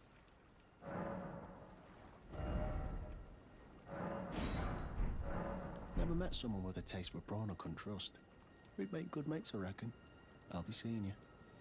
Literally 30 seconds earlier, you were like, I will kill you if you start anything. And then you make purchase of one of his seafood dishes and immediately best friends. To be fair, I'm with you. I trust anybody who likes seafood. America's tits. You must be hungry. Oh. So you met the guy, did you? Alright, well. He does look like Bert. I have been on the record as saying he looks like Bert from Bert and Ernie from Sesame Street. 100%. Anyway, she ain't alright, that one. Lucky she ain't died on the bloody roadside, I reckon. Okay, so he does say that she was stupid enough to get duped, which does suggest that he tricked her somehow. I still wonder if it was Raya being a little naive, because she is a little naive, but it could also be, you know, she wanted to lose the necklace so she could test another tarnish. I don't know. You're tarnished too, ain't you? Can you see it then? The guidance of grace, I mean. I can't see it at all no more. Makes no bloody sense anyway. Why some no-name shithead like me should get So he caught with did the land see it. between. Cruel bloody joke, you ask me. Maybe something went tits with it. Maybe it's been broke for a good long time. The Earth Tree, I'm saying. That's really interesting. Even you saw America's tits. You must be. He's got beautiful blue eyes, no gold in him. I mean, you can't buy lobster? You can't buy lobster because he hasn't cooked the lobster yet. That's later, you impatient fish-eating goobers.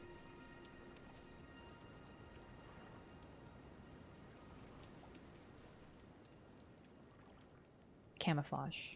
America's tits. Yep. Give me some prawn. Thank you. Goodbye.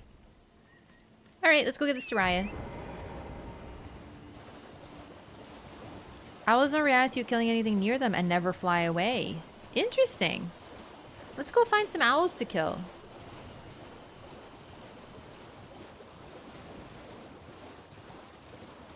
There was a port on the map in some versions of the network test. Really? Do you know when? Because I didn't get to find that, but like I had such little time with the network test that I didn't get full. I didn't see everything for sure, which is a bit sad. Hello.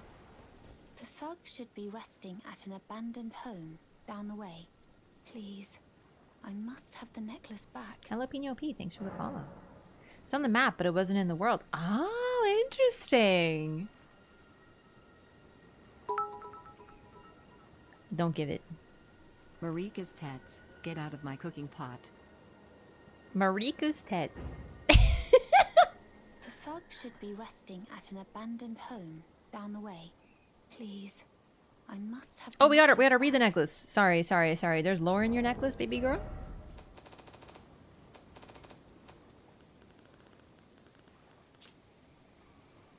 So this is 100% Tanith.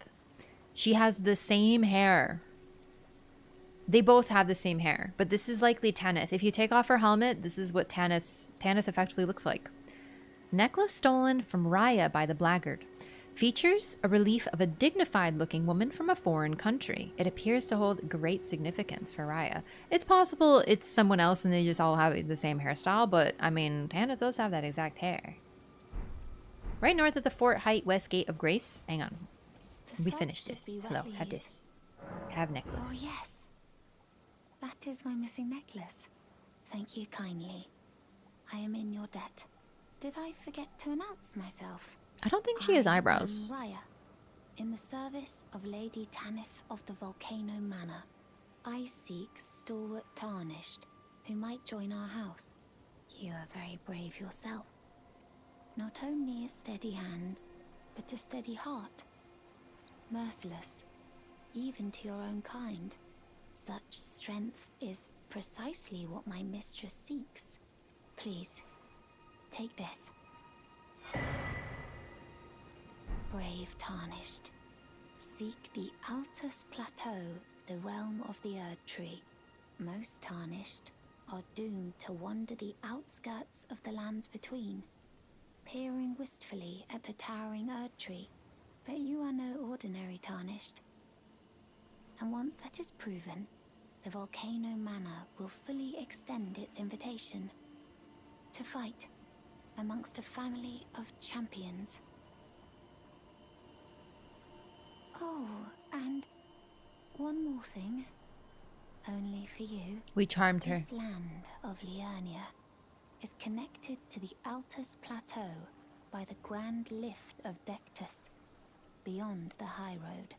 But the lift has been defunct for an age, meaning there's no simple means of passage. Instead, you must seek the old ruins in the cliff. At the base of the valley, near the Grand Lift, there's an old tunnel.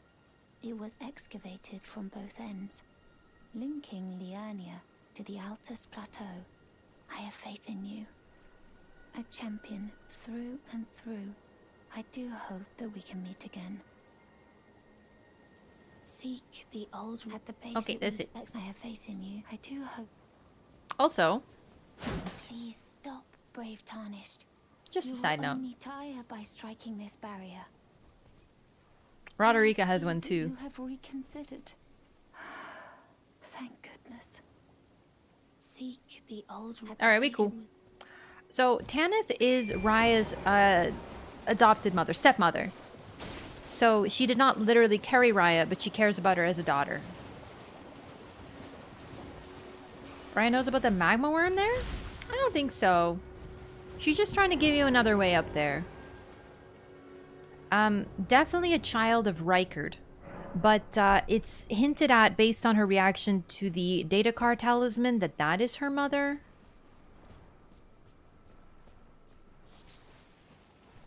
She was born of a blasphemous rite, which is something that Tanith lied to her about because she wanted her to feel better. Also, I agree that Raya is very kind, but I would just like to point out that she is literally scouting you so that she could find more people to become assassins so that they could feed those assassins to their god Rykard. So, like, yeah, she's very sweet and genuinely kind, but also she's trying to get you to kill your fellows so that you could join their weird cult. So, you know. Marika's granddaughter? You have to wonder about her. She was born of the snake, I believe. Like, she's born of a snake's amnion. She's an interesting figure. Isn't Round Table hold a weird cult? Oh yeah, everybody's weird cults. It's just, if I was going to pick a cult, the Round Table is basically the gathering place of Tarnished, right? So, like, you know, they're not normal, but they're not super weird. But they just want you to meet up, which is, like, fair because everyone's a Tarnished and it's good to have a safe place. But Raya literally wants to feed you to Rykard. She was raised in it. It's not really her fault or anything, right? Like, she was born to the cult and raised by them. So her concept of morals is a little bit different. But she does want to feed you to her dad.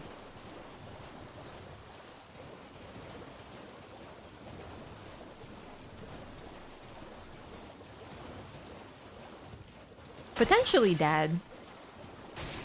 It's honestly not even certain if Rykard is her father. I personally think he is, and also I love the fan art of two of them together. Hey, Albenarig!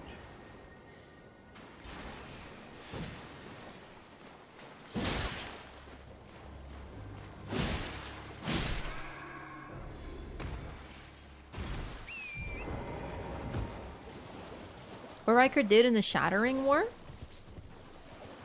Capital beyond that abductor down at Radon's castle. There's one... Yeah, there's one of those at Ray Lucaria too. Morgoth's forces are the ones that attacked him? Yeah. Because he was a blasphemer. It was bad enough that Morgoth was like, we gotta take this nerd down. I think that says a lot. Hang on. I did Raya. That's good. Let's run over to Iji. Even see being fed to Rykard is an honor, all things considered. Oh yeah, it is considered an honor. It's how you become part of the family. It's just, you know, it's one of those fun things with Raya.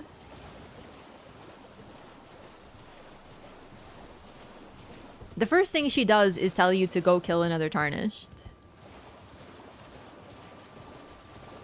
And you don't have to. Clearly. Also, before that, Rykard was a praetor. So he was Praetor Rykard and fought with honor, and then he became a blasphemer, and even his own men turned against him largely. He fell into sin. Is that not a normal way of making friends? I'm not gonna judge your life. Somehow made the volcano erupt against the attacking forces. We know is he did something bad during a major battle. So it seems like the whole blasphemy thing and siding with the cardinal sin of a snake is kind of the big deal there. But who knows what came first, yeah. Praetor, i.e. he was law enforcement. So a praetor, from what I understand, is just like a really high-ranking general in a Roman army. So he was just a general. It's just a fancy term for general as far as I can tell. She wanted you to be a part of her family but was too scared to ask for your hand in marriage. So the next best option was feeding you to her dad. Yeah, that's how you get married. For real.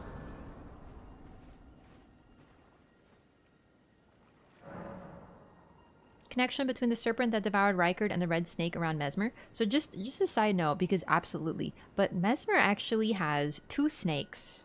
Two heads that we see. And the snake definitely comes out of his body.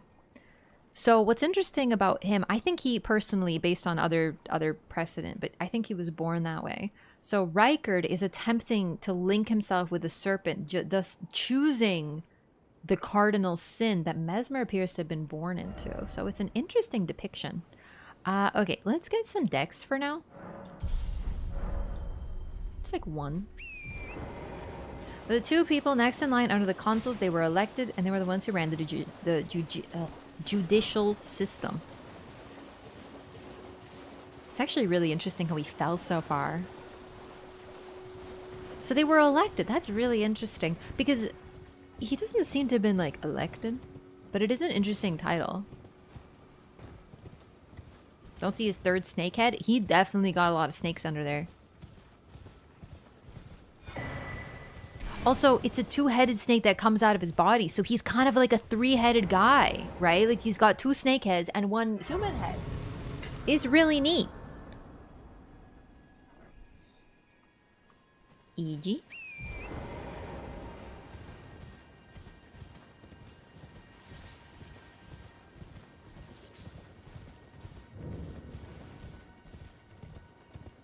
Moving so fast? What kind of stratagem is that?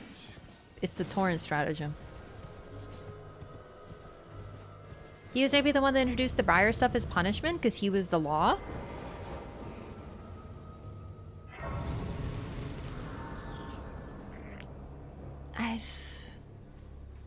The thing is, Rykard was a distant relation of the family compared to others, and well, I don't know, maybe.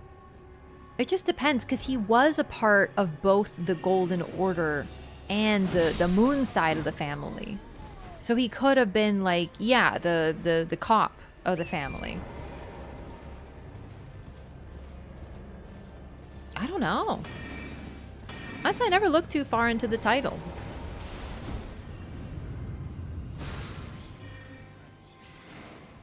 I think this is where you get the ice needle.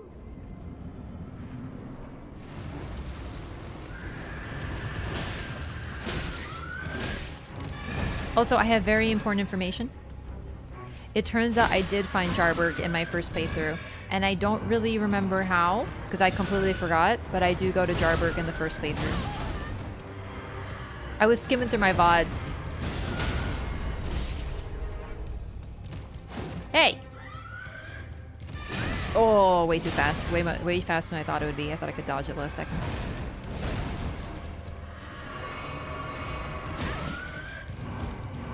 You know, we have the Royal Remains, and then we have the Royal Revenant. And they both have this gold gooiness.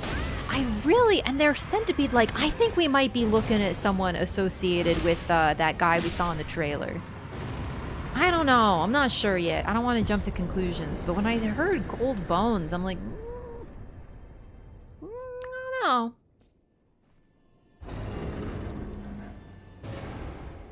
Probably went there before it was updated? No, no, it was updated. Jar Baron's there. My first playthrough took a while. Like, okay, so the episode that I'm on right now was post, I believe, the Kenneth Height and Nephililu update patch, which is, I think, the same time they added Jar Baron. So at this point in the playthrough, it was about 2 months or maybe 1 month, 1 month after release. So it's pretty interesting.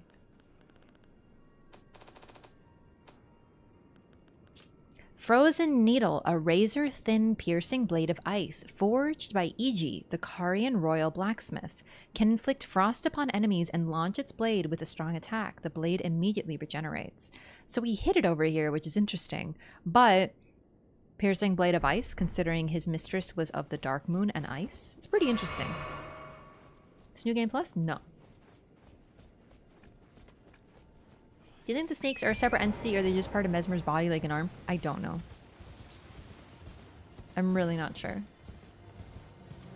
He does seem to be linked with them, like the way his arm moves, the snake moves with it. I think they're working in tandem, but well, I don't know if they're a separate entity. Look at you. We don't receive many visitors. Head of the judicial system makes sense. He's a perfect person to hide the responsibility for the Night of the Black Knives. And he was given the Blasphemous Claw by Ronnie at that time too. It looks like right before the Night of the Black Knives. So he was clearly working with his sister in some way, shape, or form, but perhaps not super directly. You know what I mean? He was a fallback, but I don't know.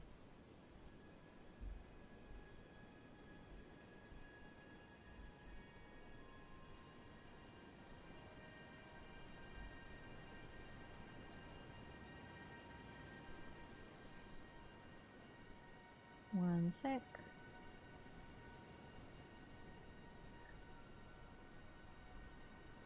Okay. For long as this run? Basically just in the Urnia.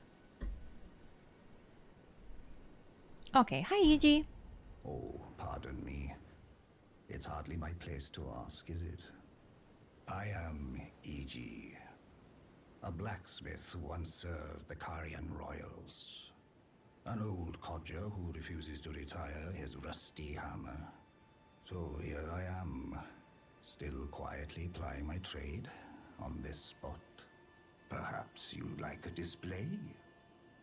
These bones are old, but still able. Rondula set? I had someone drop it for me for fashion.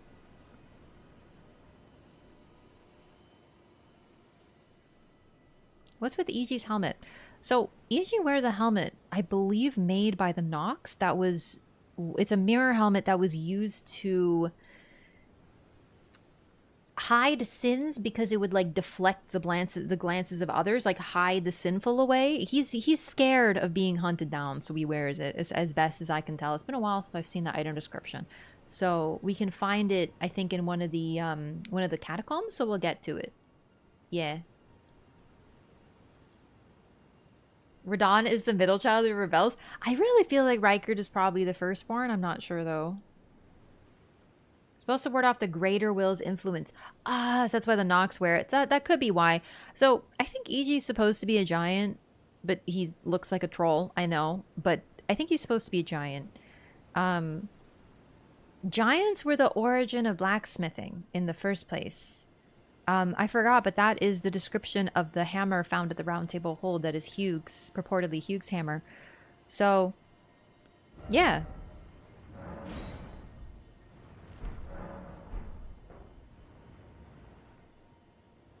It's really interesting that Marika wields a hammer and potentially was a craftswoman who learned.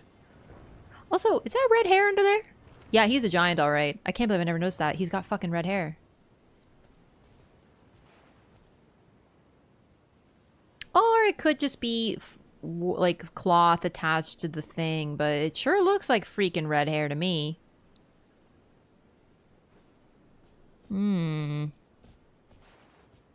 His hair looks white. Nah, that's just cloth. But right there, right up there, do you see that?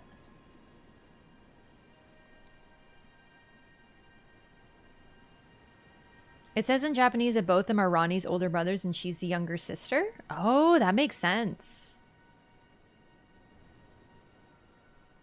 I don't know. It definitely is cloth, but at the top there, I definitely see some of that giant red hair. Either way, he has the troll model, but I don't think he's supposed to be a troll. Bro.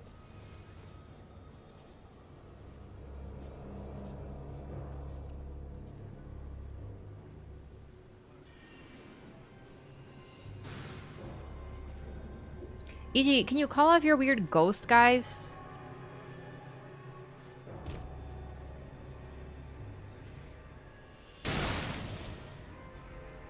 E.G., help me. Also, the cinders he uses are blue. Interesting. He's just reading a book. Being smart. Trolls are degenerated giants. Okay, the thing is, the giants and the trolls were on opposite sides of a war. The giants were allied with the Carians. And then we have this figure, who is the ultimate loyal of the Carians. I think he's supposed to be a giant. They just didn't want to reveal the model. It's the exact same thing as in Renala's boss fight. She summons a troll and says, "Oh, sworn giant." It's not a giant, baby girl. Kind of like the stars from Shofra? Yeah. So trolls and giants are related, but, you know, different. I still think he's supposed to be a giant. It's just they didn't want to use that model. Something else for you? Please take care. Watch out there. When I'm absorbed in my smithing, I lose sight of all else. If you come too close, I'm apt to cause you harm. I am, after all, terribly large compared to you, Tarnished. You don't know how hard it is not to break anything while I work. Vaguely threatening? Brave Tarnished. A word of warning, if you please. This territory once belonged to the Carian royal family. Their manor lies not far beyond this point. When the Raya Lucari Academy turned on the Carians, the Knights of the Cuckoo descended on this tract. After leveling it, they carried on to the manor. The Carians were taken off guard, but their strength had not waned, and they repelled the Knights' onslaught by conjuring an enchanted snare that remains potent to this day. That is why I say, Tarnished, don't go near the manor, unless you wish to lie with the corpses of the heedless Knights of the Cuckoo. Goes hard. I've explained the peril of the enchanted snare that remains at the Royal Carian Manor. Whatever you do, brave Tarnished, stay away from that Webtoon death idea. trap. It's Calvin and Hobbes, but Rani and Blade. This is my $1 million idea. That is pretty cute. We got the advice. Okay, now we can tell that Blythe sent us. Blythe actually did that, did he? Quite a rare occurrence for such a guarded soul as he. Perhaps he sensed something unusual about you. Ooh. At any rate, if you're friendly with Blythe, I've something else that might suit you. And now he sells the Carian filigreed crest, which he otherwise doesn't sell until we join with Ronnie. A talisman adorned with the royal crest. An honor said to have once been awarded to Carian knights who served as direct retainers to the kingdom's princesses. Now there is only one princess, Ronnie, daughter of Renala.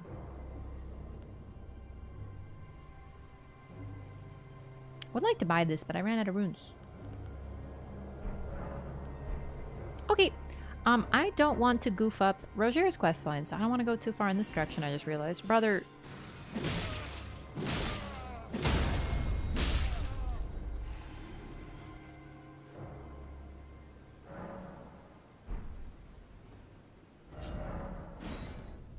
I really just wanted the map and EG. That'll be helpful.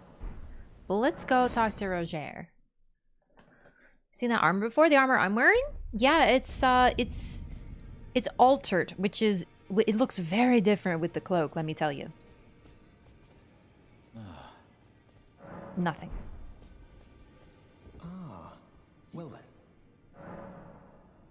Golden Order shine through you. I don't want to give him a prayer book because he goes off. But we'll give him one eventually for the dialogue. He just says everything's heresy.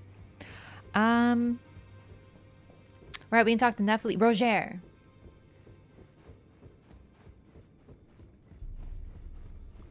Hello, what do you have to say, Roger? Always good to see you, son. How do I start his quest? Oh, still. I actually forgot at this point. I just did it a little while ago. But I already forgot. Hi, Fia. I am pleased to Let's say see the bottom of the you castle again. already did. Would you like me to hold you once One thing he more? doesn't say is heresy is a golden order book. I think so. It should be the Two Fingers book, but I think they patched it because in release he said everything was heresy.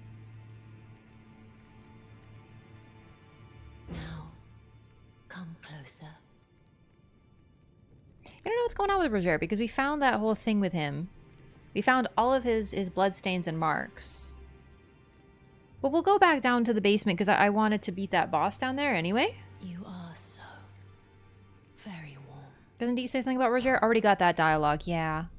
Then good day to you, my dear. Talk to Ronnie first? No, you don't.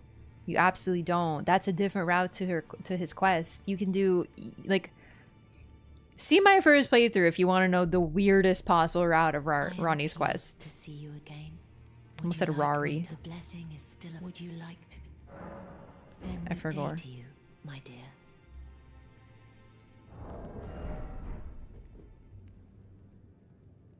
Candle tree, candle tree, candle tree.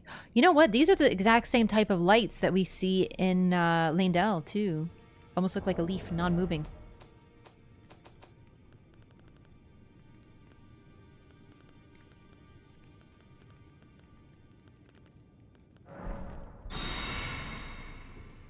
Okay, let's go back down to the basement of Stormvale.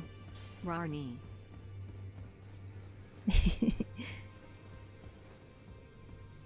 Oh. Yeah, I really don't know what it... Like, I literally just did it, but I don't think I did anything different. Either way, let's go to the basement. Maybe we gotta destroy the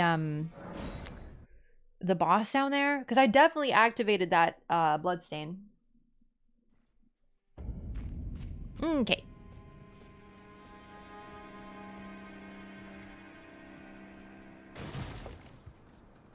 I was just a little squishy, so I don't want to do all this.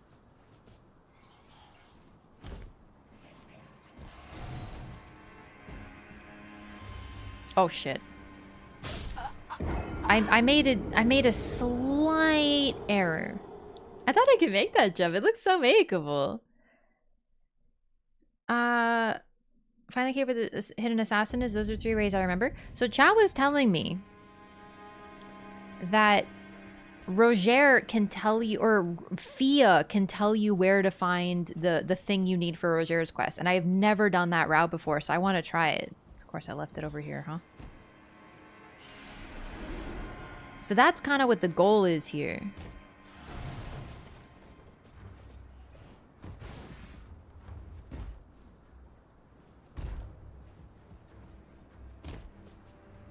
So she tells you how to find the black knife print.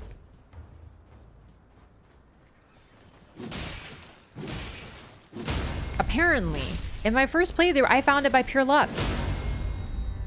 Like, I was literally just exploring.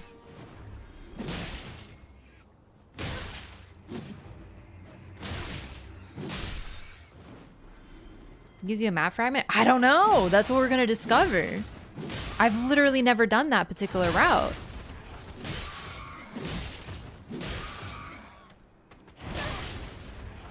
Ah, fuck this rat.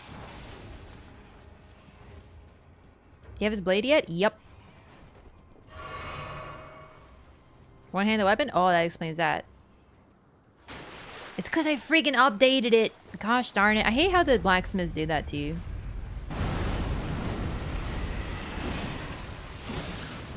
I just thought these were the tankiest rats of all time.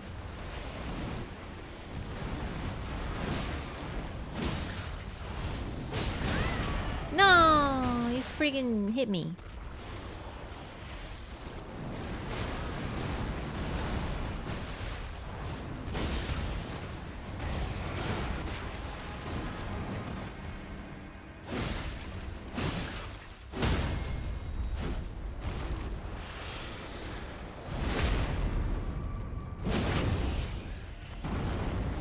Mobs or monsters annoying to fight? These guys? Oh my god, that was quicker than I expected. So tree spirits are likely born of the Erd tree, but the fact that they're so damaged and messed up suggests things are not going too well. It's interesting how these particular sockets have no eyes in them.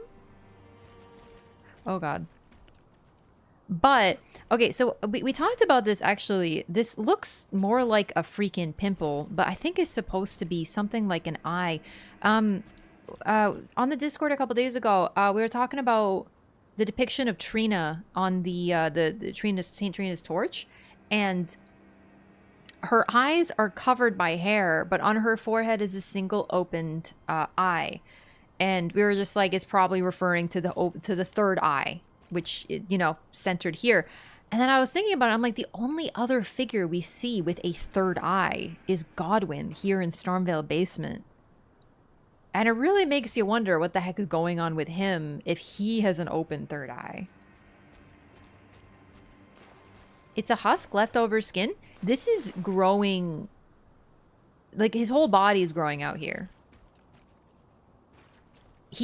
Godwin is able to push his body and his face onto other beings that are living and in other places. He's able to regrow himself. I don't think this is a husk, considering it consciously attacks Roger. Consciously is perhaps not the correct word, but you know what I mean.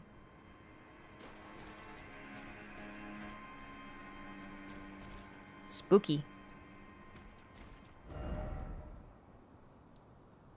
All right, that's that. So now let's go see if Roger has anything to say about it.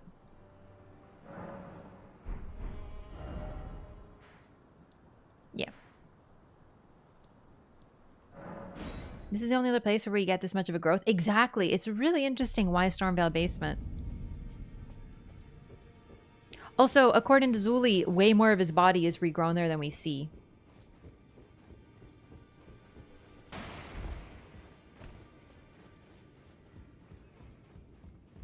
Always good to see you, son. Ah, okay, maybe I had to defeat the boss, because I definitely activated that bloodstain. But maybe because I was under attack, it didn't count? So let's see, now that we found it for sure. The misshapen corpse under Stormvale. That is a sacred relic of the Black Knives plot, as that famed night of assassination is known. It happened during the golden age of the Erd Tree, long before the shattering of the Elden Ring. Someone stole a fragment of the Rune of Death from Malekith, the Black Blade. Ronnie. And on a bitter night, murdered Godwin the Golden. That was the first recorded death of a demigod in all history. But many more and it became followed. The catalyst. Soon, the Elden Ring was smashed, and thus sprang forth the war known as the Shattering. I once wished to become a scholar, you see. I've spent many an hour scouring the archives for knowledge of that fateful plot. The world has grown crooked, and if you intend to put it to rights, you'd better understand what happened to make it this way. And that thing is to blame for the shape I'm in now. I urge the utmost caution.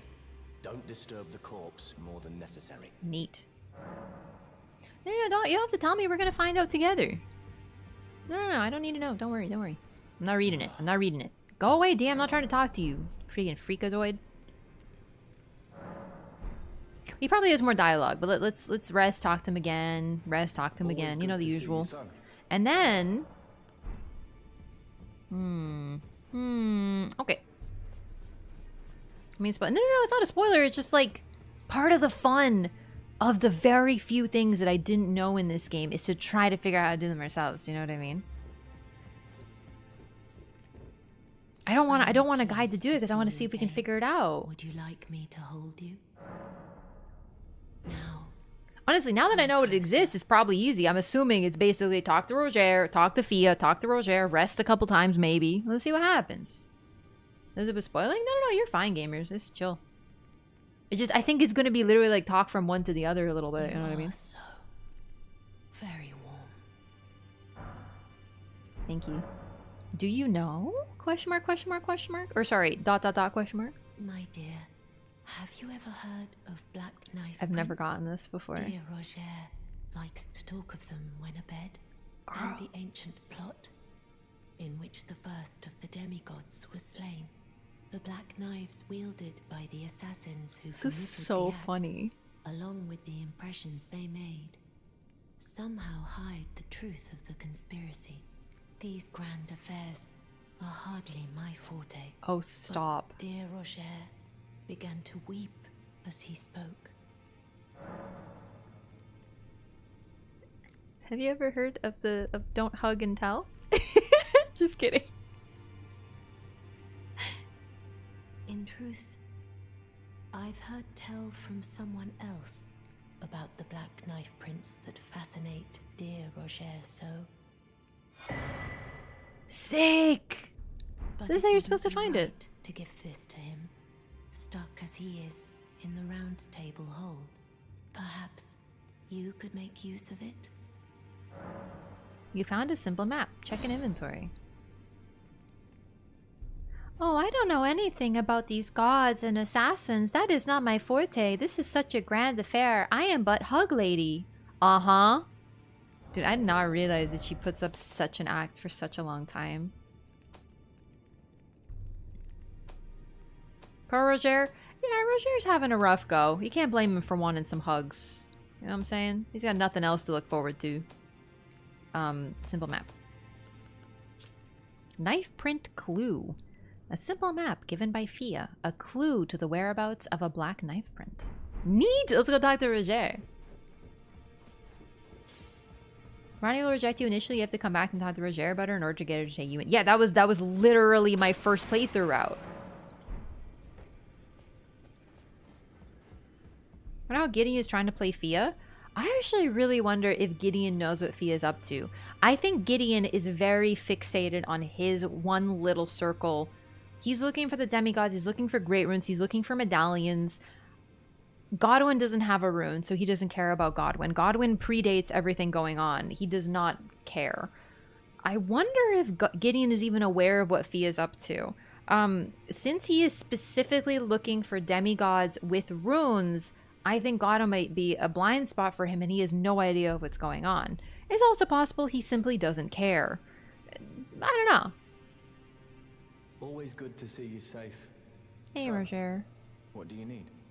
Honestly, Roger is very much like the Gilbert of this game. He helps you and is genuinely sweet, but is just absolutely screwed and there's absolutely nothing you can do to help him and it makes me really sad. I actually still really am not over what happens to Roger. It's just... It's been a while and there's really nothing you can do for him, but it's really, really upsetting. He's so sweet. Very weird that he never comments on the fact that Fia manages to kill someone in the hold. Yeah. No, it's interesting. Like knife and bring back to Roger. Gamer? I literally did this in my first playthrough, okay? I know what we're doing. This is a LOREATHON. I'm literally gonna do it. I don't know what to tell you. Okay, so it's, if I'm mistaken, down here or somewhere here. I always forget exactly where it is on the map. I think it's here though, because there's a tower and stuff. Anyway, we just did this, so we'll do it again. Go do a streamer. I'm not gonna do it. I'm gonna do it when it's time. Okay. Have we talked to Kenneth? We have talked to Kenneth. Naphtali. Not only did I do this in my first playthrough, but I just edited this. Okay. What's wrong with you, streamer? Do you want a list?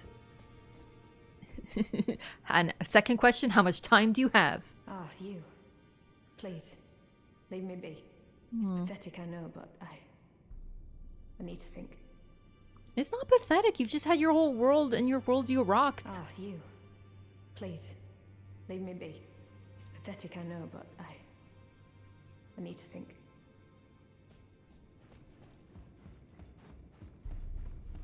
It was so buggy. I mean, at the time of release, it was also simply unfinished. So, that kind of is a problem. Hey. You. What is it? You. Nephile's despair. Ah. You've already heard. Indeed. It seemed the whelp harbored suspicions, so I had no further use for her. Honestly, what's a man to do? A determined plebeian is more wicked than an almond horn, quite frankly. I suspect that's just what the Queen wants. A dose of ambition to incite the tarnished.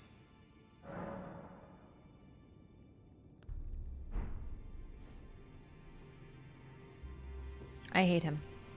So, if you want a little bit more background, Nephili confronted her father, realizing that likely he is who did what happened at the Albinaric village, and the reason that father being foster father,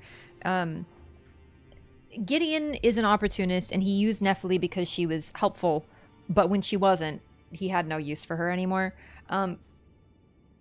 Apparently, Nephili was suspicious of him, so being Nephili, warrior, she confronted him, and Gideon was just like, fine, you're not in my service anymore, bye, loser.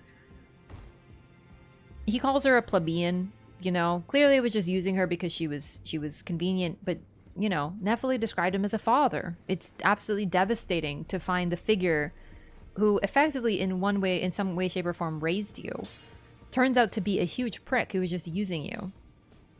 And lied to her because she thought that he cared about justice and protecting the weak, and it turns out he doesn't care at all.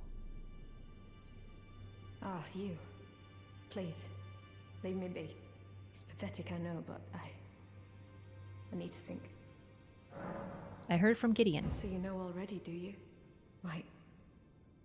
It's true. My father cast me out for indulging my emotions, forgetting the mission. Punishment for offing his pawns. Lord Gideon has offered me guidance all my life. I would have done anything for him, to place him on the throne of Elden Lord. And yet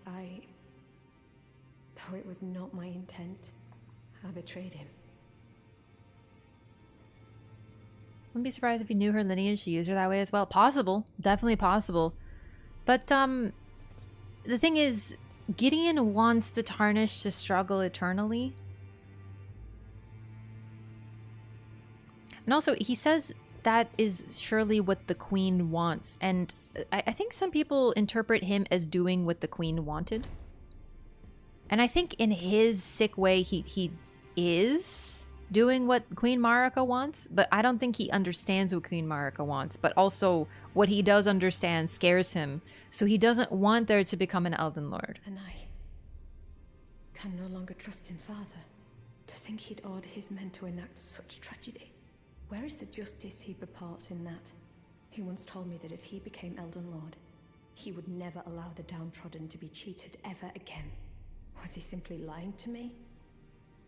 See, that's the thing. I don't know if he was lying.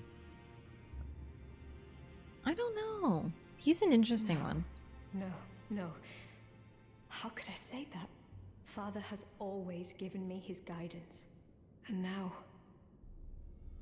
I've lost it. So, Nephili never saw Grace, but instead of the guidance of Grace, she had the guidance of her father, and without that, she is now behaving as if she's lost the ability to see Grace. No. How could I say that? Father has always given me, and now... Okay. Sorry, Nephili. We'll progress you later. Doesn't know that Radigan is Marika? Yeah, it's possible he's doing what Radigan wants, but it's also possible that he truly did see what Marika wants, which is to get rid of the Greater Will. And she realized, or Gideon was so terrified of that, that he'd rather have the Tarnished struggle for eternity. Also, you have to wonder when he saw that. Was it before or after he met Nephili? Maybe he did mean to create a haven for the downtrodden, right?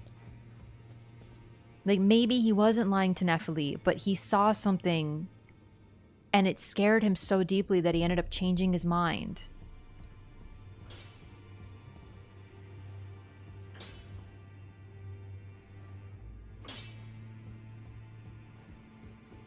Bye, I'll progress you later. Yeah, that's a perfectly normal thing to say to people. A lot of people think he got duped by Radigan into working against the Tarnished. That's also possible. We'll have to read his description again. You have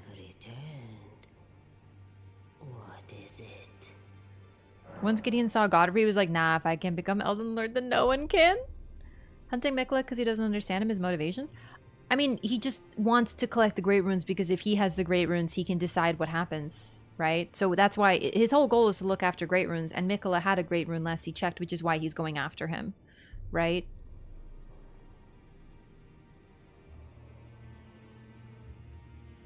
So yeah, he wants to understand Mikola and his motivations, but I think it's also just a case of he doesn't really care about Godwyn and his motivations. He's clearly aware of Deathblight. He's not an idiot, but he doesn't care about it because it doesn't associate with his first goal, which is acquire Great Runes. So I think that's the main thing. Okay, I don't have any remembrances. Great runes are the stuff of demigods, the children of the goddess Queen Marika, she who is vessel of the Elden Ring, tainted by the strength of their runes. It's actually one thing I forgot about. But none could become that the demigods with runes were tainted by them. And I wonder if that's literal, like what if they changed and warped based on their rune? Wait, did I get this already? Yeah, I have. Okay, I have heard this before. So. Marika wants to be rid of Radigan? Yep. But she really just wants the Elden Ring to be done, though.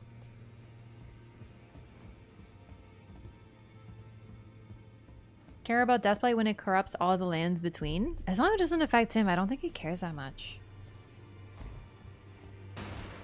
Mikola needing to be destroyed is the only one he doesn't understand. Yeah, the thing is, though, his #1 goal, collect Great Runes, or at least prevent one Tarnished from getting them so that he can, if he knows where they are, he can make sure others can't get them.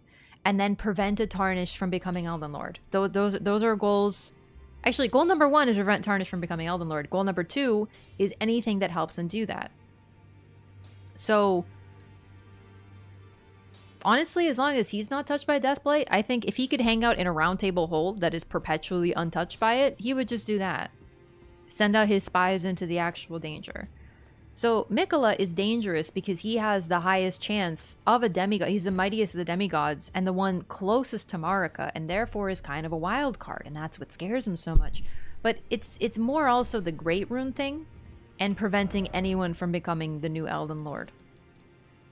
He just wants stagnation, like fully stagnation. He's basically mini Radigan at this point. So yeah. Okay. Don't want to do Grand Lift of Dectus. Right, the Black Knife print. We can do that. I also want to check out the Ailing, not the Ailing village, but you know, everything up here. Frenzied village. Ironically, he misses the most important detail of the truth.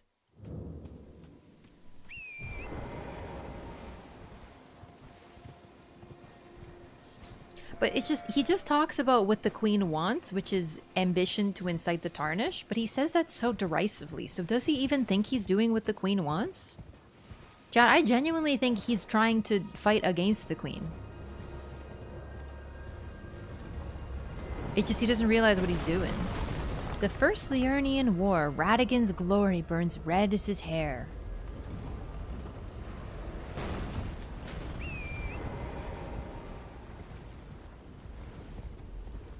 So yeah, Gideon doesn't know that Marika is Radigan.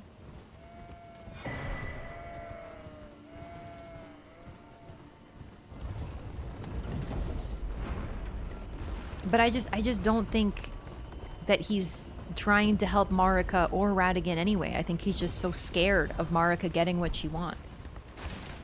Also the owl? Yeah, we'll probably see some owls. I know a couple in Limgrave that we can go to.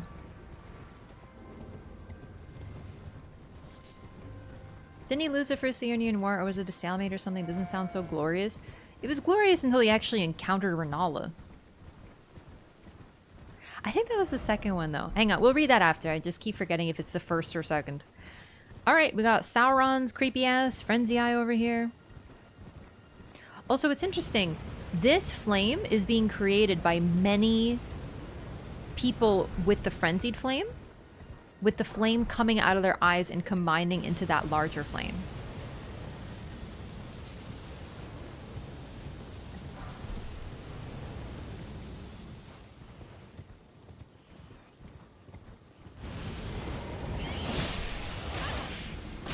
Dude, these freaking rats suck. These rats are gonna kill me. I'm gonna get frenzied and I'm gonna freaking decease.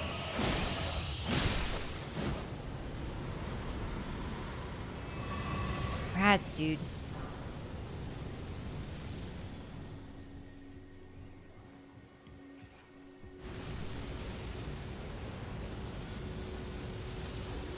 Yeah, if there was a second Liurnian war, which I think there was, and that's the one where Radigan encountered Renala, it does suggest that he lost the first, yeah.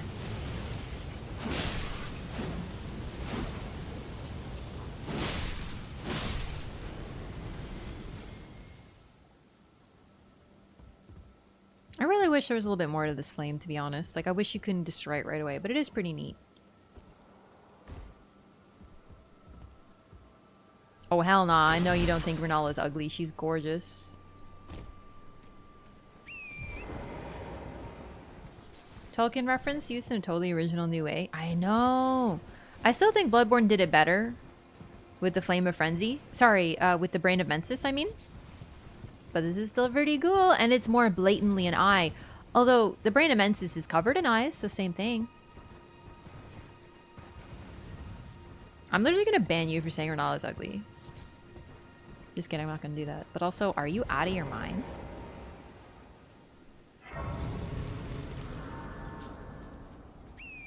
Like, I think her fashion choices could be a little better. That hat, a little weird champ, but it's okay. Guide and gatekeeper for those returning to the roots. And it's guidance.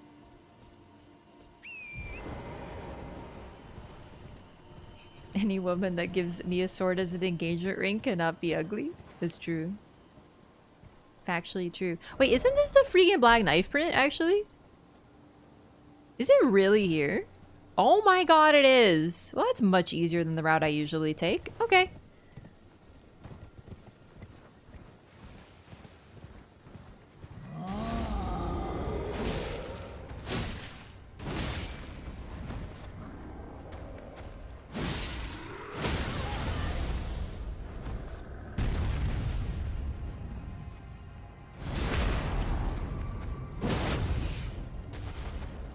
They made such pretty armor for their giant friends. Slash trolls.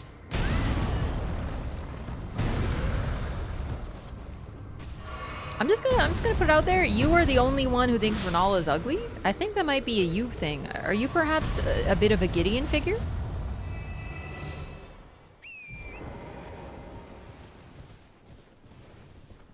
Like, I actually, like, I'm, like, thinking about her face right now, and I'm, like, by no measure of the word could she possibly be construed as ugly. Like, ever. You know what I mean? Dang it, I don't have erudition. Wait, do I? Chat, where do you get erudition again? I forgot.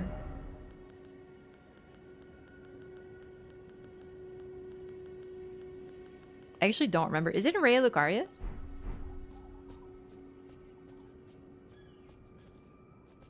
No, you don't? Yeah, that's what I'm saying. I don't have it.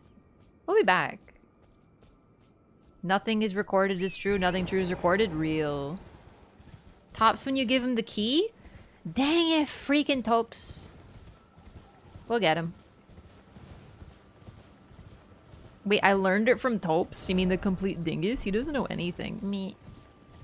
Sorry, that was a little mean. I love him. He's very sweet. He's genuinely an actual genius. And he is why you should always have confidence.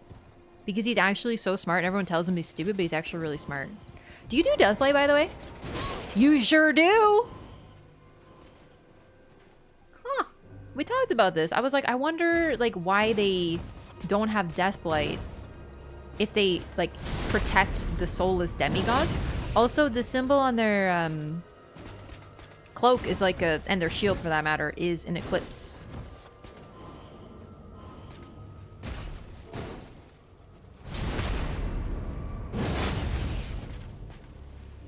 We'll open Raya Lucaria soon. It is very dark sign, that's true. He was wise beyond his years. Yeah, and it's also like, in general, there's a lot of lore about the academy. We got the armor, that's sick. There's a lot of lore about the Academy sneering at various things. So, for example, a staff given to the demi-humans for peace was described as being sneered at by those in the Academy. The Academy were elitists. They were sure of their particular way, and genuinely everything that didn't fit exactly their mold was excluded and hidden away, and bleh. You know, they were very closed-minded generally. Kind of like typical academia. Do you know what I mean? There's a right way to do something, and if you don't do it their right way, you know, you're wrong. Snobs, yeah, exactly. Ronnie is a rune on the moon? Sorry, I've never said that out loud. Yeah, Ronnie discarded her rune, as did Mikola.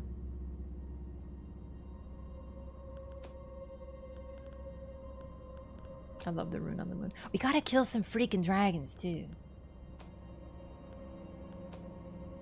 It's actually really similar to Birkenworth as well. Okay, the chess piece, silly me. Mausoleum Knight Armor. Armor worn by headless knights who endlessly guard the wandering mausoleum.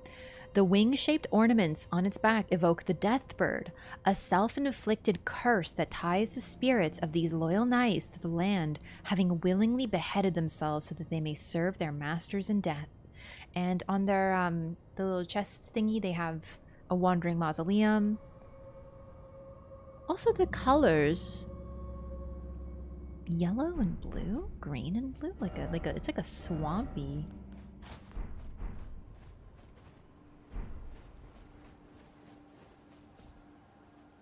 So the deathbirds are associated with the eclipse. Interesting that we see one outside of Castle Sol. So it looks like striped yellow and blue. Wandering mausoleum on the chest. It's very dirty. It's possible it was just yellow and then it got damaged. I do love the winged hussar stuff on the back. What kind of self-respecting ghost leaves a corpse? Is this the only one that does? Although this one's rather unique because it's not directly tied to a wandering mausoleum, but instead is protecting the black knife print in here.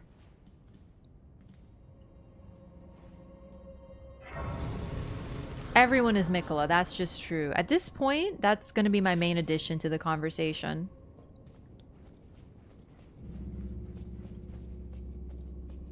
Got dirty during head removal? Is there blood blue?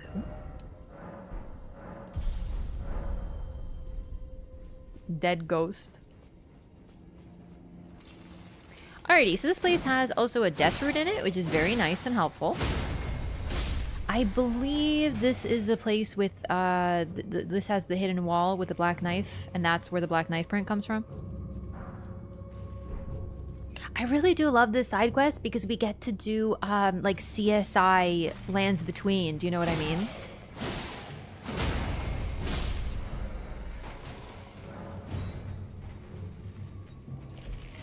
We get to find the fingerprints and such.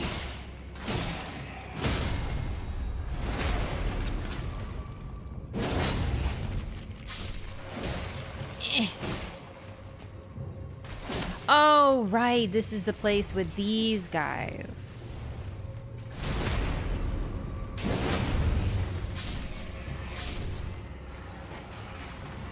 So I think that's Ghost Flame, although Ghost Flame confuses me.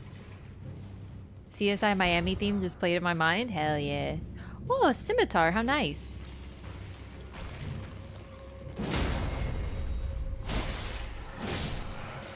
Ow.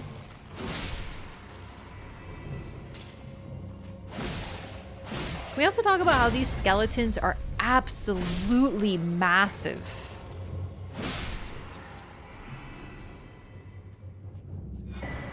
Rose's axe! That's where this is. Okay, okay. I'm really excited about this. I was really hoping to get this. I just couldn't remember exactly where it was.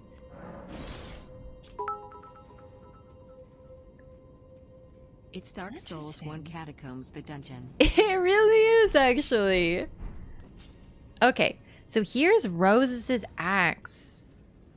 We can see a depiction of Roses on it, and then we see... Honestly, it's a little hard to see. Let's... Oops. Usher of Death, Roses, who shows the path to the catacombs throughout the lands between, is depicted on this ritual axe. The dead easily lose their way and have always been in sore need of a guiding hand. I wonder if this perhaps is an association with the Tarnished as well. The reason that we see Rose's glow with his guidance is because we are dead. Like, the Tarnished are liminally between life and death because they are ye dead who yet live, right?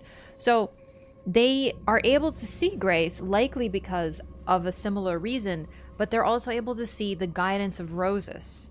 And I wonder if this idea of the dead losing their way is part of why the Tarnished seems so reliant on grace or guidance in general, which we see with Nephili. She is devastated to lose the guidance of her father. Part of it could be the fact that she's, you know, she's always listened to her father, and it's really, really upsetting to lose that guidance. But it could also just be, you know, something special about the Tarnished. So look at this. There's like some sort of staff in the center. The figure kind of on the top, I think, is Roses, with that part attached to the axe being his head, because you can see a similar crown, and then that long neck with the gamer posture. And then it looks like his feet is roots, and these dead figures, skeletal, are reaching up and clutching toward him. And the dead also become roots at the bottom. Cool. I think I'm seeing that right, because it looks like Roses.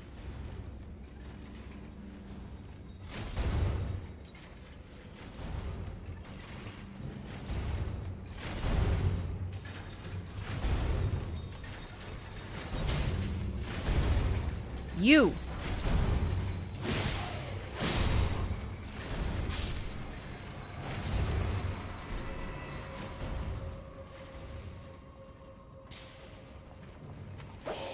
This is a really cool catacomb. But yeah, look at these. They're like Blythe tall.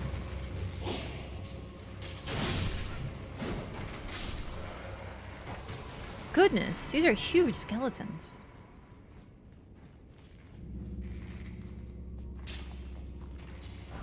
Oh, it's a little framey in here. So this is the hidden wall, and this is the black knife and the black knife print. I'm dead, I just noticed.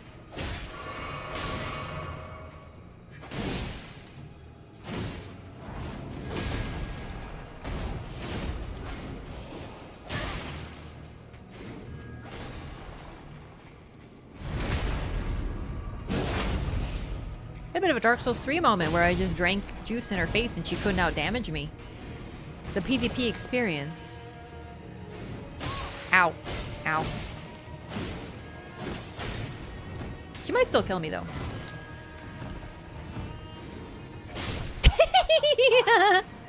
Oopsie. Listen, I got a little careless. I started looking at the statue while she was still alive. I could have just waited until I defeated her, but instead, for some reason, I wanted to look at the thing. You can summon D for this boss? Really? Let's go see if we can summon D. That's really neat. I've never done that before.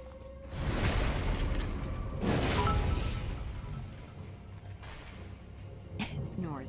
Americans will use anything but the metric system as a unit of measurement. Raf, they are glade tall. No, this is slander. I'm Canadian. We don't use we use freaking metric up here. This is slander.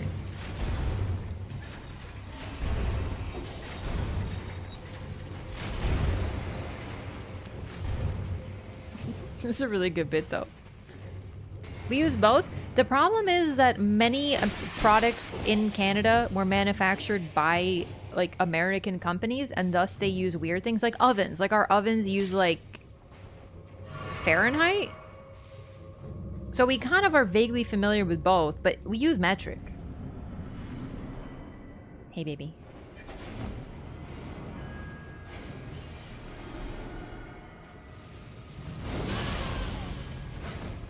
really neat. Oh my god. Alright, I gotta tell you, a slow attacking weapon, not particularly poggers against a black knife.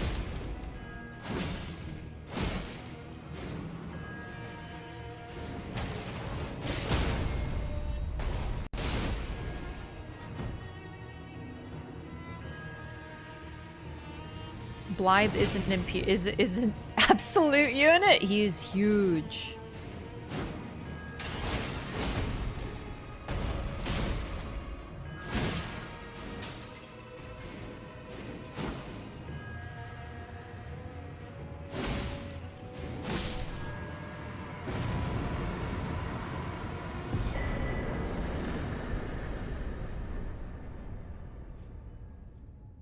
Interesting. Who is this?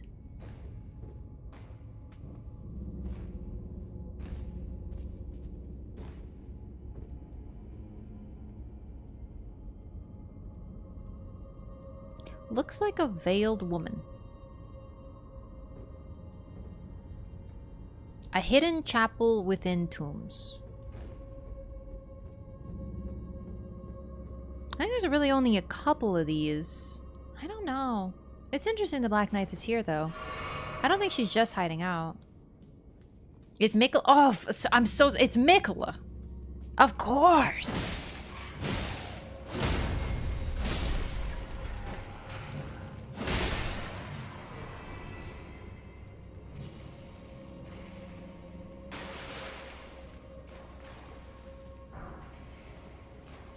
Not a helmet, that's his face. He's a wolf. Yeah, that's Blythe's face. Blythe's face is legit. He's a wolf. He's a shadow made for an Empyrean. There is a mask that gives us Blythe's face, but it was created to try to assassinate Ronnie, effectively. You miss all the obvious Mikula connections. Unironically, though, a lot of people think that I'm, like, wrong and everything's Mikula. And it's okay. It's just... I personally think of what I think is most interesting. And I think Mikula is plenty interesting. And Mikula is linked to a lot of things. But wouldn't it be boring if everything is Mikula? Do you know what I mean? Oh, crab!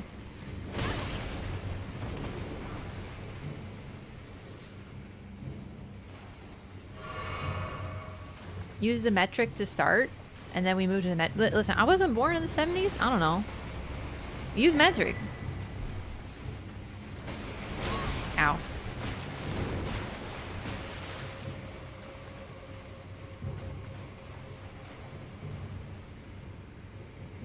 I think that most things are Marika. I also do. I just try not to talk about it so much because, like, everyone goes like, "Ugh, no, it's Mikula," and like sometimes I just like get really tired of like. I don't know. It's weird, man. You know, like, shouldn't it be more fun that there are more theories?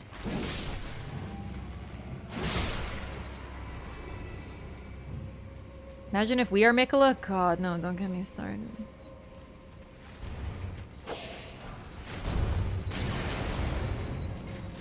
Hang on, what was I gonna say? DLC is gonna be huge for clarifying that. I really think... So, you know how we see Mikula at the end of the trailer? Or who we think is Mikula? What I think would be really neat, and I'm not joking, is if that's the only time we actually encounter Mikula, and he says nothing, and then just vanishes, and we have to read into so much more. Like, DLC is gonna ask way more questions than it answers if it's anything like FromSoft's usual work. And that's gonna be so interesting. We have already gotten new lore with Mesmer. No one had any idea about him. Every snake in the entire game. People were like, oh, it's just like Rykard. Oh yeah, that's a Volcano Manor. We never questioned how the hell Rykard got the idea to get chewed up by a snake. And then we got a trailer with 2 lines of dialogue from a new boy and a new name, and suddenly the lore world is exploding.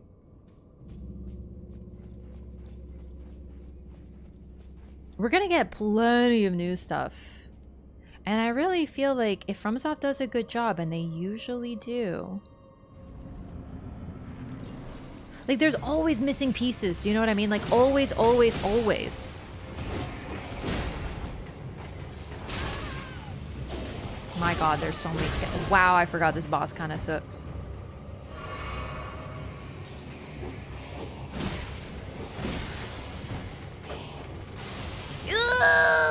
I forgot. No, no, no, no, no, no, no, no, no, no, no, no, no, no, no. Spooky, spooky, creepy, creepy, creepy, creepy. He eats you.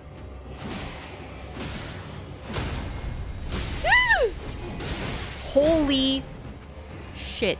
I forgot how horrifying cemetery shades are. Like, they're so squishy, but they're nightmare fuel, truly. Help! No, no, no! He's gonna eat me! He's gonna eat me with his brain parasite! I'm freaking dead, dude.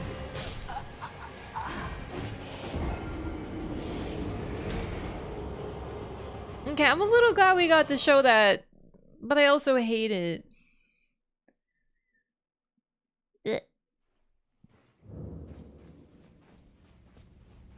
Bro, that was Mikola, dude. Any lore on what the hell these guys are? I'm gonna be honest, I mostly try to forget they exist, but they appeared. Cemetery Shade. Land of Shadow. Best I can tell, to be honest, is they are basically... No, no, no, no, dude, I'm gonna lose my souls! Help me! Holy fucking shit. Wait, where are my souls? Oh, they're there. I think we can pick up its weapon, and that's basically all the lore we get, and I don't remember what it says. They're sort of like brain suckers. They got a brain thing in there that's making them like this. That's the real thing that attacks you. They are runes, not so. Are you fucking kidding me? Free me. Help me. Yeah, you can see the parasite or whatever is truly controlling it. It shows up at the last second when it wants to eat your face.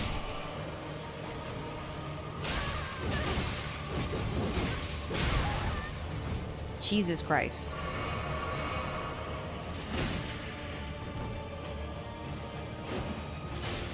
Quit it, you dork.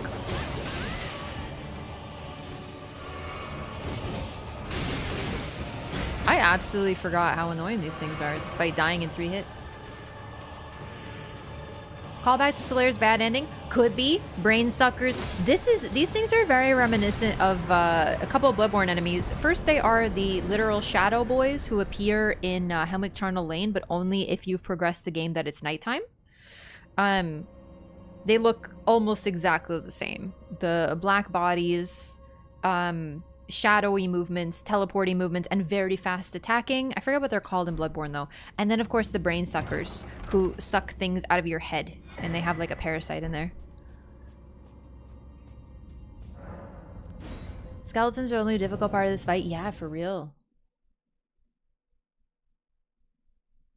Hope we get more weird enemies like this in the DLC. Yeah.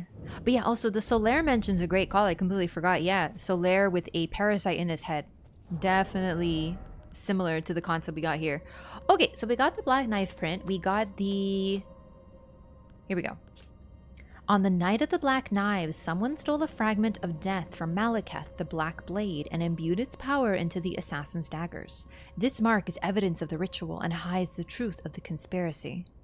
Do you think that those runes literally say, "Hi, Ronnie did it"?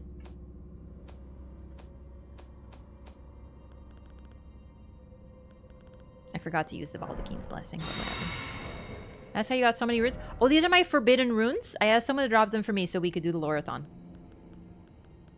These are my secret forbidden runes. This is my forbidden right.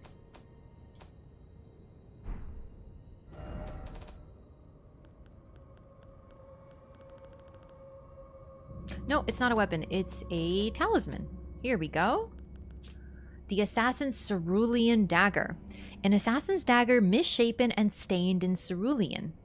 This charm is modeled after the darkly gleaming blades used in the Night of the Black Knives, those which gave the demigods their first taste of death.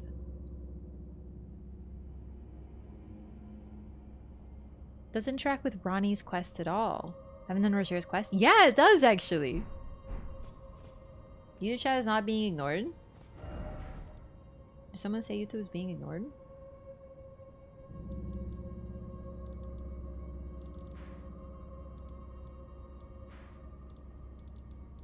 Listen, I'm just gonna say that I looked at YouTube chat and then it was the same message for the past like 20 minutes, and then I looked at it and there's been a couple new ones, okay?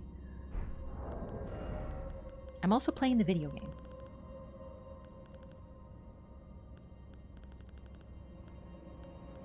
Cerulean.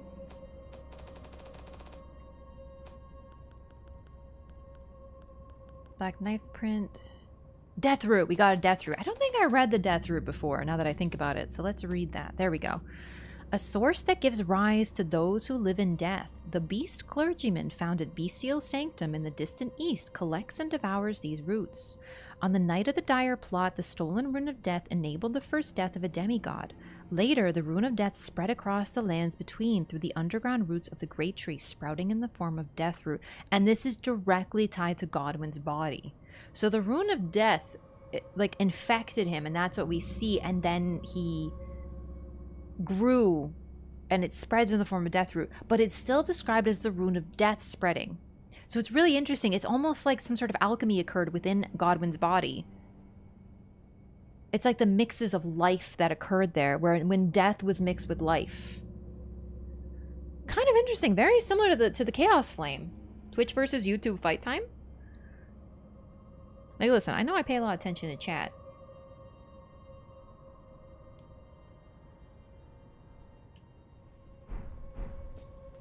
Yeah, he a troll. Yeah. I will say that, like, I do pay attention to YouTube chat, and I don't mind when people are like, oh, she's not really paying attention, and then I respond to YouTube chat, and then they're surprised.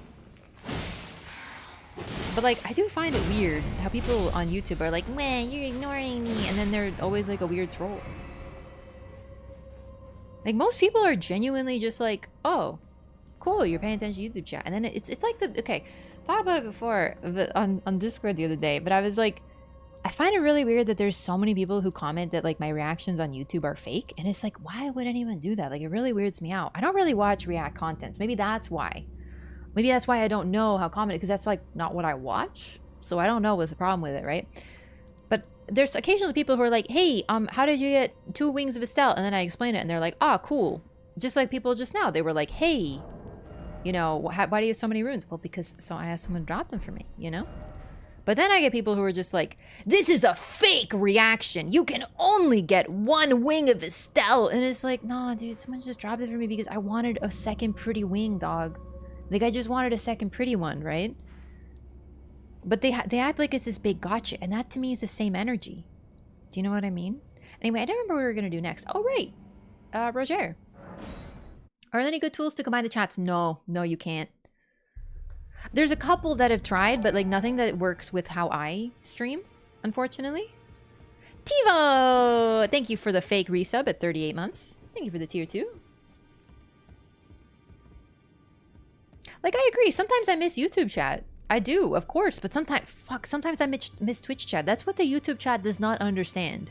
There are people in Twitch chat who know that I'm gonna miss chat. I don't respond to everything. I can't. Because I'm also playing the video game, or there's like a really long lore thing, or I forgot.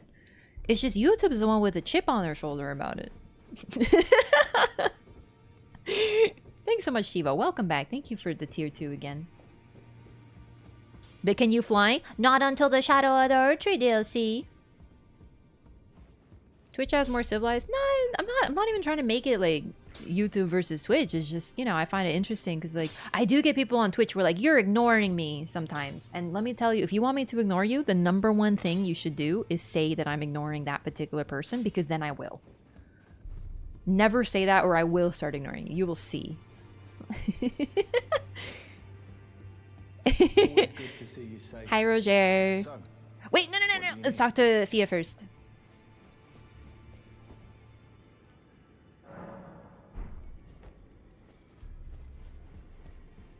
Streaming still new on YouTube? For sure. I am pleased to see you again. Would you like me to hold you once more? I try to reach out a lot, for sure.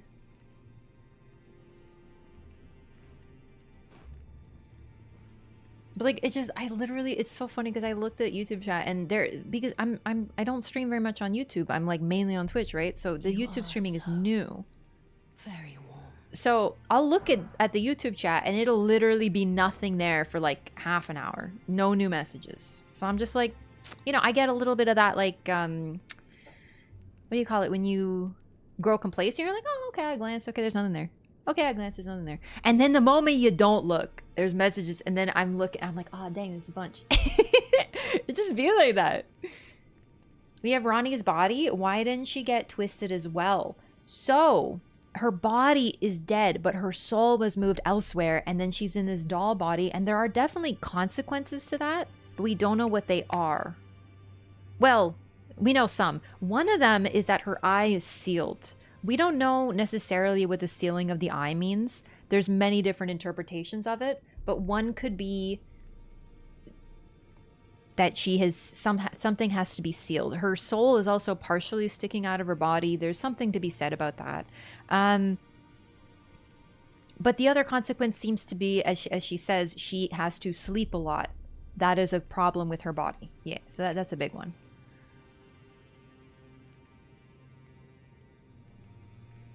Yeah, she be very eepy. It's true. No, it's just generally, I do feel bad when I miss stuff in chat. Like, it happens all the time. Sometimes I'm like, oh, I gotta reply to that, but there's a bunch of dialogue in the game, or I'm fighting a boss, and then it's been like half an hour, and I'm like, oh, dang, I forgot about that. You know, it just happens. Apparently, her doll body is hard to move. Like, in what way?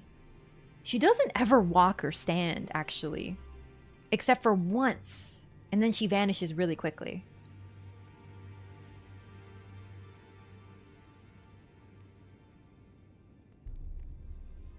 Oh, long hug, yep. Oh, we can tell her. Dear Roger likes to talk of it. No, she just the ancient plot went to bed. In which the first she gives us more demigods context. Was slain. The black knives wielded by the assassins who committed the act, along with the impressions they made, somehow hide the truth of the conspiracy. Neat. Comment about having some difficulty in animating her form. I don't remember that at all. Please, if you have that. Good day to you, my dear. Pink Lady have her eye sealed too? Melina does indeed have a sealed eye. And it looks like a 3-clawed dragon leg covering her eye. It's pretty interesting. Listening to learn something new? I'm glad you enjoy. Some streamers only talk to their mods. Yeah, I mean, everyone has a different stream culture, right? I know a lot of streamers, they don't talk to chat too much because they're more about, like, just constantly talking about a topic or something. Or also, frankly, some streamers, their chat is so big and active, I don't know how the heck you can, right? If we're talking about, like, really big streamers, I've been in streams like Northernlion. I watch Northernlion a lot, mainly on YouTube, but when I'm on his stream, I just watch his chat go, and I'm like, bro, I feel like I'm getting mind flooded just having that in the corner of my vision. It's unreal.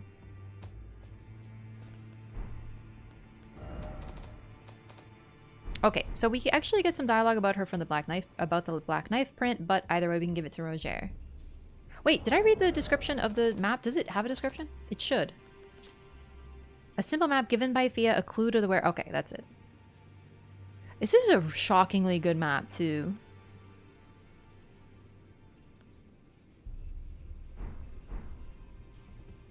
Always good to see you safe.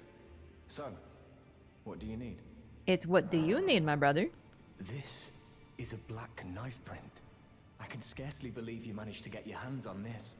You recall our conversation about the Night of the Black Knives, yes? They say the assassins who carried out the deed were scions of the Eternal City. A group entirely of women, arrayed in armor of silver under cloaks which fooled the eye. Scions the of the Eternal knives they City. wielded, though, were imparted with the power of the Rune of Death through sinister rite. Please, I beg of you, lend me the knife print. So the Newman and the Black Knives were also scions of the Eternal City. Though only a fragment, a very specific ritual had to be performed to impart the power of the Rune of Death. Traces of the one who performed the rite are sure to remain in the imprint. Half my body has been suffused with death. I'm certain it will help me see. Roger really talks a lot there. No wonder I forgot about that detail, because he gives you a lot of information in that particular dialogue and he doesn't repeat it. And you can't even choose. You have to give it to him. It's actually really interesting.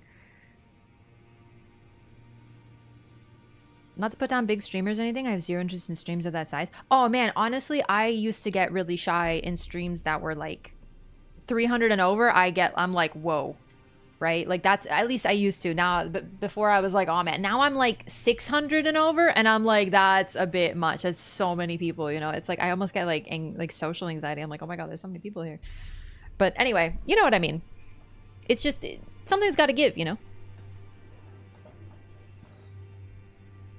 Okay, so the Newman Black, I have to write that down.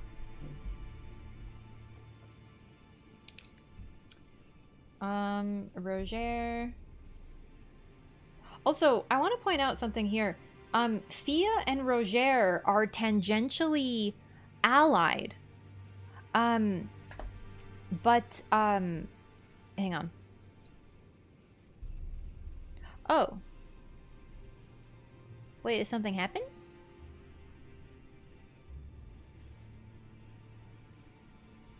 Oh, the API thing. Yeah, I don't know how to fix that. I tried and I couldn't fix it. Regular 1K and everyone knows everyone there? Oh, I believe you. I think it's just, for me, it's like jarring to imagine. Do you know what I mean? But then again, I used to get self-conscious when I was in a stream with more than 100 people, but that was before I had 100 people here regularly. You know what I mean? You actually just reminded me, I'd like to raise my settings again. I'm gonna try one more time to raise my stream quality back to where it was and see if my internet can handle it. Let me know if it starts getting framey again, but I really want to try. Which ending are you going for? I'm actually not sure which one we're gonna go for, but like my first playthrough, I'd like to try to get all of them accessible. Click your name to see it now? Oh, really? Either way, I should just remove that. Nothing you can do about it? Oh, bummer. Okay. It looks like we're good. Alright, hand it over the black knife print. So, Roger, black knives were scions of the Eternal City. Anyway, I also wanted to mention, and then I'm adding equals Newman, Marika's fellows. Okay. Fia and Roger were working really close together, but not directly allied with one another. And the reason that I think this is actually supported by this whole exchange of dialogue. We have Roger talk to us and tell us, oh, I mean, he can tell you about the black knife print and asks you to look for it, but I don't think we got that dialogue option. That's always how I found out about it, and then I just found it by chance. But if you talk to Fia, she will give you a map on how to find one. However, she specifically says, oh, I wouldn't want to give this to Roger, of course, because he can't do anything with it, but maybe you can. I don't know. I find it a little odd. You can't even tell Roger about it. She very specifically doesn't want to mention it to Roger at all. And I feel like if they were allies, she wouldn't tell you so carefully not to talk about it to him. I don't know.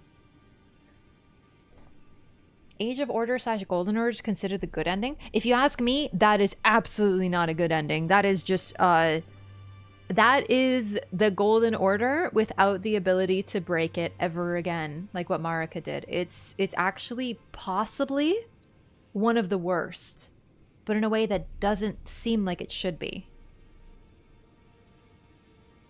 It's only a good ending if you like what Radigan is currently up to in the Golden Order. If you like the greater will feasting upon the people of the lands between for eternity with no way to break out of it ever again. No free will ending? Yeah.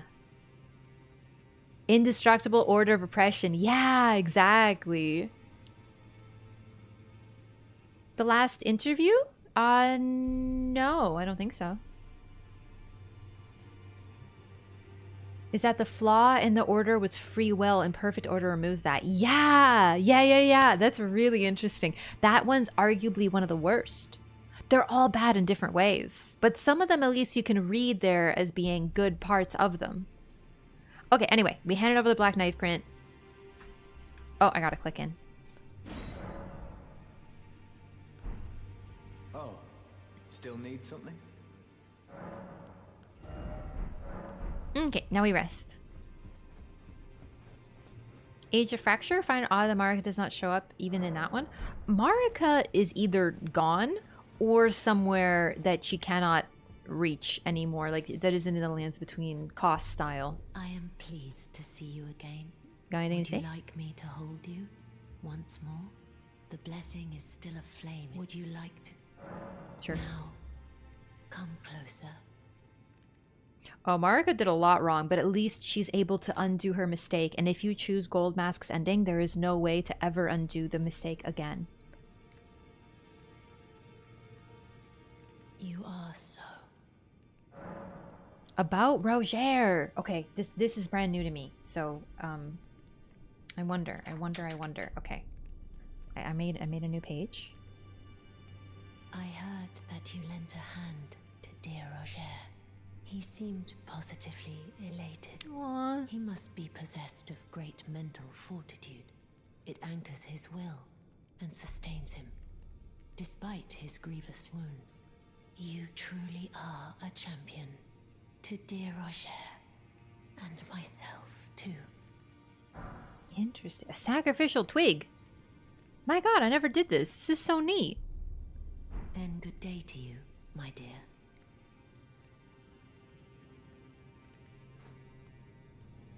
It's really interesting to note that Ronnie's and Godwin/Fia's quest lines are so linked.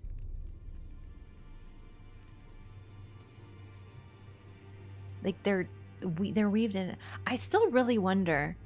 I think Roger simply wanted comfort. I wonder if Roger is even aware of who Fia really is, personally. Age of the Duskborn? What's Age of Duskborn? Dude, I want water. I've been staring. I keep looking over here because my empty water bottle's here, and I'm like, I've been wanting water for the past hour. I'm gonna get a water. Okay. Give me 1 second, okay? Oops. BRB gamers, I need to be hydrated.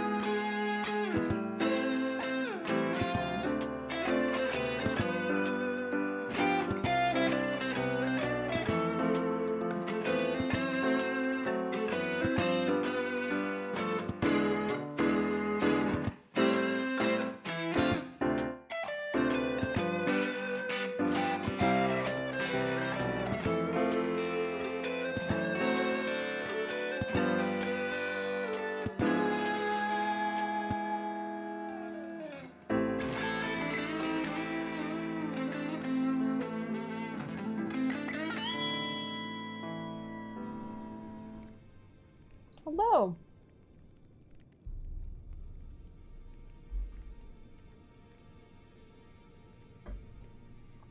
Okay.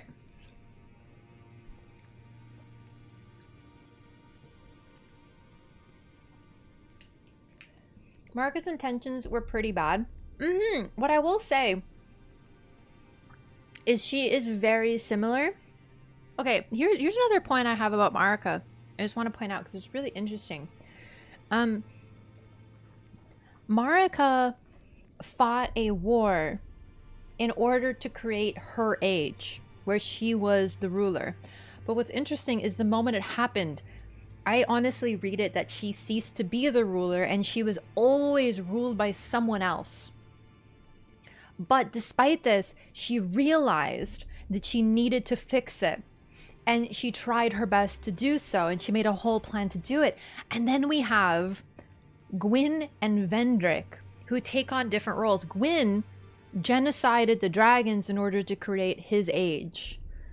And then he created the first sin. And he decided to further that sin by linking, or he linked the flame, and that was the first sin, right? But he decided to basically double down on his mistake because he never wanted his age to end. And then we have Vendrick, who genocided the giants, who he fought because he just wanted more war. Actually, even before the giants, though, he did take over the land of Dranglake. That wasn't his land by birth. So he was a warlord who became a king through might, and then decided to fight the giants again. Start another war, basically. And then he realized he made a big mistake because Nashandra was like gonna take over, and he was like, and he got scared and he ran away. Right? So the thing about Gwyn and Vendrick is Vendrick realized he made a mistake and he panicked and he ran away and hid like a baby. Gwyn made a mistake but decided to double down and never regretted his mistake. And Marika tried to fix what she did. And she is considered the most evil of them all. It's actually really interesting that I think about it. Personally, I think she always knew she wasn't going to survive. That's why she's always depicted as hung up like a martyr, crucified, because she knew she was martyring herself from the get-go, but she still went toward everything knowing that was her fate. And she did, don't get me wrong, I'm not saying everything she did was good. I'm just saying she was as ruthless in trying to fix the problem as she was in trying to, in order to create the problem. But what's really interesting is she is the only one who tried to fix it of all the previous rulers from previous games. None of the others ever tried. Stop copying me? No. Okay. Anyway, I just saw that conversation. Sorry if I missed stuff when I was on break. I got a quick snack. Just a bite of beef jerky. And I got my water. More chill than most other rulers. The difference too is based on implication, Marika and Godfrey actually really agreed with a lot of, like, they were not as hateful as Radigan is. Gwyn, also very hateful. He hated humans. He was actually kind of scared of them because the main thing about humans is that they could spread. There was many of them. The dark soul was the soul that could be divided way quicker than the others, which is why there's so many humans. But he always hated them because he hated what things associated that weren't associated with the light, like the dark soul. So he ruled over humans, but he also hated them. And it's actually really interesting there. Generally, Vendrick seemed fairly neutral besides all of the warmongering. But the main thing is that when his people were suffering, he didn't care. He continued his war anyway. He didn't care about his people. They were generally not necessarily good rulers who were not good to their families or anyone around them. And then, of course, there's Nashandra, who is blamed for all of Vendrick's wrongs. So it's really interesting. Marika, though, yeah, I don't know, she's really engaging. She's honestly so fascinating. It kind of bothers me how, like, I know people here think she's interesting and lots of people think she's interesting, but I think that's why a lot of theory, where I think Marika was a spirit tuner and the previous owner of Torrent. I think she's the one who made her own crown and the concealing veil and the Mimic Veil. Like, I think a lot of these things can be attributed to her, and it kind of bothers me when people associate with Mikola, because, dude, Mikola's so neat already. But what about his progenitor? Like, the reason he exists, you know? I feel like people like, need to give more focus to these characters. Freaking love Marika. She's so interesting. Godfrey agreed to stop his need for battle, found a way to behave. Yeah! He's so cool. He chose to side to link with Sarash. Hello. I was hoping to see you. Hi. My examination is complete. Here's the knife print back, with my thanks. Roger is genuinely so cute. I just want to boop his little nose. Now I have a fairly good idea who performed the rite upon the blade. The person who orchestrated the Night of the Black Knives. Lunar Princess Rani. One of the children born to King Consort Radigan and his first wife, Renala. Demigod and sister to General Radahn and Praetor Rykard. Hers was the name I discovered in the imprint. This is actually Truly, legendary. You have my thanks. But if I might be so bold, I would like to ask something more of you. If Rani truly is the one who plotted that fateful night, then she should bear the curse mark of destined death somewhere upon her flesh. I would like you to procure it for me. And then all will be laid bare. I will have the answers I have sought for so long. Mikola did make another ring for what it's worth. He gifted the ring a light spell to Radigan. Oh yeah, no. I'm not saying that no rings are associated with Mikola, because he crafted these gorgeous, intricate needles, and we haven't gotten it yet, but I still remember what Gowry says about the craftsman of the needle that he fixes, or if you ask me, curses. But either way, he repairs the needle that stops the rod, and he says the craftsman of this must understand the essence of life itself. And we'll get the full quote, but it sticks in my head. That's Mikola. He understands the essence of life. He's a super talented craftsman, and we know the things that he makes. But I'm just saying that I wonder where he got that talent, and I think it might be his mother. And it like bothers me how people are attributing everything to Mikola when it's like he probably got it from his mom. It's so neat. Roger deserved better. He really did. Isn't he so much like Gilbert? Seriously.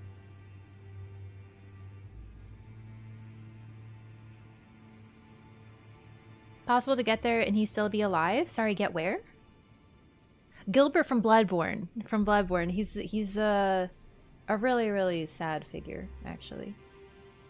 I used to think of Marika as just another Gwen, but the more I thought about her, the more base she seemed. She's actually so base. Like, does a lot of evil things, but I love how more complicated she is compared to the others.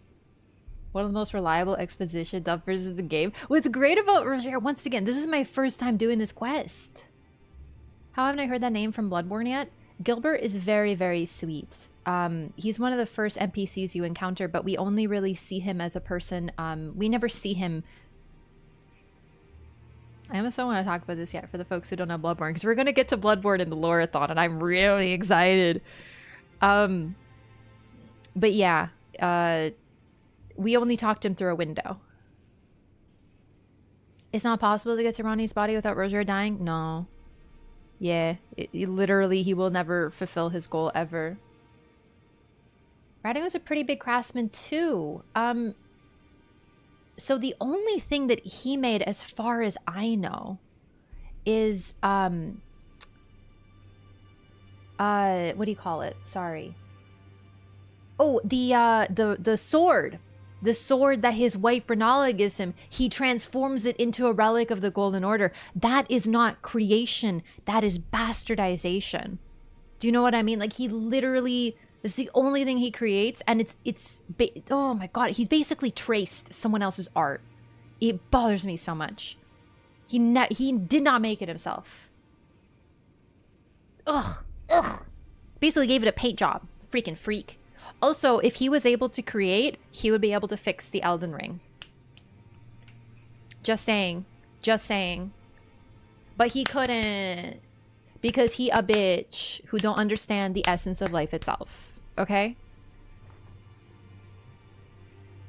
Interesting that Marika could be the gifted spirit tuner that Hugh mentions. What is the spirit, not the essence of life? Exactly! That's actually why! I think that that's Marika, spirit tuner. She made the Torrent Ring because, okay, she had potentially an ally who was a misbegotten, Hugh, right? She also wields a hammer like a blacksmith, associating her in some way indirectly with Hugh, but I personally think they knew each other. I think she's the spirit. She's got the spirit in her eyes that Hugh realizes. That's why Roderica's talented. Also, Roderica, Marika, listen, they got the same ending. Could be a coincidence. Everyone in this game is the same name, but I'm just saying it's pretty interesting. And then Marika did not despise the Crucible and things associated with it. As far as we can tell, that was a later addition to the Golden Order, not something that she planned to be a part of it. And then we have the ancestral spirits. Like that's what Torrent is. He's an ancestral spirit. So I really feel like Marika knew a lot about these ancient things. And also, where do we find the ancestral followers? Mainly underground, near Nokron, which is where the Newmen were from, apparently. Her fellows, the Knight of the Black Knives, were from, they're scions of the Eternal Cities. I feel like Marika, as a Newman, might have known about this. So her having a horse that's also an ancestral follower kind of tracks with her life. I think Mikkel is too young to have knowledge of these things. Like, he was very smart and he learned things later, but it just doesn't make sense to me that he would have a horse that's an ancestral spirit. Unless it came from his ancestor. Anyway, where is Ranni? I have some idea of Ranni's potential whereabouts. There's a manor to the north of the Academy of Rea Lucaria. It is the familial home of the Carian royals, from whom Ranni descends. There's been talk of the old royals' vassals gathering there in recent years. Ranni's whereabouts since the shattering are a well-kept secret. She hasn't been seen even once. She has. She just called herself But I Renna. suspect she might have returned to the manor in which she was born. If the Eternal City is off Psudasax's god, maybe Marika picked up the runes, i.e. the Elden Ring in the aftermath. I think that the Elden Ring arrived way later because it carried the Elden Beast over. Something even mentions at the time of the Elden Lord Godfrey, closeness with the Crucible was considered synonymous with holiness. I feel like I've seen that because there's items that say that the Crucible was a blessing, but I can't remember that exact item, but I'm hoping we'll get it as we play, but that's really exciting. He couldn't repair the Elden Ring. Yeah, that's all I'm saying. I don't think Radagon was a creator. I think all he could do was take something that was already created and transform it into what he wanted. So him transforming Renala's greatsword of the moon into a symbol of the Golden Order is 100% his work, but he did not create the sword. If he did, that would be interesting. So you think Psudasax was an Elden Lord on behalf of the Elden Beast? So, okay. This is what I understood. There was an Elden Lord, Psudasax. He also took on a role similar to the Two Fingers. We see him in that weird symbol. In the weird pose, like the Two Fingers when they're waiting for the guy to talk to them, the Greater Will. So he apparently took on a couple different roles. There might not have been Two Fingers in that era. But there was definitely not an Elden Beast. And I think that was still the Greater Will, but the Greater Will was defeated and it left, although it was never directly there, but it gave up on the lands between, and then it returned, but this time it was like, okay, I need this land. I'm gonna send the Elden Beast this time. So I will have a direct, basically you lose a war, you try again, you send more soldiers, and the Elden Beast was his main soldier. Its main soldier. You know what I mean? So I think the main difference was there probably was an Elden Ring, but it was sent away. Or it broke. It's possible it was the same thing. But the Elden Beast is new. And the Elden Beast rode a star over two of the lands between, and that star became the Elden Ring.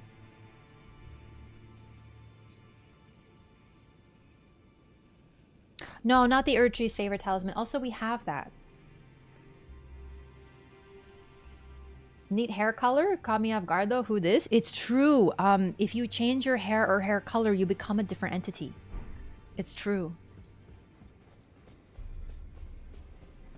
I really honestly feel like half of Radagon's fucking problem could have been solved if the man invented some goddamn hair dye.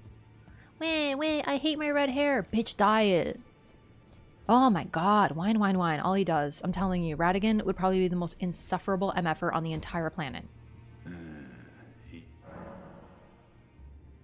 What do you say about the secret Find the medallions? Albinoric woman. Oh, of course. She hides.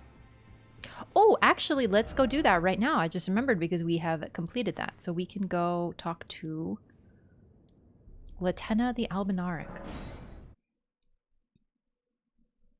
When that apply, Placidusax doesn't know the greater will is returned. Yes. But he also is sort of frozen in time, so you have to wonder what's going on with that. I also think that the greater will abandoned Placidusax because it didn't work out very well for him. But like I said, a lot of this is speculation. I also don't know who took on the role. If Placidusax was the Lord, who was the god that took on the vessel of the Elden Ring? I don't know. What's the deal with all the Erd trees in the Elden Beast world? Elden Beast Arena other worlds? I think so. Where did you learn that about Elden Beast riding a star and it became the Elden Ring? The Elden Star's item description. I don't have it yet, but if you look that up, not on Fextra, it will tell you. We'll get that in the game. We just haven't gone down there yet. I told the all-hearing brute already that I possess no such medallion. I have the medallion, though? Or have you come to take more from me? Was my other half not enough? Actually, wait, don't show it. Hang on. Why does everyone gotta look down? I want to see your face.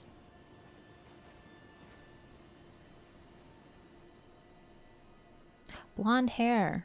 But no gold in the eyes. Oh, I'm sorry. Lobo? Lobo appears to have golden eyes, though, but he do be a wolf, so that's not unusual. Lobo do have gold eyes.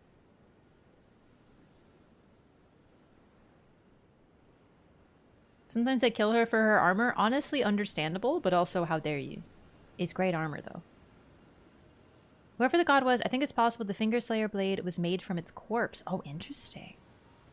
Okay, she is an Albinaric, so she doesn't have the grace of gold. They are artificial humans who have no gold in their eyes and are thus negatively regarded. But yeah, also an albino. The eyes look super like runes. I think the wolf eye is a coincidence because wolves often have golden eyes, so that's not unusual. Also, I mean, I guess it's not unusual, but this wolf has eyes, even though its eyes are always shut. But I guess it's just reusing the model. But yeah, this is basically, think of this like a contact lens. This is what people's eyes and the lens between would look like. I told the Really high-ranking ones with lots of gold in their eyes, though. I possess no such medallion. Or have you come to take more from me? Sorry. Was my other half not enough? And show the secret medallion. Do you speak true? So old Albus entrusted his medallion to you. Then I've no choice but to trust that this was his dying will. Let's try again. I'm Latenna, an Albinoric, the same as old Albus. My apologies for my coursework. Hang on, earlier. before she vanishes, I presume the worst. look at the dark blue at her Seeing that feet. you're another tarnished like that all-hearing brute. Not on her thighs, I but hope at that her you will calves forgive and me. lower. Oh, good. I thought she would vanish immediately. Sorry, I had to talk over it. Oh no, it's kind of visible all over. It's just, it was the angle.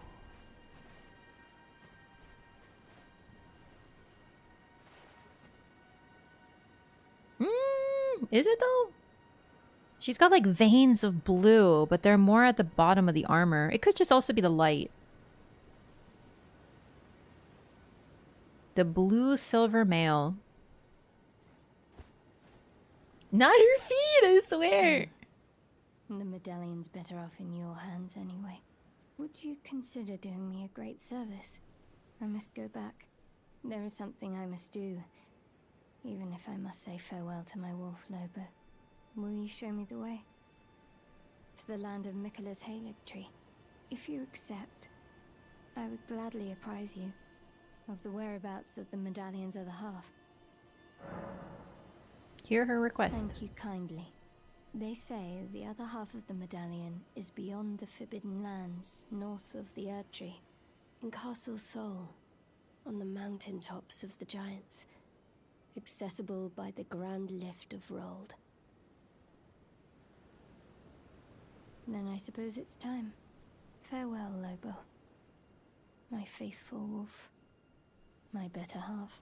I will go with the Tarnished, so that our journey will not have been in vain. Forgive me, Lobo.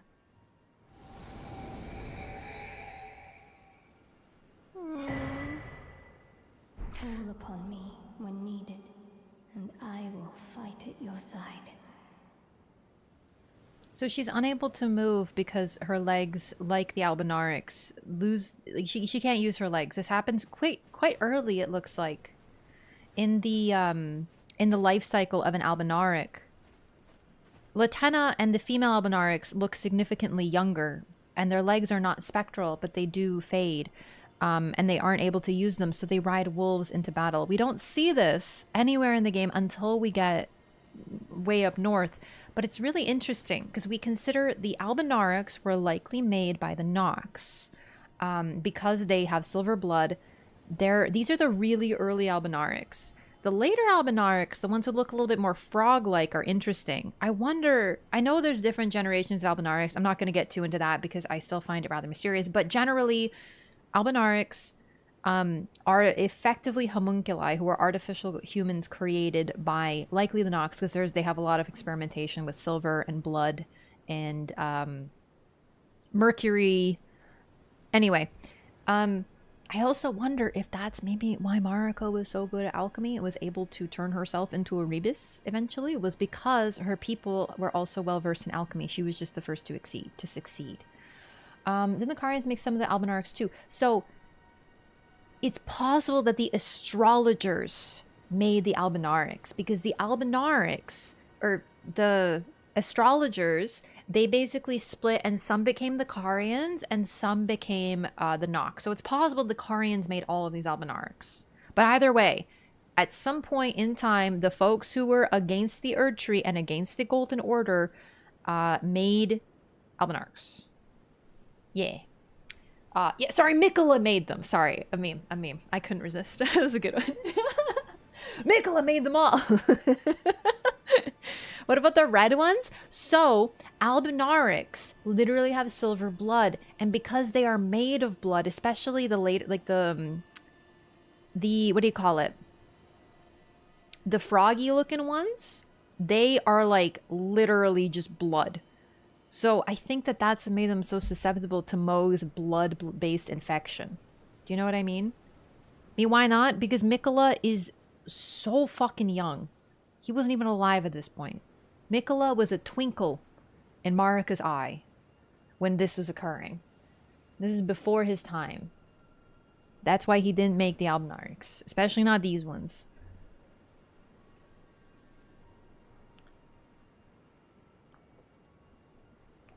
Second gen Albinarix get the gift of free movement at the cost of looking like a rare silver Pepe.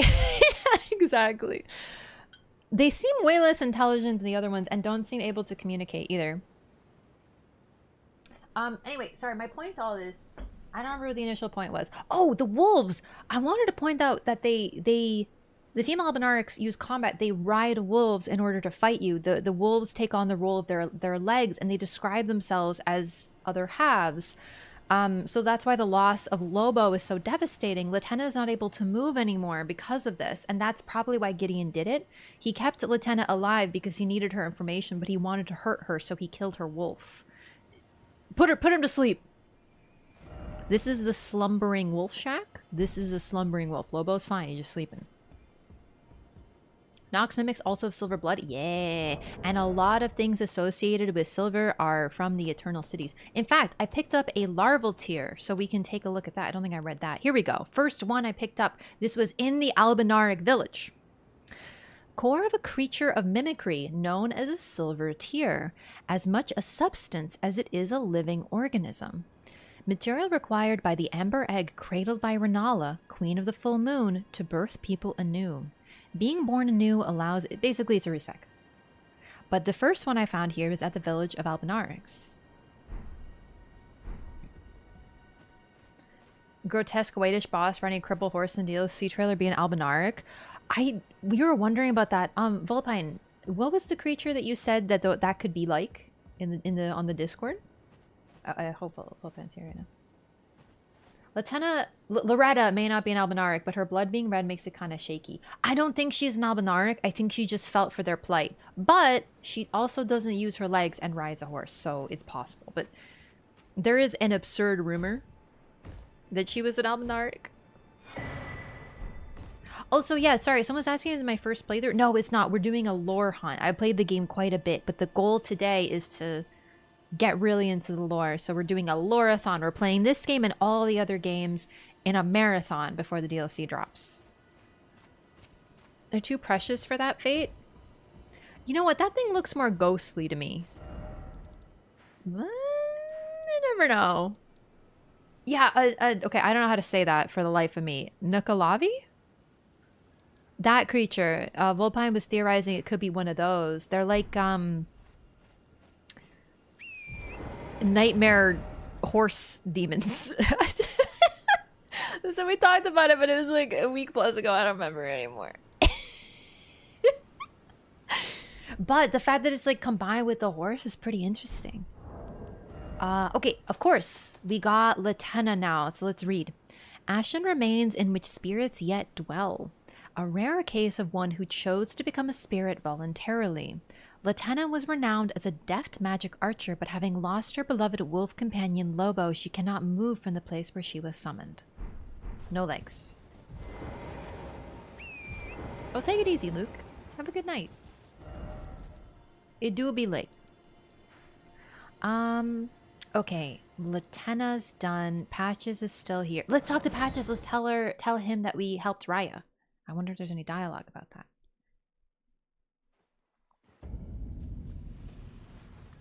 Hello. Hello again. Welcome to We can get the key to Raya Lucaria as well? What you spoke of before. Oh wait, no. We already, sorry. This is about the Raya Lucaria thingy. We can't tell him that we helped Raya, but still. Sacrificial. Oh, I wanted to read this because we got there. You can get multiple of these. We got one from Fia, really interestingly. A talisman fashioned from a dried twig, so slender that it might snap at the slightest touch. Believed to be a twig pruned from the Erd tree long, long ago. Neat. You know, I will say it kind of looks like a needle, specifically the thread at the very top. It makes it look needle-ish, but it's also a twig and it's meant to be attached as a talisman, so it makes sense. Wait, this is... Oh, wait, it is a talisman. Yeah, of course. It's just not in my inventory right now. Cheers for that. Nuklavi? Wait, where's the stress? Second syllable? Nuklavi? Lore always escapes me? Yeah, that's what I'm here for. I'm here for the folks who like lore, but, you know, didn't get all of it.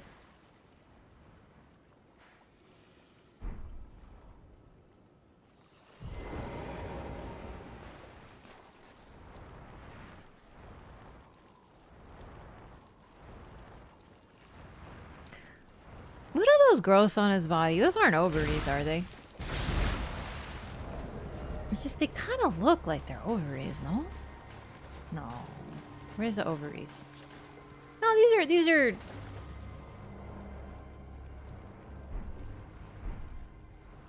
I really hope those aren't ovaries. Now I'm a little troubled. Yeah, how are their eggs? I think they might be ovaries. I don't know if they're eggs. They look a lot like the ovaries. And if this... Okay, so this creature...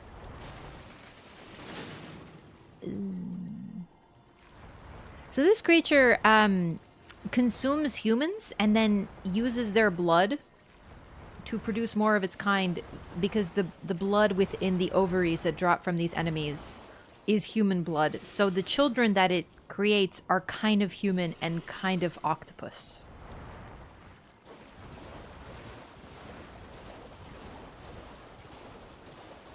Could just be barnacles? They don't be looking like barnacles. They are ovular.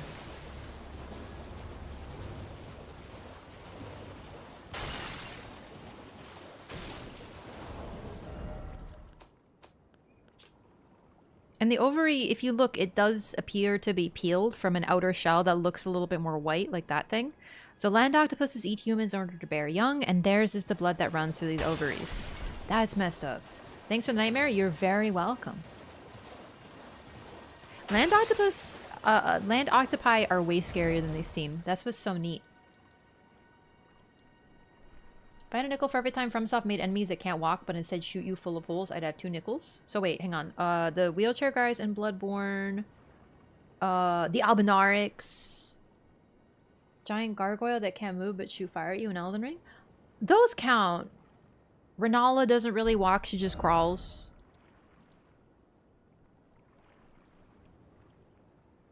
Okay. Can't do the study hall yet. I think now we can safely progress Roger, so we can go to EG.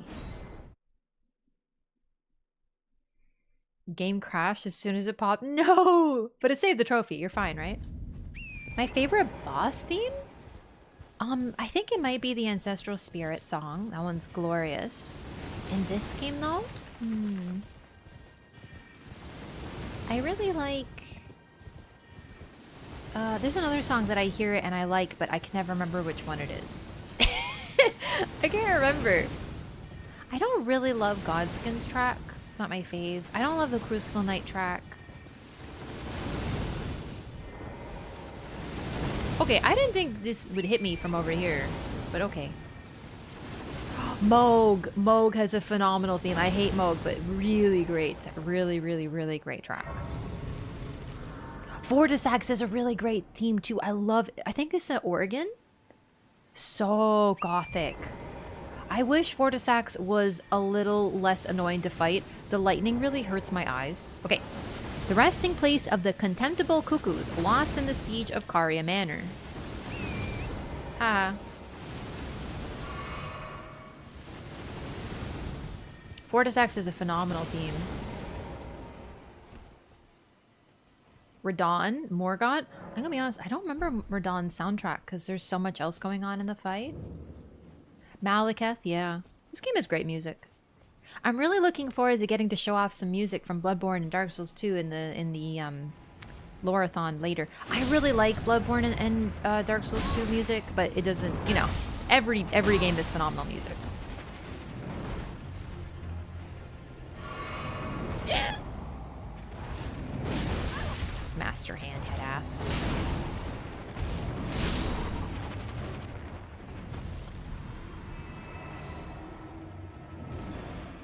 So, I personally believe that the hands were not necessarily intentionally created, but appear in places of great blasphemy. Where blasphemous acts or people exist, these hands exist. So this is probably the first place in the game that you're going to encounter these hand monsters. And Caria Manor, of course, is where Ranni lives and exists, and Ranni performed a forbidden rite to put the Rune of Death into the Black Knives weapons so that they could, you know, do the whole assassination thing. And I wonder if she didn't do it here. And that's why this place is so blasphemous and has these hands in it. Leyndell theme. Yes, I was actually just talking about that in the first playthrough. I was saying how Leyndell's track is so sad. It does such a great job.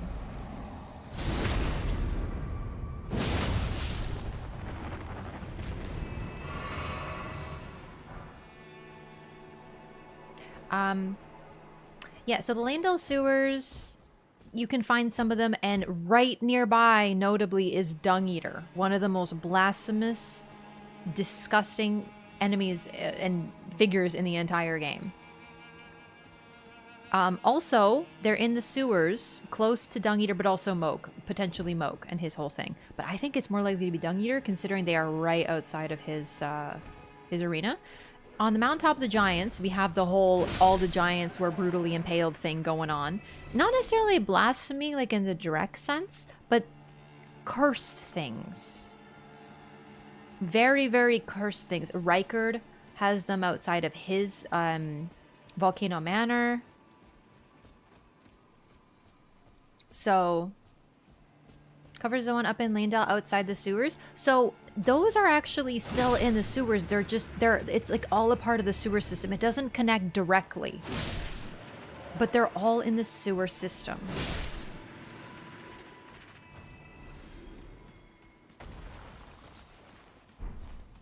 But once again, could also be Morgott. And we also have the weird, creepy albinarix right outside the well. Like, a lot of dark things happened in Lane Dell. In general, the sewers are pretty nasty, yeah. A lot of really, really vile and reviled things live in them. That's where they put the omen. Yeah, so that's that. So that's Rykard. Rykard has some outside of Mount Gelmir. But really notably, the reason that I think that they're not chosen or created, like they could just be associated with the Carians, maybe, and then the sewers for some reason.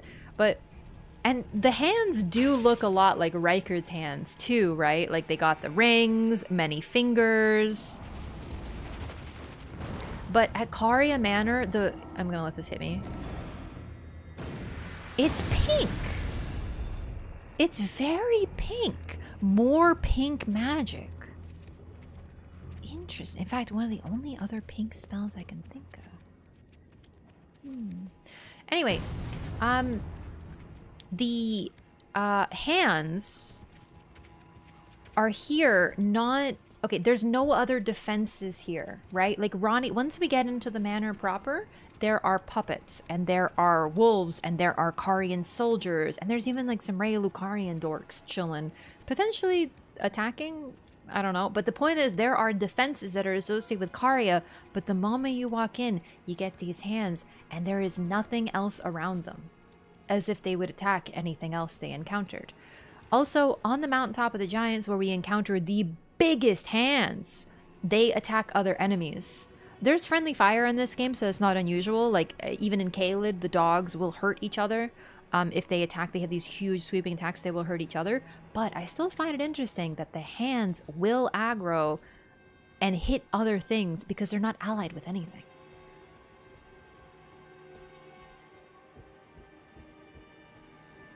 Hello. A Carian knight with mushrooms at his base. Lady Rani, we have long awaited you.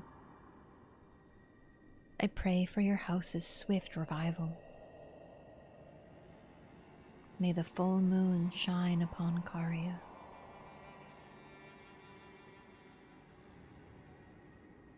The only Carian knight that we encounter in the game that isn't like this is Moongrim, outside of Renala's arena. Saint Trina's Sleep Mist is lavender, kind of on the shade of this magic too. That magic is straight pink. Trina's magic, very, very, very light lavender. I would say like more of a lilac, but really light. It's like if you take the color purple and desaturate it until it's almost gray, that's what you get with the Trina color. Definitely purple tinged, but very light. That magic is completely different. That's why I'm so hung up on it with the spell in the trailer, because it's pink. Butterfly.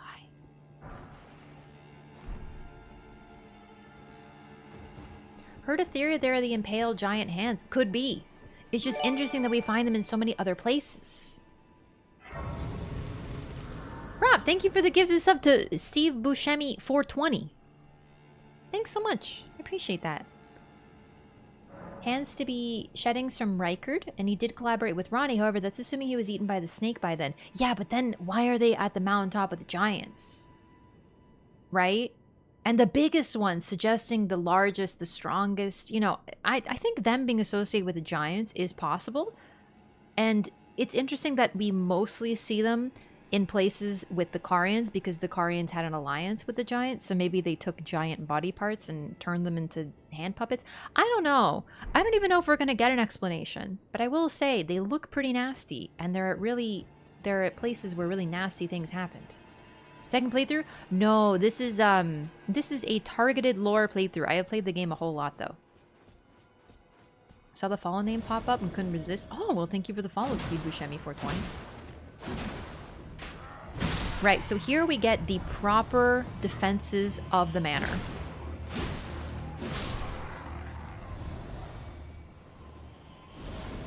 Puppets. Spirit puppets. Welcome, Steve. Name so good, you got a gift sub. Let's get it. Whee! Who gave them bling, by the way? Yeah, you gotta wonder if they're these like weird cursed demon hands, why they got jewelry? And jewelry that allows him to cast a spell that traps you. It's spooky.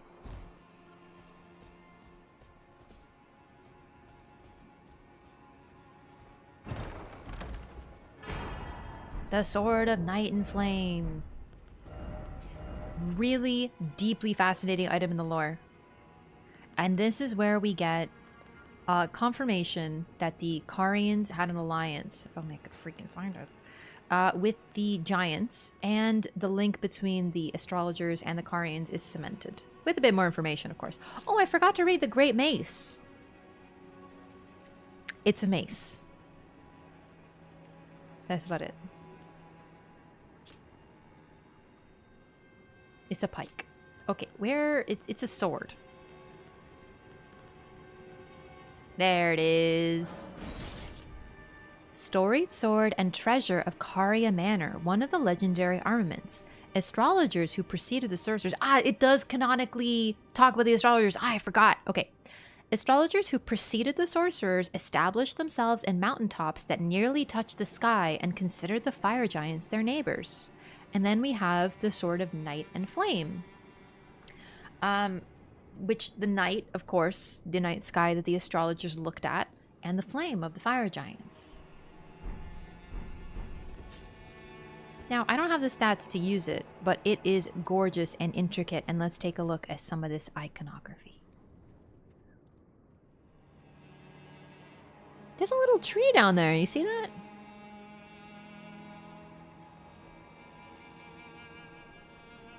It looks like a tree right there. Anyway, at the base. Well, is it a tree? That I don't know what to do with. And then it gets really pretty and intricate, and then you get the top part, which there we go. One half of it is the blue, potentially of the night, and the other is of the flame, but there's no color in it. Cool.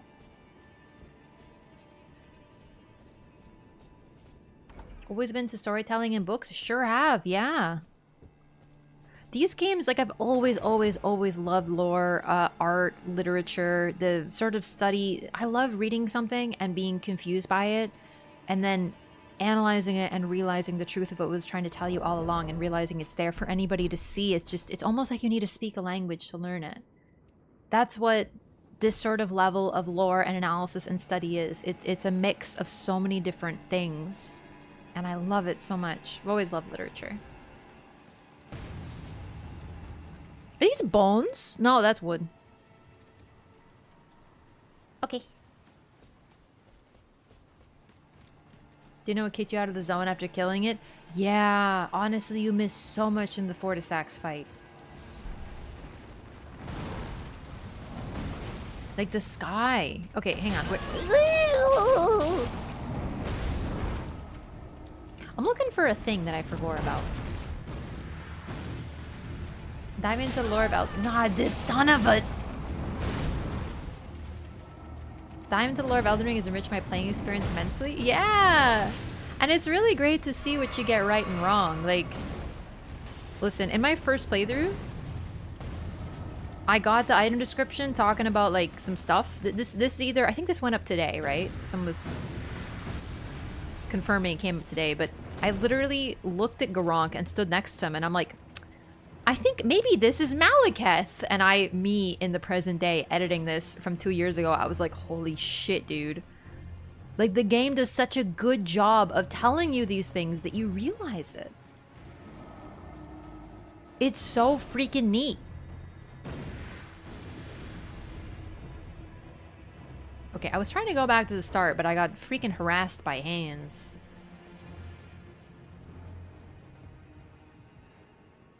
No HUD Fortisax fight? Ooh, yeah. The one thing about Fortisax is he bothers my eyes because of that constant lightning. I'm realizing that my light sensitivity makes it really hard for me to view lightning effects. The constant red lightning bothers my eyes. He looks cool, but I almost wish he didn't have it.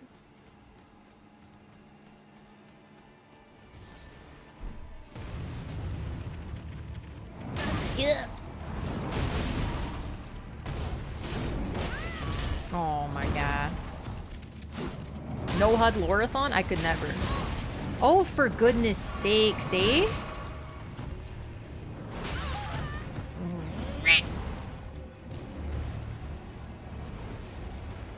Because I was so interested at the time. Oh man, I feel that. Hey.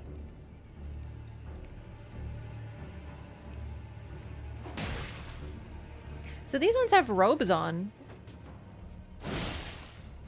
And of course a glintstone staff. But other than that, they're just albinarics. Thanks for the glintstone craftsman's cookbook. Honestly, I never had anyone to talk with about lore, and that's one reason I'm like, oh, this is a trap. Hey, I was trying to investigate your trap.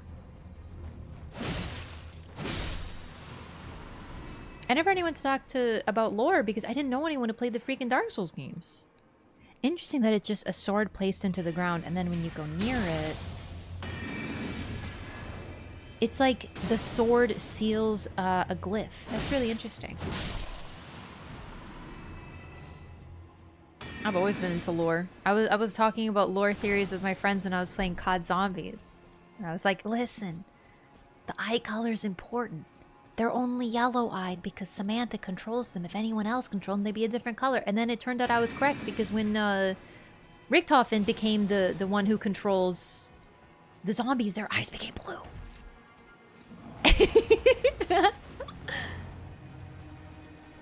This! I was looking for this! Yeah! Karian Piercer, people run. Oh my god. Part 72. Yeah, that's the one. Yeah. It's so funny.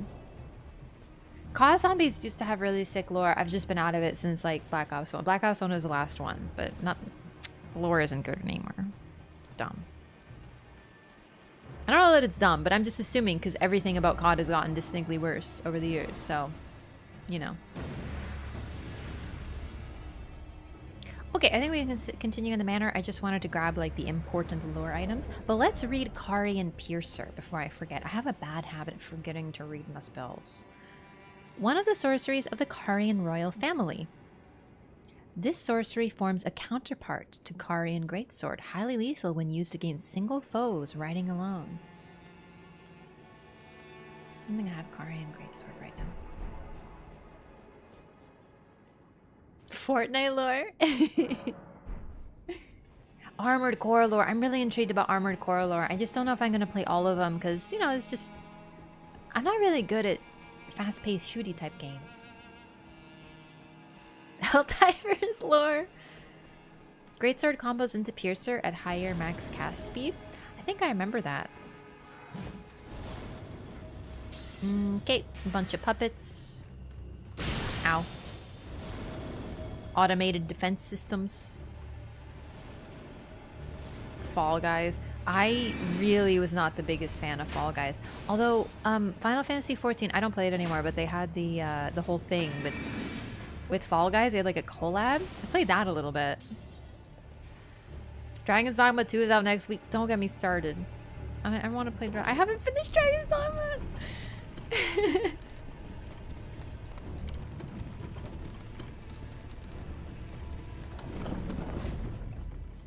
Audiobook of Murder on the Orient Express. Oh man, I remember reading Murder on the Orient Express when I was going in for surgery a few years back.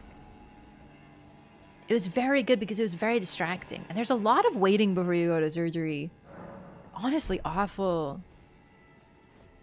Make it look like a remake of Dragon's Dogma 1. Which sounds neat because I'm super into Dragon's Dogma 1. Don't have to play them, but I really like playing old FromSoft games. This is one of the Albinaric wolves. Like, duh, I know, but I've always like, oh yeah, you get attacked by a wolf, don't worry about it. That's why there's wolves here, because there's also Albinarics here.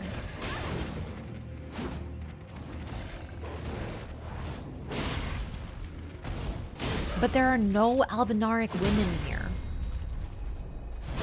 In fact, the only one we see in the area is Latenna. All of the others are up north already. These one models are actually distinctly really cute.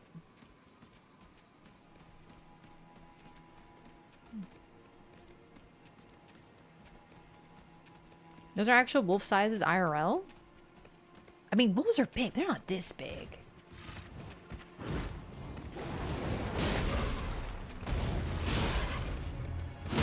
Are they?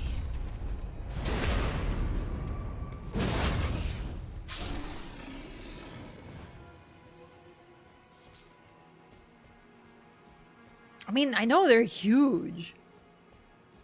Oh yeah, it's International Women's Day. Thank you. Totally forgot. Every time I think of International Women's Day, I think of the scene in Deadpool. Lady with hood and book. Lady with dress and book. Is that a book? It looks like a book. It could just be a tablet. We do have those old dudes with tablets. Like big old stone tablets. Young Ronnie? I mean, maybe, but I don't know. I don't know.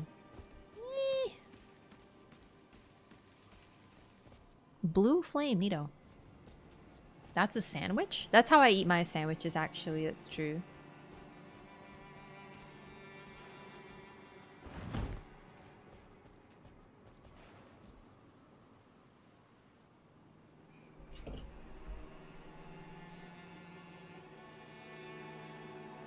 It's more of a book, but it is chipped.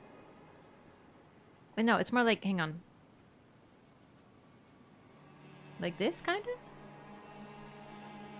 Oh, I'm so sorry. It's obviously Mikola.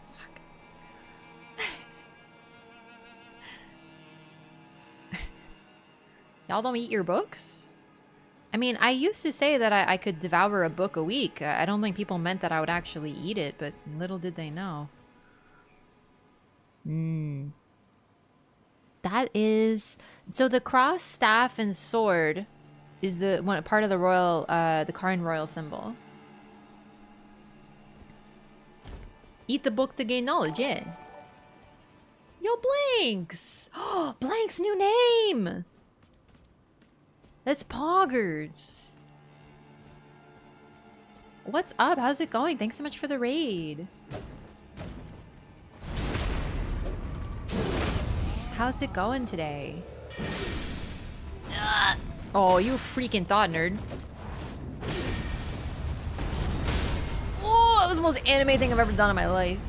Look at my raiders, how's it going? Hope you like lore.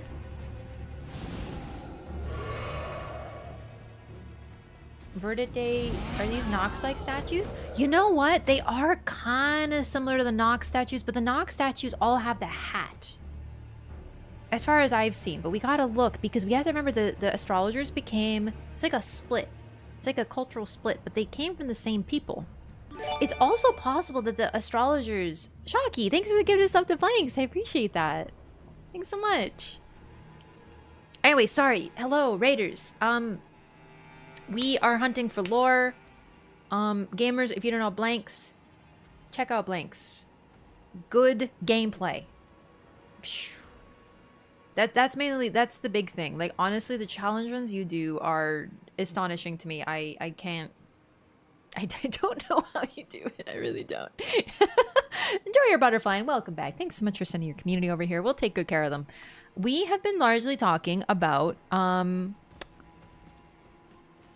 what are we on about now? Basically just Karya, their history. We did get into some feat, but like fortunately we've managed to stay sort of away from the sheer degeneracy we're capable of today. Maybe just a random Karian student kid. So Rhea Lucaria and the Karian manor are related, but you won't find as much stuff directly tied to education here because this was literally the home of the royal family. Right, and everything is Mikola. Yes, of course. Don't talk about the snake nipples. We can't start them off with the snake nipples. They're gonna get scared.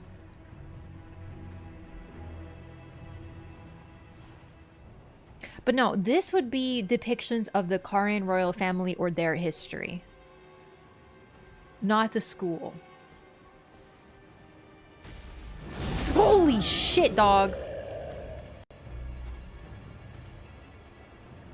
Have me at snake nipples? Poggers. By thoroughly analyzing Mesmer today on the Discord, we got into some very deep lore discussion. I'm going to share it on Twitter. I'm going to take that screenshot and share it on Twitter. It's very important. But basically, Mesmer's nipples are snakes.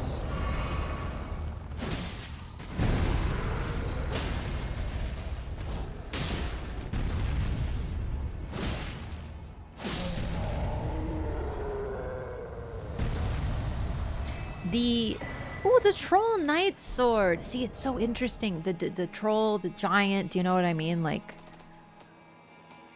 that was a troll.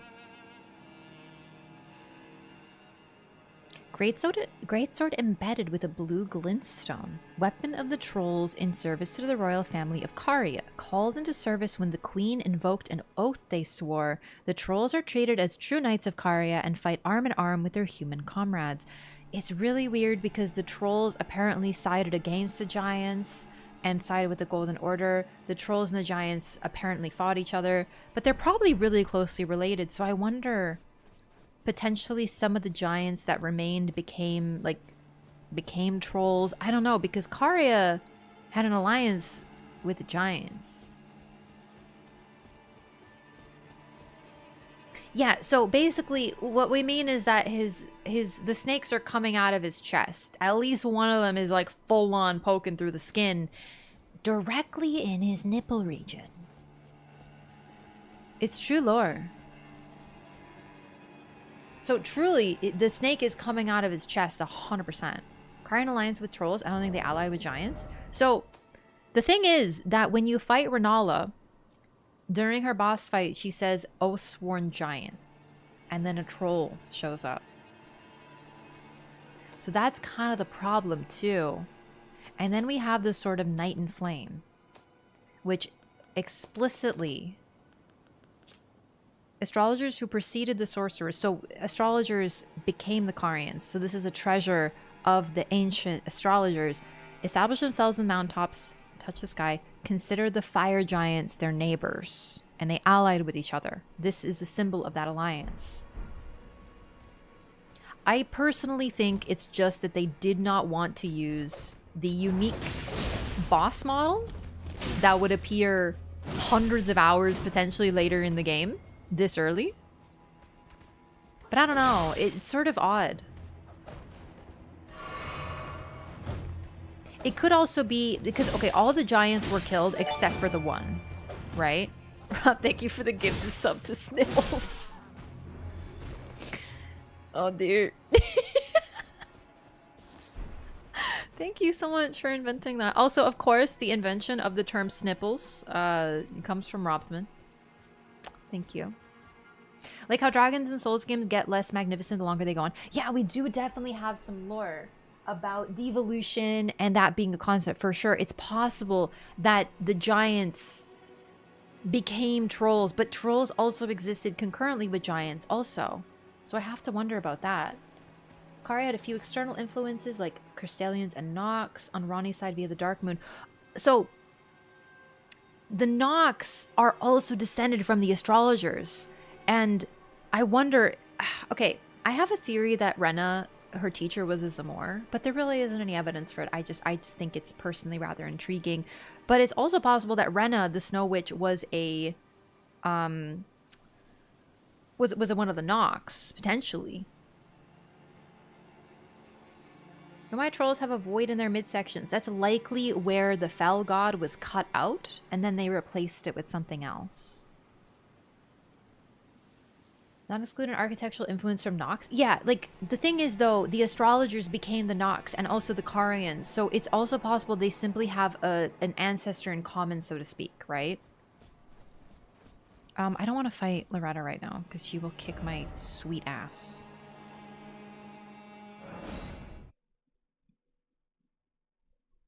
Replace with a stone? Yeah, and roots. Okay, so we have giants who had their own culture, and then we're left with trolls who, while still having some intelligence, don't really speak to you, with the exception of E.G. Although I have my own theories about him. And then we have characters like Bach, who were intelligent enough to know a trade, but generally the demi-humans largely just yell at you and fight you and are generally pretty primitive. And then we have the Misbegotten, who fight and are also pretty primitive seeming, but we have Hugh, an ancient Misbegotten who was intelligent enough to know a trade. Generally there's this sense of devolution with everybody, but it could also be the effect of the lands between and its extreme stagnation, because even the people we meet aren't looking very good either. So, type of giant that existed along the fire giant.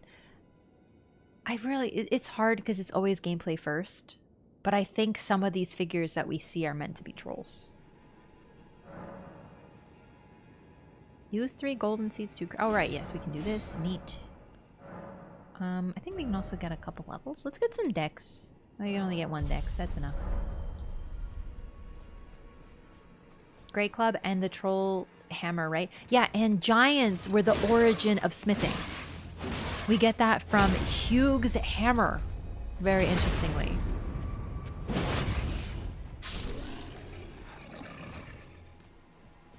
But the trolls also, I forget where we learned this, but the trolls sided against the giants in the war as well.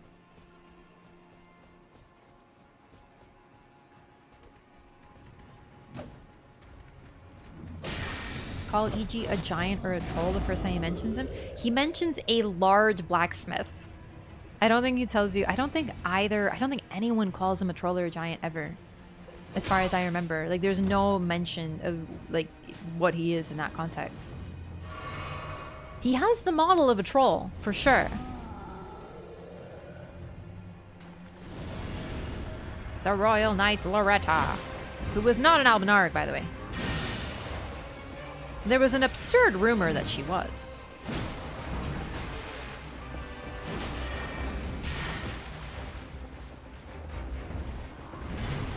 You know, we can also upgrade to +4.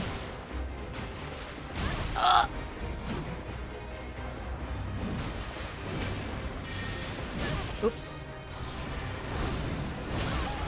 Trolls are descended from the giants, and these were supposedly once used as ceremonial smithing tools. In the distant past, smithing was considered divine. Yeah, but I still think that there were trolls that existed that were against the giants. Like, they were concurrent with each other at the same time.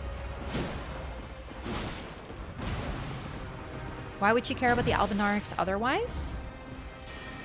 Because she's a noble person. It's possible she's an Albinaric, but generally, she is a character interesting enough to have her own game. Do you know what I mean? Like, she, like any noble knight, she saw the plight of those weaker than her and wanted to help them. We talk about how so rarely do these games have a generally good character, and she is definitely one of them. Everyone else saw artificial humans farm for their body parts, and she saw people needing help.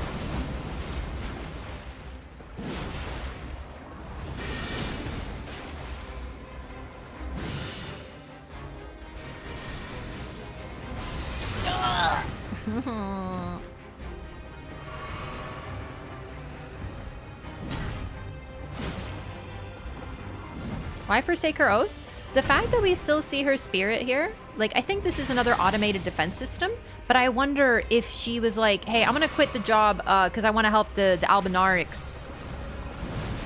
And then they were like, okay, but can we like still use you as like a security? And she was like, yeah, okay.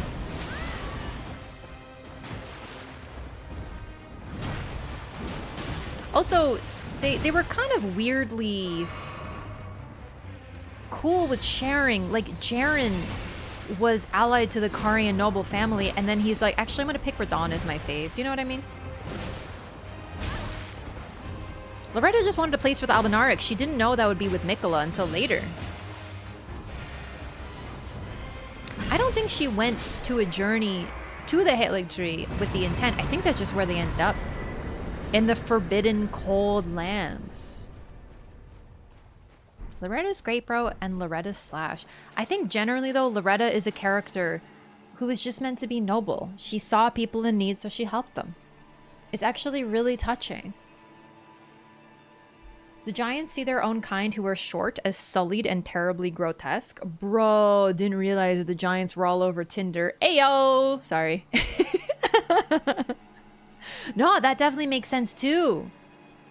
It's actually really interesting because so we look at trolls and giants, we're like, but they're so similar. Why do they hate each other? And then we have humans and demi-humans and misbegotten and omen, who are people who were cursed with horns and wings and feathers, and humans hate them.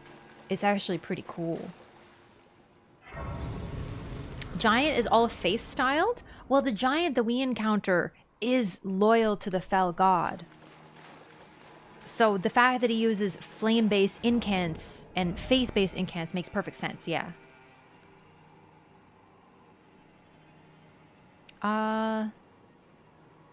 Don't have any indication that Radon wasn't a traitor to the Golden Order as well. The thing is, Radon... I don't think Radon was a traitor to the Golden Order because his main... Okay. He definitely sided against the mom's side of the family with the whole halting the stars thing.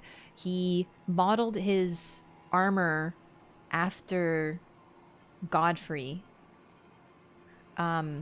and basically helped with the age of stagnation of the Golden Order. I find it hard to think of him as anything but a Golden Order boy. Also, the fact is that from what we can tell, he truly wanted to collect all the Great Runes. That's like the #1 Golden Order good boy thing to do. Yeah.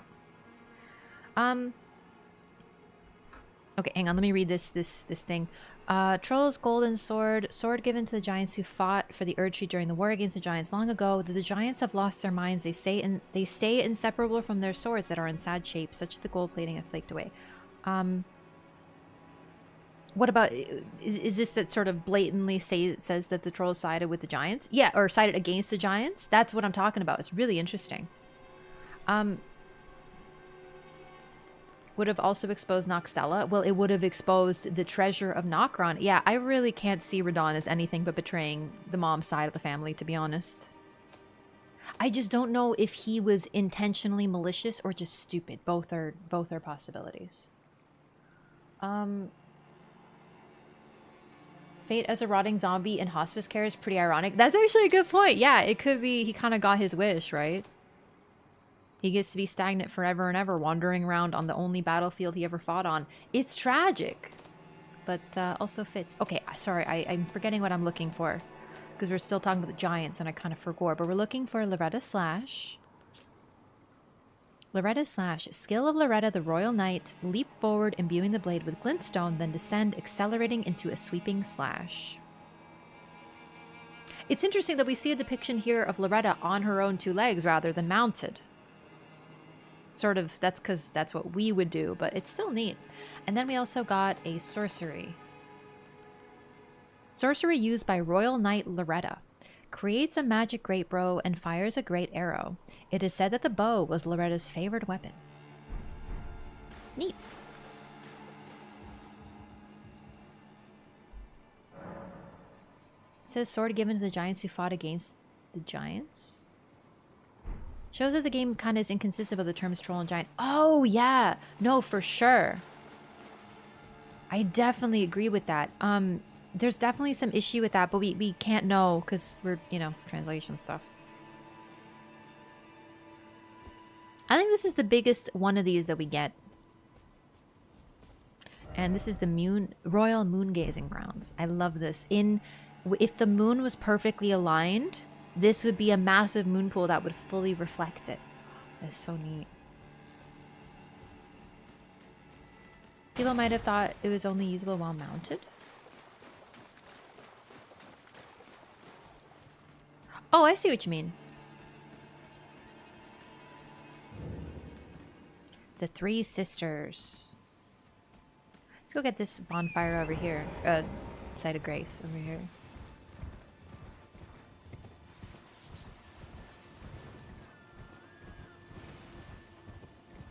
Kind of forget about this one sometimes. There's some wolves, regular ones, small ones.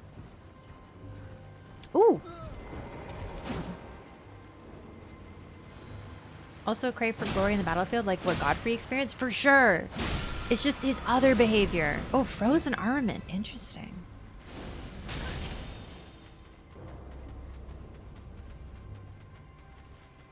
Everyone in this game is very complicated. Also, he was still a beloved sibling. Rykard still has a portrait of Radahn in his manor.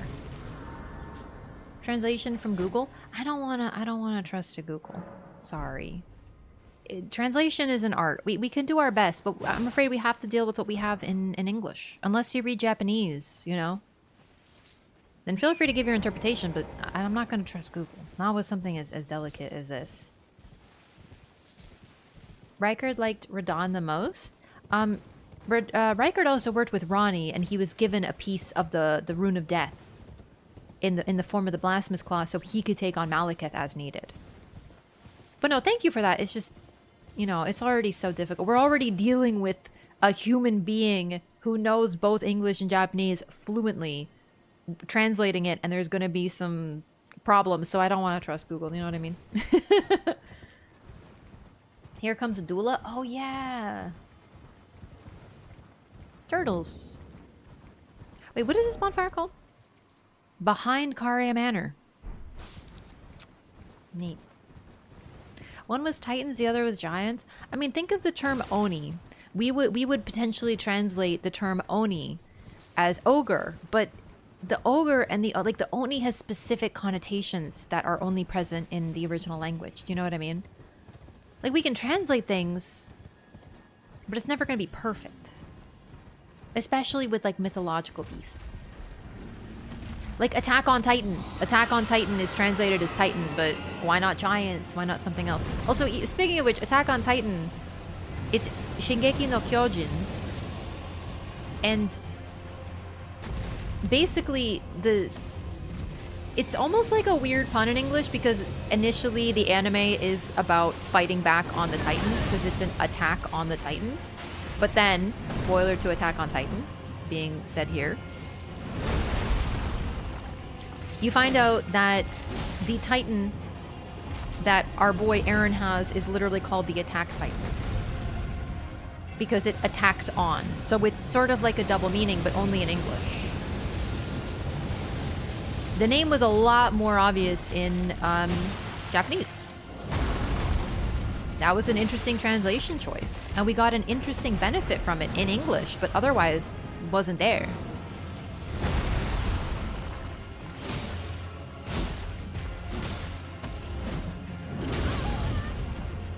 Titan for Final Fantasy XIV looks like a stereotypical European rock giant. Yeah, his name do be Titan. Good point.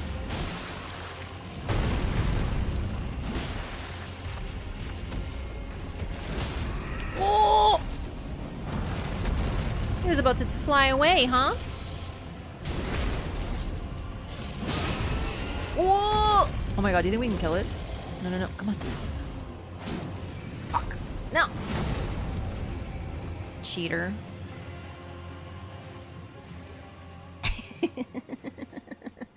Bummer. You just play 14? Unfortunately, I'm retired. Thank God. But even without 14, Titan exists in like a lot of Final Fantasy games. It's like a summon or whatever. You know. Okay, so this is a little bit later in the story. We won't get to this. But we will get to this a little more later, but I just wanted to give a little peek over this. And this is Celavis's secret dungeon for storing his creepy dolls.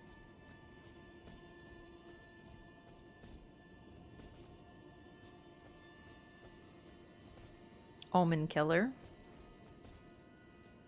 Is that a Nox? Holy shit, dude. Boy got around. The Nox priest. Huh.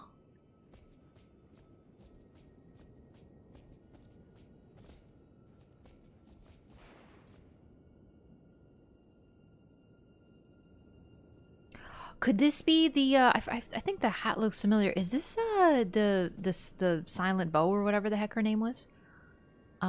Is this Finger Maiden? This is Theralina. This is Finger Maiden Theralina. Right here. The naked jarman, let me solo her, unfortunately, was also captured. Celavis's puppet, do not touch.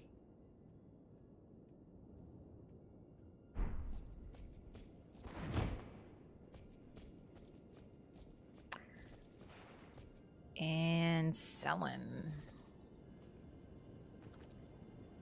Right next to his bed. In a hidden wall. Yeah. Nephili and Dung Eater, I think, can also be found here if you do their quests that way. So a lot of people don't know about this. It's understandable. It's pretty hard to find. It took me a long time to find it when I even got hints within the game that it was here because it's a hidden floor.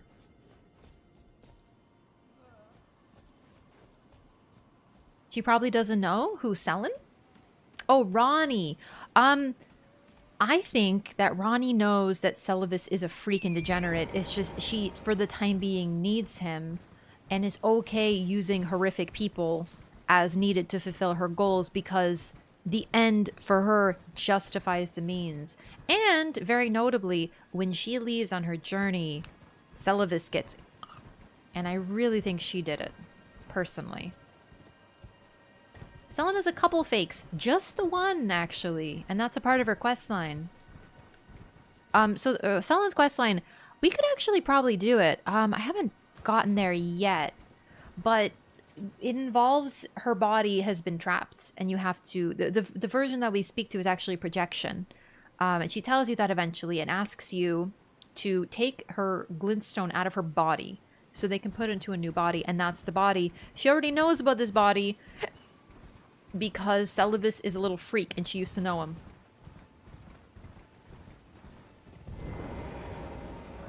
Block shut for now. She's a doll. How could she fight? If you ever have done Celavis's questline and try to give her the potion while she's sleeping, she wakes up and literally one-taps you without lifting a finger. I make jokes about her being a little princess who has to get everyone to do everything for her, but she clearly has enough power to manage that. Ronnie should be here, though. Let's go talk to her. Sorry, I got distracted exploring the creepy sex dungeon.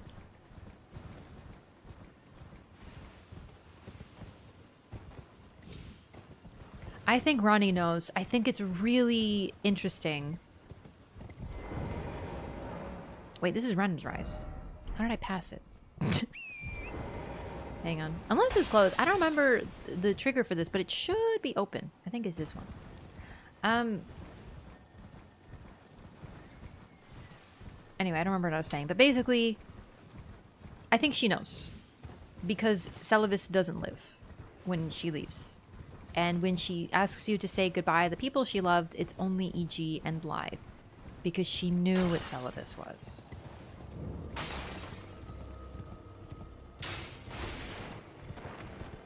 She just needed him for the time being. Ronnie was not surprised if he tried to double cross her with the Amber Potion, so she probably does know.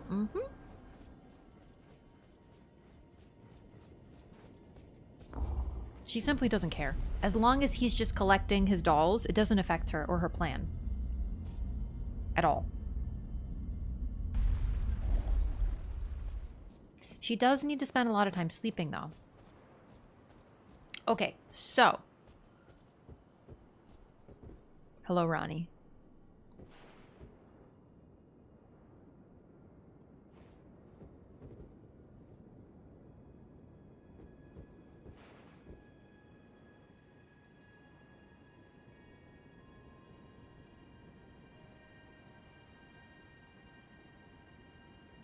So I used to think she had a seal under her eye. Honestly, it's probably just doll cracking.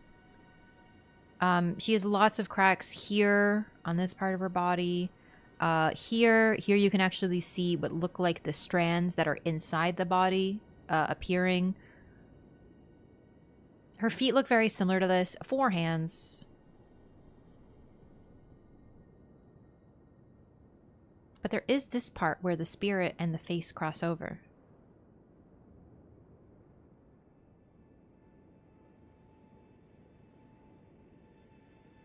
It's really interesting because her spirit doesn't seem to fully fuse with the body because it's not her body, but it looks exactly like the face we see here, which is really interesting. There's a mark below her left eye. Her left, like the sealed eye? All I can see here is the ghostly bits. Oh wait, that's her right eye. Sorry, I got my left and my right confused. This is her left eye. I don't see it though. Like really, it's just that, no? I don't know. Like it's not, there's nothing visible here. Is she showing her spirit on purpose? I don't think so. It's possible, but it really doesn't seem like something intentional.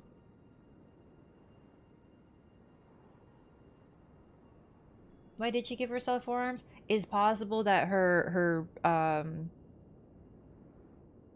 teacher, who she based the body on. I just want to point out, the body was definitely a bit of a creative exploit because her teacher was a crone. Crone equals old lady. It's quite possible that if Celavis was the one who made the body, was like, I'm gonna make her hot and then turn into this body. Or maybe she asked for the specifications. I don't know. But this is not a crone, but she's based on a crone. Why forearms? Maybe Rena had forearms. Maybe she just wanted to get more done in the kitchen. I don't know. She's actually in the small doll and she just visits this one?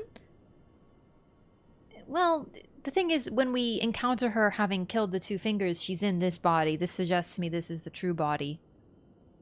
Then, if her soul sticks out here, why is she fully hidden in the doll body? Gameplay, I guess. Forearms is just a puppet thing. The marionette enemies all have 4 arms. But none of Celavis's other puppets have 4 arms. That is good to note, though. Yeah. Maybe just crone when young. I know, but it's so weird. Anyway, I've been staring at her. Like, imagine a weird person walks into your house and then just pulls out the freaking monocular and is staring at you. Ironic. Oh. Again we cross paths. I believe I said my name was Rena when last we met. It pleaseth me to see Torrent hale and hearty, but tarnished. What business hast thou here? I have no memory of inking thee an invitation. So passive-aggressive. You must be Ronnie the Witch, behind the Knight of the Black Knives. I see. Quite the sleuth, aren't we? Indeed, I am the witch, Ronnie.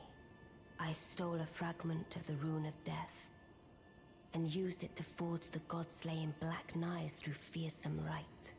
I did it all. But sadly for thee, it was Agatha all along. The curse mark thou seekest is not to be found here. I have slain the body I was born into and cast it away. And it is upon that flesh the curse mark is carved. Do they have 4 arms, the finger readers? No. They have feet that curl around their staff almost like hands, but they only have 2 arms, yeah. And why should I reveal that to thee? I performed the act not to bury the past, nor in shame of the deed, but all the same, thy begging compels me not a jot. The curse mark thou seekest is not here.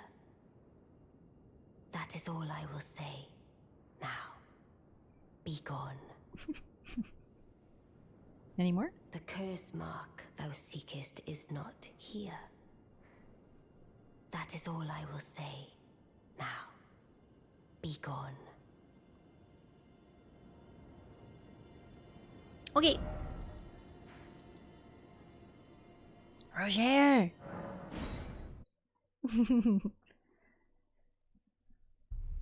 Her accent is so cool. Yeah. Voice work done right.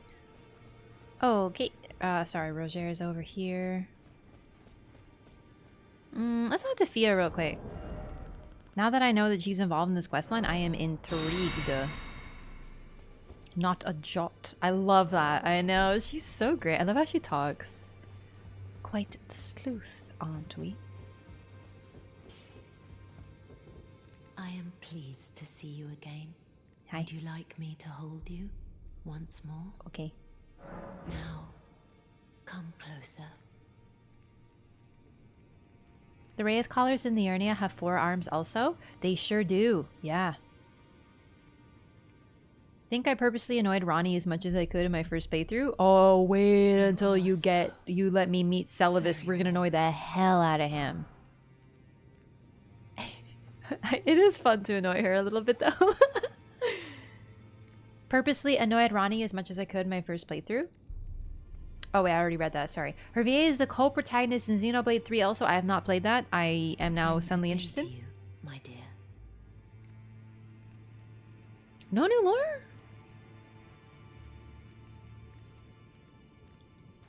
Dude, Welsh accents are for real good. I'm just waiting for a game, a FromSoft game, to finally have some Slavic accents. Listen, I want to be on YouTube and I want to make fun of every single bad pronunciation when there is a Slavic FromSoft game and everyone's name is Yapko Grzegorz and everyone's like, Gregos? How do you say that name? And I'm like, oh, you idiot, it's Grzegorz. And then everyone will be like, oh, I don't know how to say this. And then I will get my vengeance for all the times people made fun of me not knowing how to say Blythe. I don't know Welsh, bro. I don't know Welsh phonetics. I've never encountered Welsh. I'm not Welsh. I don't speak Welsh. When does Raph learn how to say Blythe correctly? That MFer never introduced himself to me. I heard the name like once in the entire playthrough. And I heard it as Blythe. But it's Blythe because the double D equals TH. And I didn't know that. We'll see how you're doing when we have names like, hang on. Let me try to get some long Polish complicated names. Oh, just you freaking wait. That's a good one. Oh, hang on. Where's okay? This is a good. Okay, how would you now if you met this dude? Imagine to yourself, how would you say this name? There you go, YouTube. There you go. That one isn't even that hard, realistically. Actually, that's a really easy one. This one's okay. I can see this one being pretty complicated. Or this one. When there's a Slavic Polish name, I will get vengeance upon you all. That one's really easy. It's just Zbigniew. Zbigniew. Easy. I've been waiting for this. I've been thinking about this a lot. See, that's a Welsh city. That's a Welsh city is what that is. You want to talk about Szczecin? Then we can talk about Szczecin. Okay? Krzyzewski? Krzyzewski. Krzyzewski, actually, doesn't that mean, cross? I think it means cross. And then the second name is Kazimierz. Kazimierz is also pretty easy. I'll get my vengeance, just you wait, and there's Polish names out here. Now, look at you. Hi. Those eyes tell a story of a challenger who's felled her mark. Find them well. Now lay out your arms. He finally remembers who I am. I spoke with the girl. She has a gift for spirit tuning. So I told her everything I know. I'm indebted to a spirit tuner I met long ago. It was all I could do to honor her. I'm sorry I doubted you.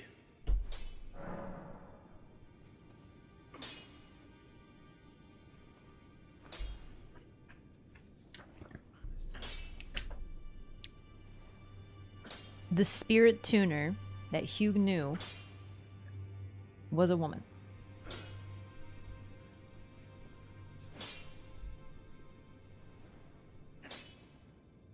Indebted to a female spirit tuner.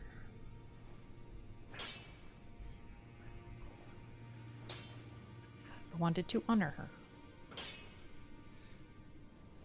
I forgot about that. How do you pronounce Hussar? Just Hussar. Polish hurts my brain. It should. Because you want to know why? You want to know something really important? You don't speak Polish. Why would you know how to pronounce Polish words? I've been speaking it. It was the first language I spoke. Of course I know how to pronounce things. And even then my pronunciation is very good because most of it I lost because I learned English. I didn't have any time to practice. It's almost like if you don't know a language, you don't know how to pronounce it. Anyway. This is very intriguing. I'm writing this down. No longer supporting Duolingo. Duolingo is not the best anyway. It's really hard to learn languages. The best languages are via immersion.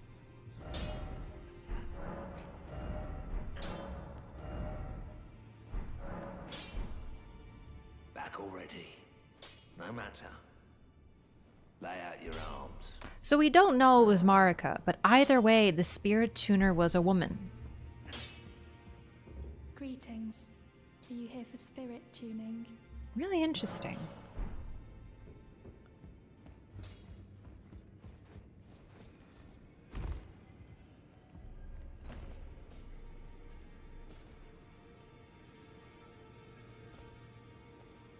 Okay, I think that's everybody here. Power Polish because I really like pierogies. Let me tell you a secret. Everyone likes pierogies. They're freaking delicious. Hours played? That's an excellent question. At this point, I don't even know how to check. Probably like 1,000 at this point, though. Okay, why am I here? What did I do? We went to... Sorry, it's freaking 3 a.m. What happened? Last I looked, it was 1. System? What do you mean, system? I feel like Hugh would be terrified of Roderica if Marika was the spirit tuner he knew. But he doesn't have a reason to be scared of Roderica. I wonder if Hugh knew Marika a lot longer. Do you know what I mean? On the PlayStation home screen it shows. I'm on PC. So then we have to combine my PC and my PlayStation hours. How many Grey Runes gained on this playthrough? 1.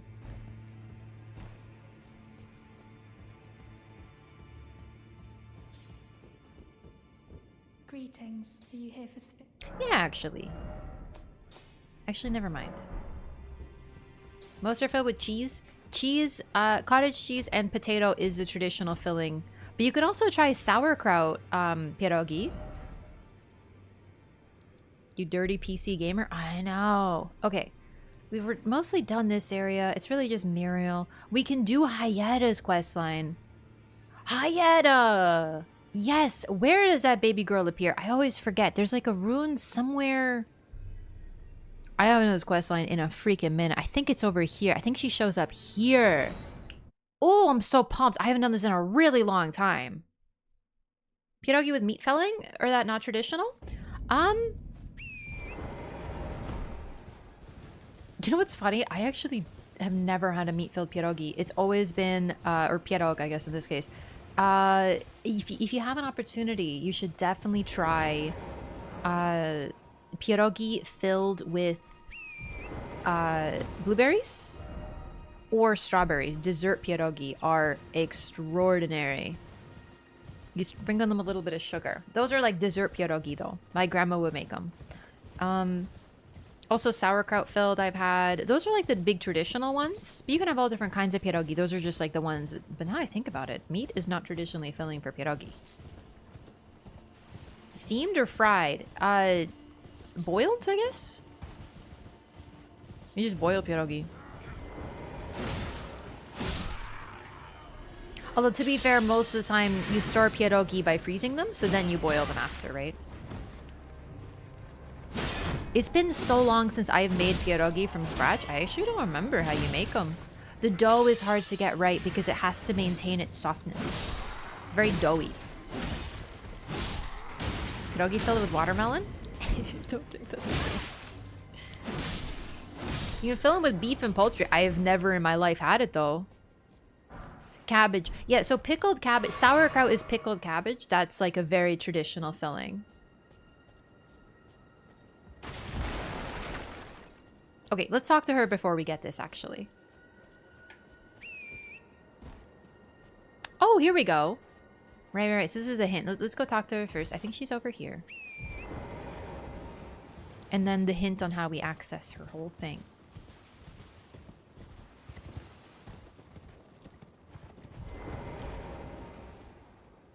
Her in her permanent communion stance, awaiting eyes to be presented to her.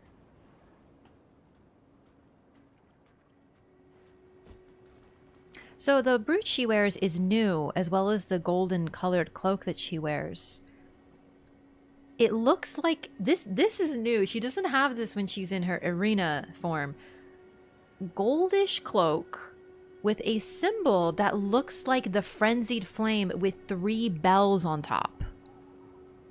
From what I can tell. Interesting. Hello, Hayata. Hello? Is someone there? Would you donate any Shaburi grapes in your possession to me? I'm on a pilgrimage in search of the distant light, and when I eat one of those grapes, I can feel the light in the back of my eyes. She the girl killed near the fort in Limgrave? She doesn't call herself that, but yeah, she sure seems like it. Hugh is the one who forged the grafted greatsword. Maybe St. Trina calmed his rage with sleep, like in the Cut Merchant questline. I don't know anything about Cut questlines, I'm gonna be real with you. Hello? Is someone there? It was Cut. Would you donate any Shaburi grapes in your possession? I'm on a pilgrim. Okay, I was wondering if she would say anything else. That's it. She is basically hinting that there is Shaburi grapes nearby.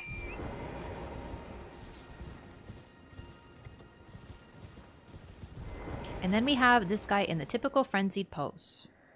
Come out, one and all, from the darkness underground, and let us offer unto the maiden our eyes. That's not creepy at all. And then behind some planks, over here is the path.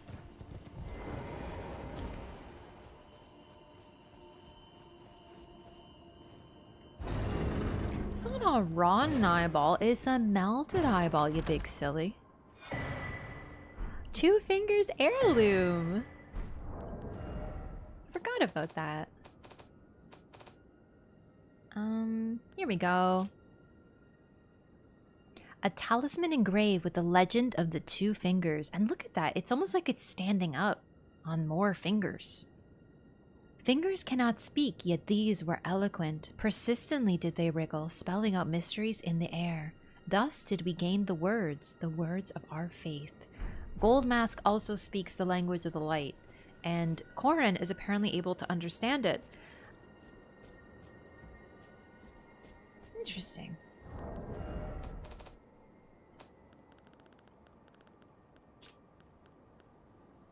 Missionary's Cookbook. A record of crafting techniques left by a man who, unable to become a finger maiden, instead became a missionary. Interesting. Considering Corin apparently speaks the language of the light, that's why he's able to transcribe what Goldmask describes. 2 double-sided fingers? Yeah, don't question it. What are really the fingers? Messengers sent to spread the word of the Golden Order by the Greater Will. And despite being largely just messengers, they still have a lot of power. They apparently are the origin of both Malekith and Blythe, and all the shadow beasts, the shadowbound beasts of the Empyreans are created by the 2 fingers. I'm just gonna read the Shaburi Grape. Same dialogue, same lore description as the other one, so. Would you donate him on a pilgrimage, and when I eat... Give a Shaburi Grape. You're not like the others who give me grapes, are you? They rest their trembling hands upon me. Howling wordlessly, they gently stroke my eyes. Their frail fingers, emaciated. Yet still, they give me the grapes. But you seem somehow firmer. Damn, baby girl, you hitting on me or what? You are most kind indeed. May the blessing of the fingers be upon you. Basically, the other people giving her fingers are giving her eyes are giving their eyes, so they're pretty warped by the time they encounter her. Yes, but why fingers? The real question you should be asking is why not feet? And that is because Miyazaki's true vision was destroyed by quitters who refused to allow him to show feet. The 2 fingers were initially supposed to be toes, but instead we got hands. It's a real pity what happened to the story. I'm not kidding. This sounds like a meme. But literally, apparently Miyazaki's initial image was that they were toes. Tanamura tempered Miyazaki's vision. I always knew that Tanamura couldn't be trusted. Look at his game, Dark Souls 2. I'm kidding. Yo, take it easy, Jojo Tato. Thank you so much. Okay, so here's Hayata. She should be... Oh, Lightseeker Hayata is her title. I forgot. Great title. Let's rest up here, and she should move, if I remember right. Where's this freaking bonfire? Just teleport me. I get so lost. I was going to believe it. No, I'm not joking. Sorry, I should stop joking. Apparently, Miyazaki stated that initially he wanted them to be toes. That is not bullshit. That is not a lie. That is straight up. He wanted it to be toes. The part I'm laughing about how Tanamura tempers vision, that is a joke. We don't know why, but apparently they were like, no toes, make them hands. I'm not kidding. That is real. I don't remember where I heard that though is the problem. This was like discussed way back near Elden Ring's release. To be fair, they could have been lying to me. But apparently, yeah, he wanted it to be feet.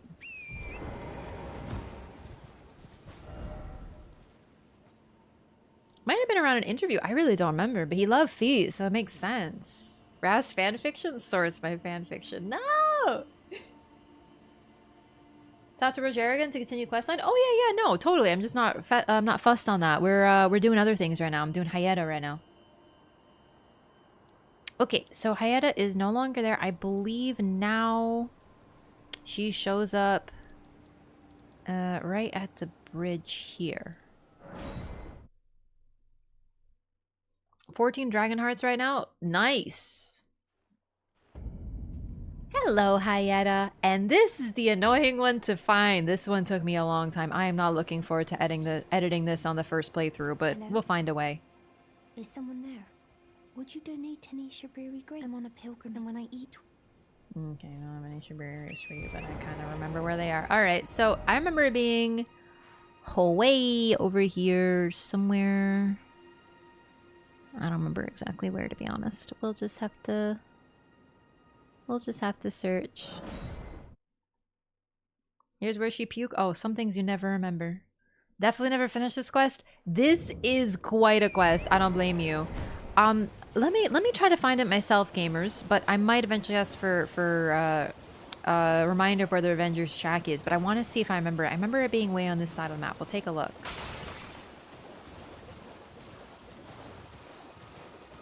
This one is rather obtuse. We could have had more feet lore. Yes!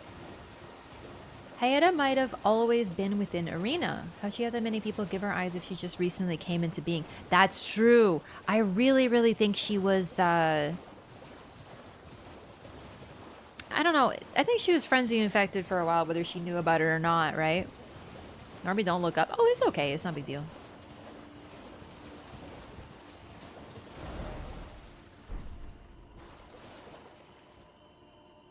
What do you want?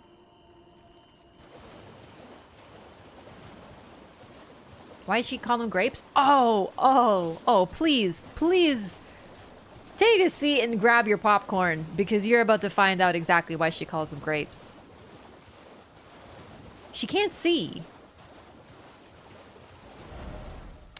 Okay, let's start here, but I really don't think it's all the way down here. I think it's a little bit more up north, but still. We can grab a couple bonfires on the way. This is a weird looking Zelda. Oh, don't be silly. This isn't Zelda. This is Shadow of the Colossus. I lied. It's not. It's actually Barbie Horse Adventure. Sorry.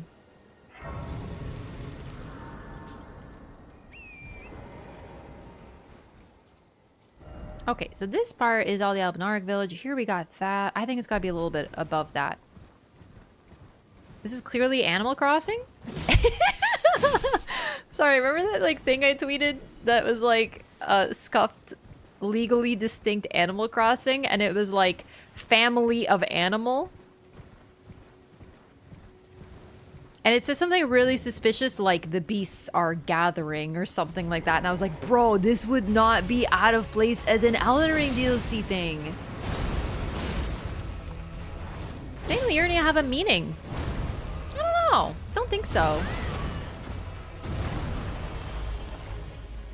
Is this a new game plus? No, this is a brand new game. I made this with the express purpose of hunting lore. So I got a couple items dropped for me, which is why I have a couple later game items, such as the chest piece I'm rocking. Fashion doesn't make a difference, to be honest.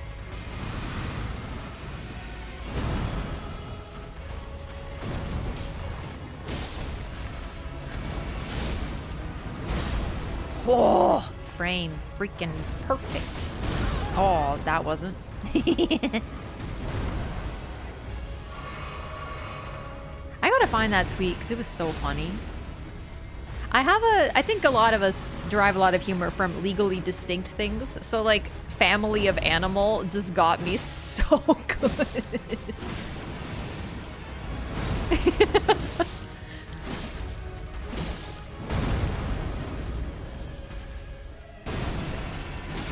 Okay, I forgot that explode. That's my bad. Oh, no, no, no, no, no, no, no. Oh, ha, wow. Lived, bitch. Bitch, girl.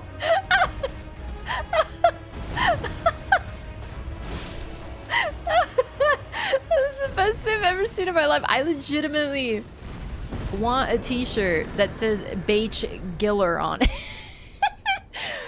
Okay, when I was in Poland, I visited recently to see my family after a long time.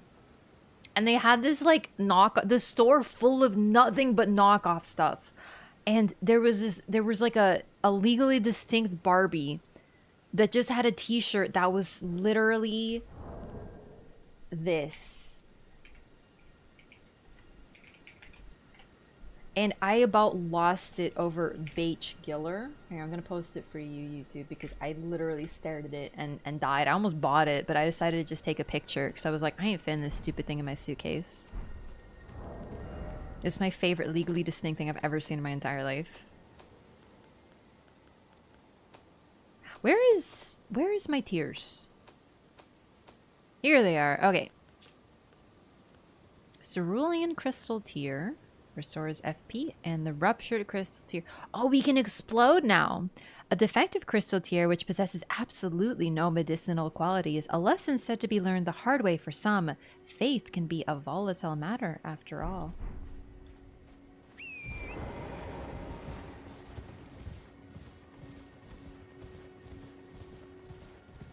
The raw avatar, his jump is so annoying. His jump is really annoying until you realize that you can literally walk to the side and stay beside him or behind him, and you'll never get hit by his rot. His rot is an AoE conal in front of him that covers the arena, but if you just move side to side, it won't bother you.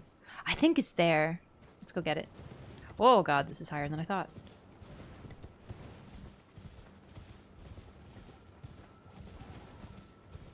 So normally Hyetta, she tricks you because she's normally very close to the grapes that you want to give her. This time, she isn't. This one they make you work for. This is the only hard part of her quest, in my opinion. The rest of it is pretty easy to find. Your cut dialogue. The only thing is, I don't want to talk too much about the cut dialogue because it was cut for a reason. We don't know.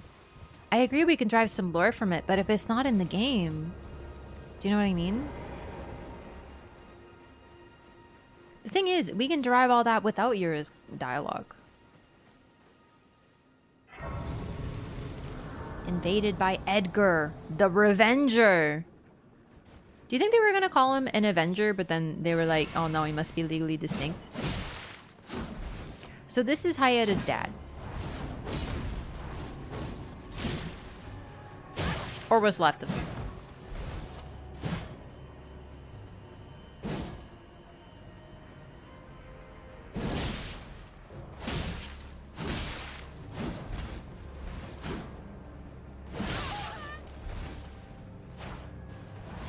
She's dead because of him? Or is he like this, frenzied and infected because of her?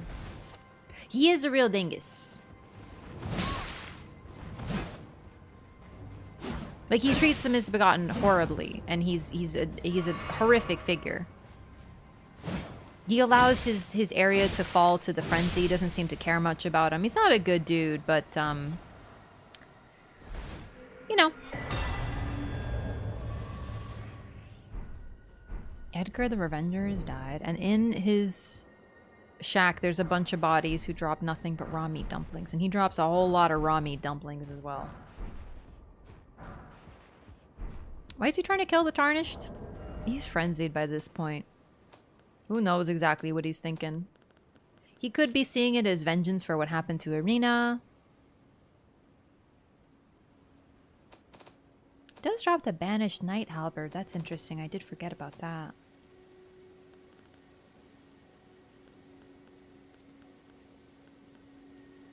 A finely crafted halberd intricately engraved with an ancient motif, given to knights who, whether by misfortune or misdeed, were forced to abandon their homes. Most of these knights were sent to the fringes where they were forced to start anew with only despair for company. Kind of lost his home, didn't he? And it was +8, yeah. So he drops it at +8. It's really interesting. Lots of raw meat dumplings, which we will read. A pungent raw meatball made succulent by virtue of being on the verge of turning. Restores HP, but also poisons the user. Not recommended for those who prefer to know the origin of their meats. Did he have eyes? It's hard to see. But, yeah, he's become a Banished Knight. And then, he drops a Strawberry Grape because he's also gone crazy.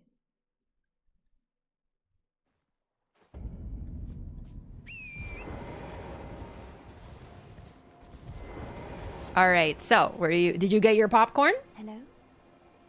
Is someone there? Would you donate any Strawberry grapes in your possession to me? I'm on a pilgrimage in search of the distant light, and when I eat one of those grapes, I can feel the light in the back of my eyes.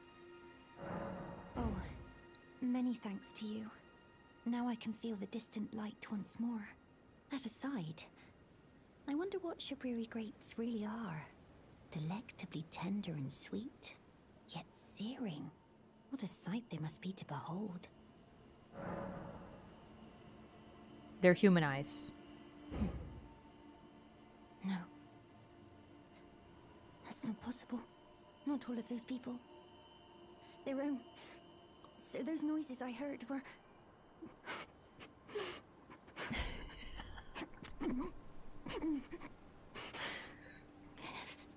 Sorry. I'm alright now. Don't mind me. She's fine.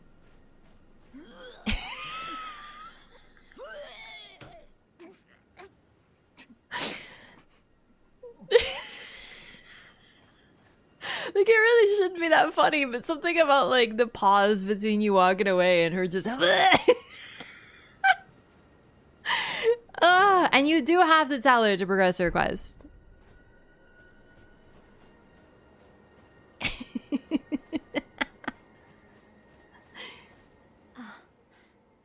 Is that you over there? I've gleaned something very important indeed, thanks to you. The reason why it was eyes I had to eat. The distant light is far and frail, so faint it can't be seen by the naked eye.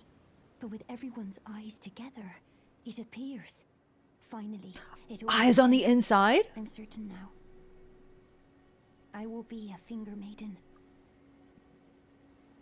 That's when she became frenzied. I think she became frenzied a lot sooner. In fact, I think the reason that her dad catches the frenzy is from her letter that she sends him in the first place. Although, I think he appears whether you give the letter or not. In fact, I haven't met him and he still became frenzied, so I'm not sure.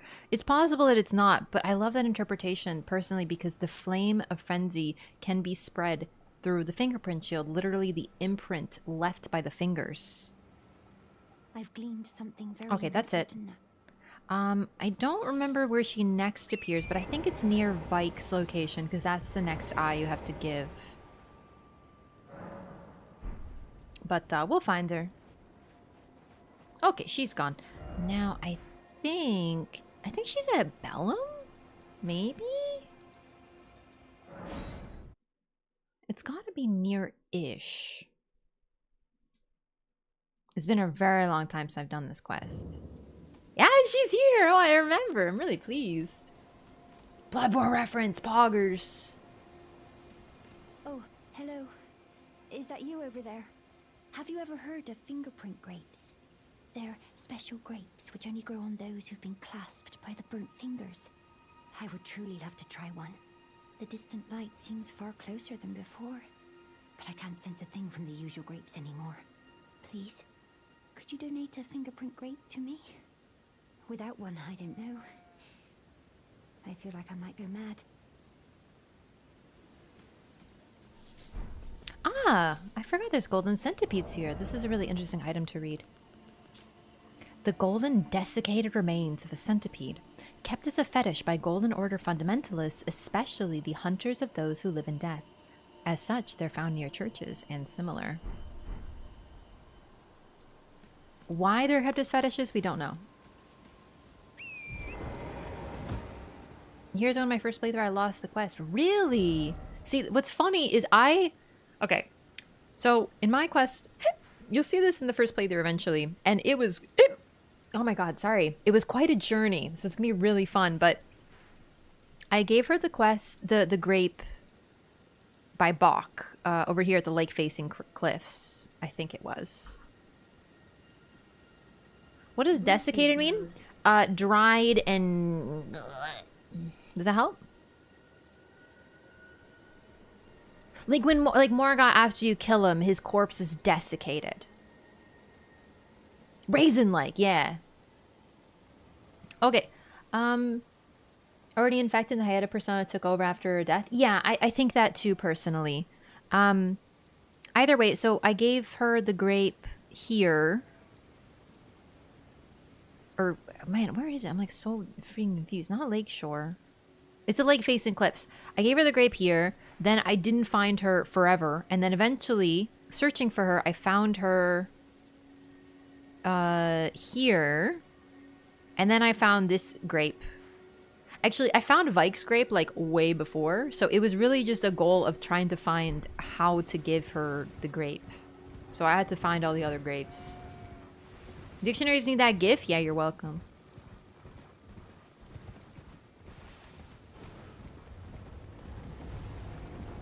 Alright, we're gonna go get Vike's grape real quick. This is the last step, and then she appears down where the 3 fingers are. We haven't been there yet, but she'll beat us there. Her enabling a girl's drug addiction, and it's amazing. She's not addicted, she simply needs the eyes or she'll go mad.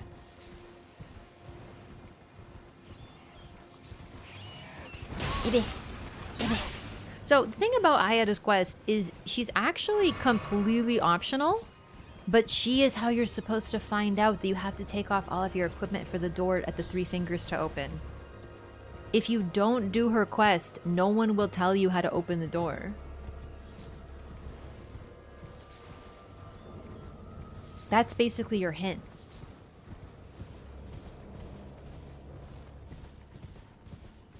Find her in her second location? Really? Alright, so here we have the Frenzied Flame Village. So.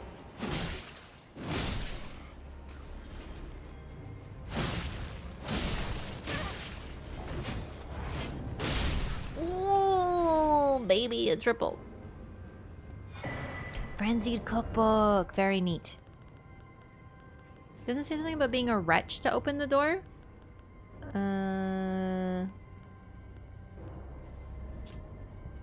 Does it?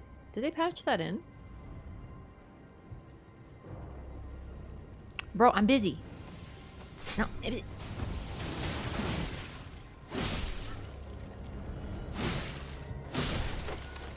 really interesting is they're all frenzy infected, but they have clothed themselves in the color of frenzy as well. So they're mad, but some part of them's still there. Frenzied cookbook. Ugh.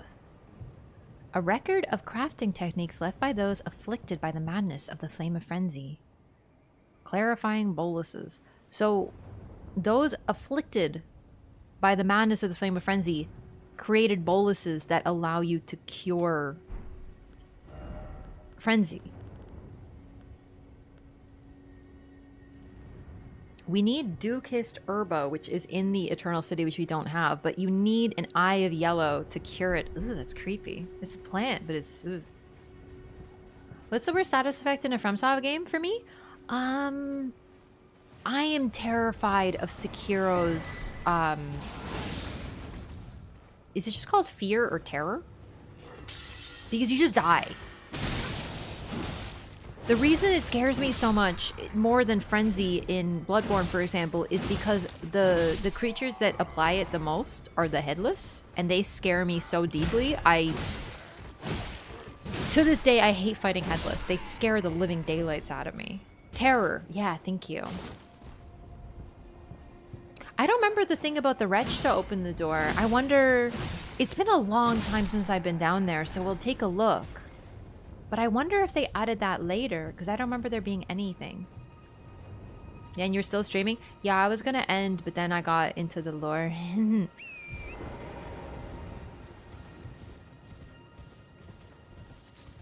You know, Frenzy does the same thing in Bloodborne, doesn't bother me as much, even though the Winter Lanterns are very scary.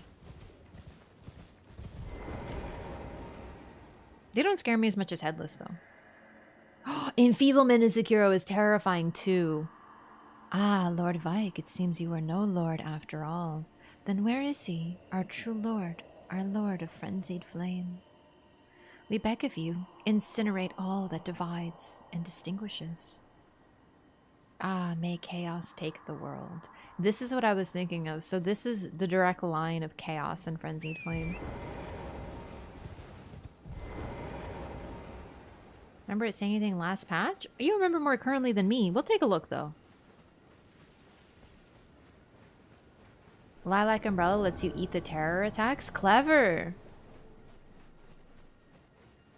Melina begging you not to accept the flame? Yeah, for you to accept the frenzied flame means that you're pretty crazy already. Hello.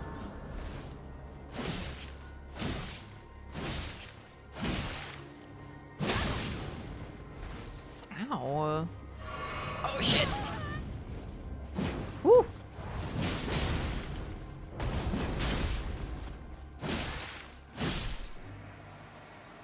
Festering Fingerprint Vike. We get the Fingerprint Grape and Vike's War Spear. I actually kind of wanted to do this in this timeline so we can give it right to Hyetta so it's more interesting, but still. So the Fingerprint Grape. Eyeball of the Night Vike, inflamed yellow, seared with a repulsive fingerprint burn akin to those that marred his entire body. If offered to the blind maiden, it will lead her to the source of the distant light, allowing her to become a finger maiden.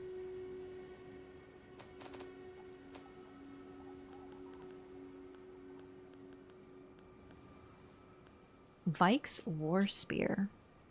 War Spear singed and blistered by fingers used by Vike, Knight of the Round Table hold. Like Vike himself, it has been tormented by the yellow flame of frenzy from within. Man, I love frenzy. The color of it, the look of it, everything. Oof. Forgot Vike should show up here? Yeah, this is where he invades you. Always. It's actually interesting that you also get invaded by the Revenger Edgar. I don't know if he's targeting you specifically or if invading is simply something associated with the frenzied flame, but it seems like the latter. And then we get the Finger Maiden garb. Now, let's look at her eyes.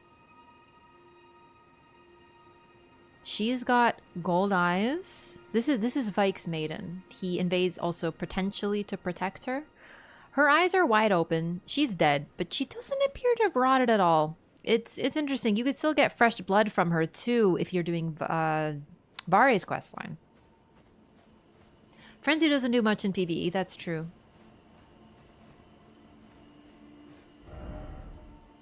No insight and parries. Headless are just tough. Yeah, even knowing how to deal with Winter Lanterns, they still get me sometimes, that's for sure. Also, Lightning, good morning. Add more larval tears in the DLC. Ooh, I wonder. Hello, Hyetta. They're special grapes which only grow on those who've been clasped by the burnt fingers. Okay. Please? Yes. Without one, I don't know. I feel like I might go mad. Oh. Oh. A fingerprint grape. Tried and true. What a wondrous thing. A fingerprint grape. Oh. How sweet. Yet, how it burns. Me eating spicy food. Thank you. I've composed myself again. May the blessing of the fingers be upon you. Thank you. From the bottom of my heart. I'm sure I'll be a finger maiden. Thank you. I'm sure I'll be a... Okay. Question off topic? Sure. My speakers are 100% volume, please. We don't like that eyeball Munchen ASMR? Totally not an addict? Listen, she's got bigger problems. I don't say that lightly. But the various sub-bosses in Elden Ring's Everjails be stuck in the Shadowlands. I wonder, it's interesting though, because the Land of Shadow doesn't seem to depict itself as being afflicted by gravity magic the way the Everjails are, but it's possible they are. It's definitely a good way to take a look at something that we've already seen and encountered and sort of reassess it. Like, I don't know. All right, so we got to talk to Roger last time, or next time, but I'm gonna call it here, gamers. It's very late. It's been 8 hours, and I'm sleepy. 8 more hours of lore. And you know what's the best part? So far, I basically finished Limgrave. We've made a huge dent in Liurnia, but we're still in Liurnia. Done 2 areas in like 6 streams. It's great. We'll continue this next time. Oh, stretchies. Oh, I do love that emote. This is great. Liurnia is huge, it's true, but we're also trying to be really thorough. We still have a couple, not bonfires, dungeons I'd like to do in Limgrave that I actually forgot about. Love your passion for the game and lore. I do be having a lot of it. I'm glad you're enjoying it. Thanks so much for saying that. Way down to the fingers will give you plenty of time to think about your decision. Yeah, exactly. They make it so hard to get the frenzied flame. Everybody tells you not to do it, barring a few crazies. Not to be dismissive, but they're kind of crazy. They're kind of frenzied. It is really interesting.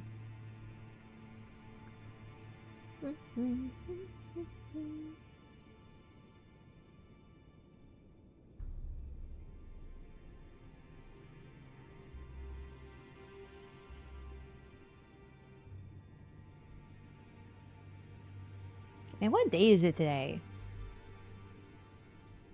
Oh, today's Thursday. Neat. Okay, so we'll be back on Saturday. My hungry Victorian child, that's my cat, is true. Good one, a pop is. Every time I eat grapes, I think of eyes. I mean, that's not even that weird. You ever do Halloween and they have you like dip your hands into a blind box so you can't see, and then you touch things and they're supposed to be gross, but they're not gross at all. And to make eyeballs, you would peel grapes. That's like, I knew that since I was a kid. What's Friday now? It's Friday now. It's true.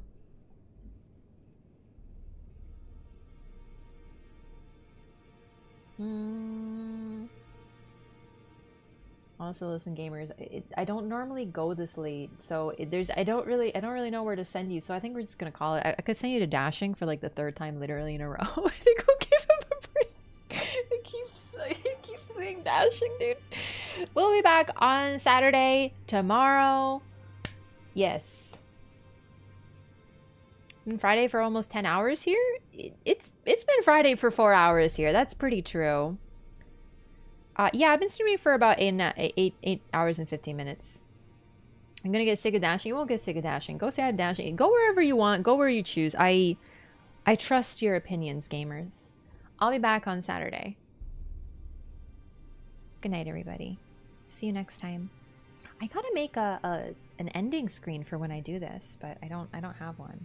I gotta make new screens. It's another plan. Anyway, side note. I'll see you next time, everybody. Good night. Sweet dreams. Thanks so much for hanging out. I'm really glad so many folks are enjoying the LOREATHON. It's been really fun already, and we're only on our first game, so it's gonna be poggers. Good night, everybody. We'll see you next time, and in the meantime, join the Discord, Twitter for go live notifications, all that good streamer stuff. And watch the first playthrough on YouTube. It is really freaking good. I know I'm like talking about my own content, but I'm watching it and I'm like, bro, like even editing this in a way is kind of fun because I get to re-experience the first time. I love first playthroughs. They're my favorite content in the whole world. They're my favorite thing to watch with other people, whether it's a game you know or not. It's just great. So I love that playthrough. Oh no. Just make a silly face. All my faces are silly. Good night, everybody. Squid your way to victory. Bye. See you next time.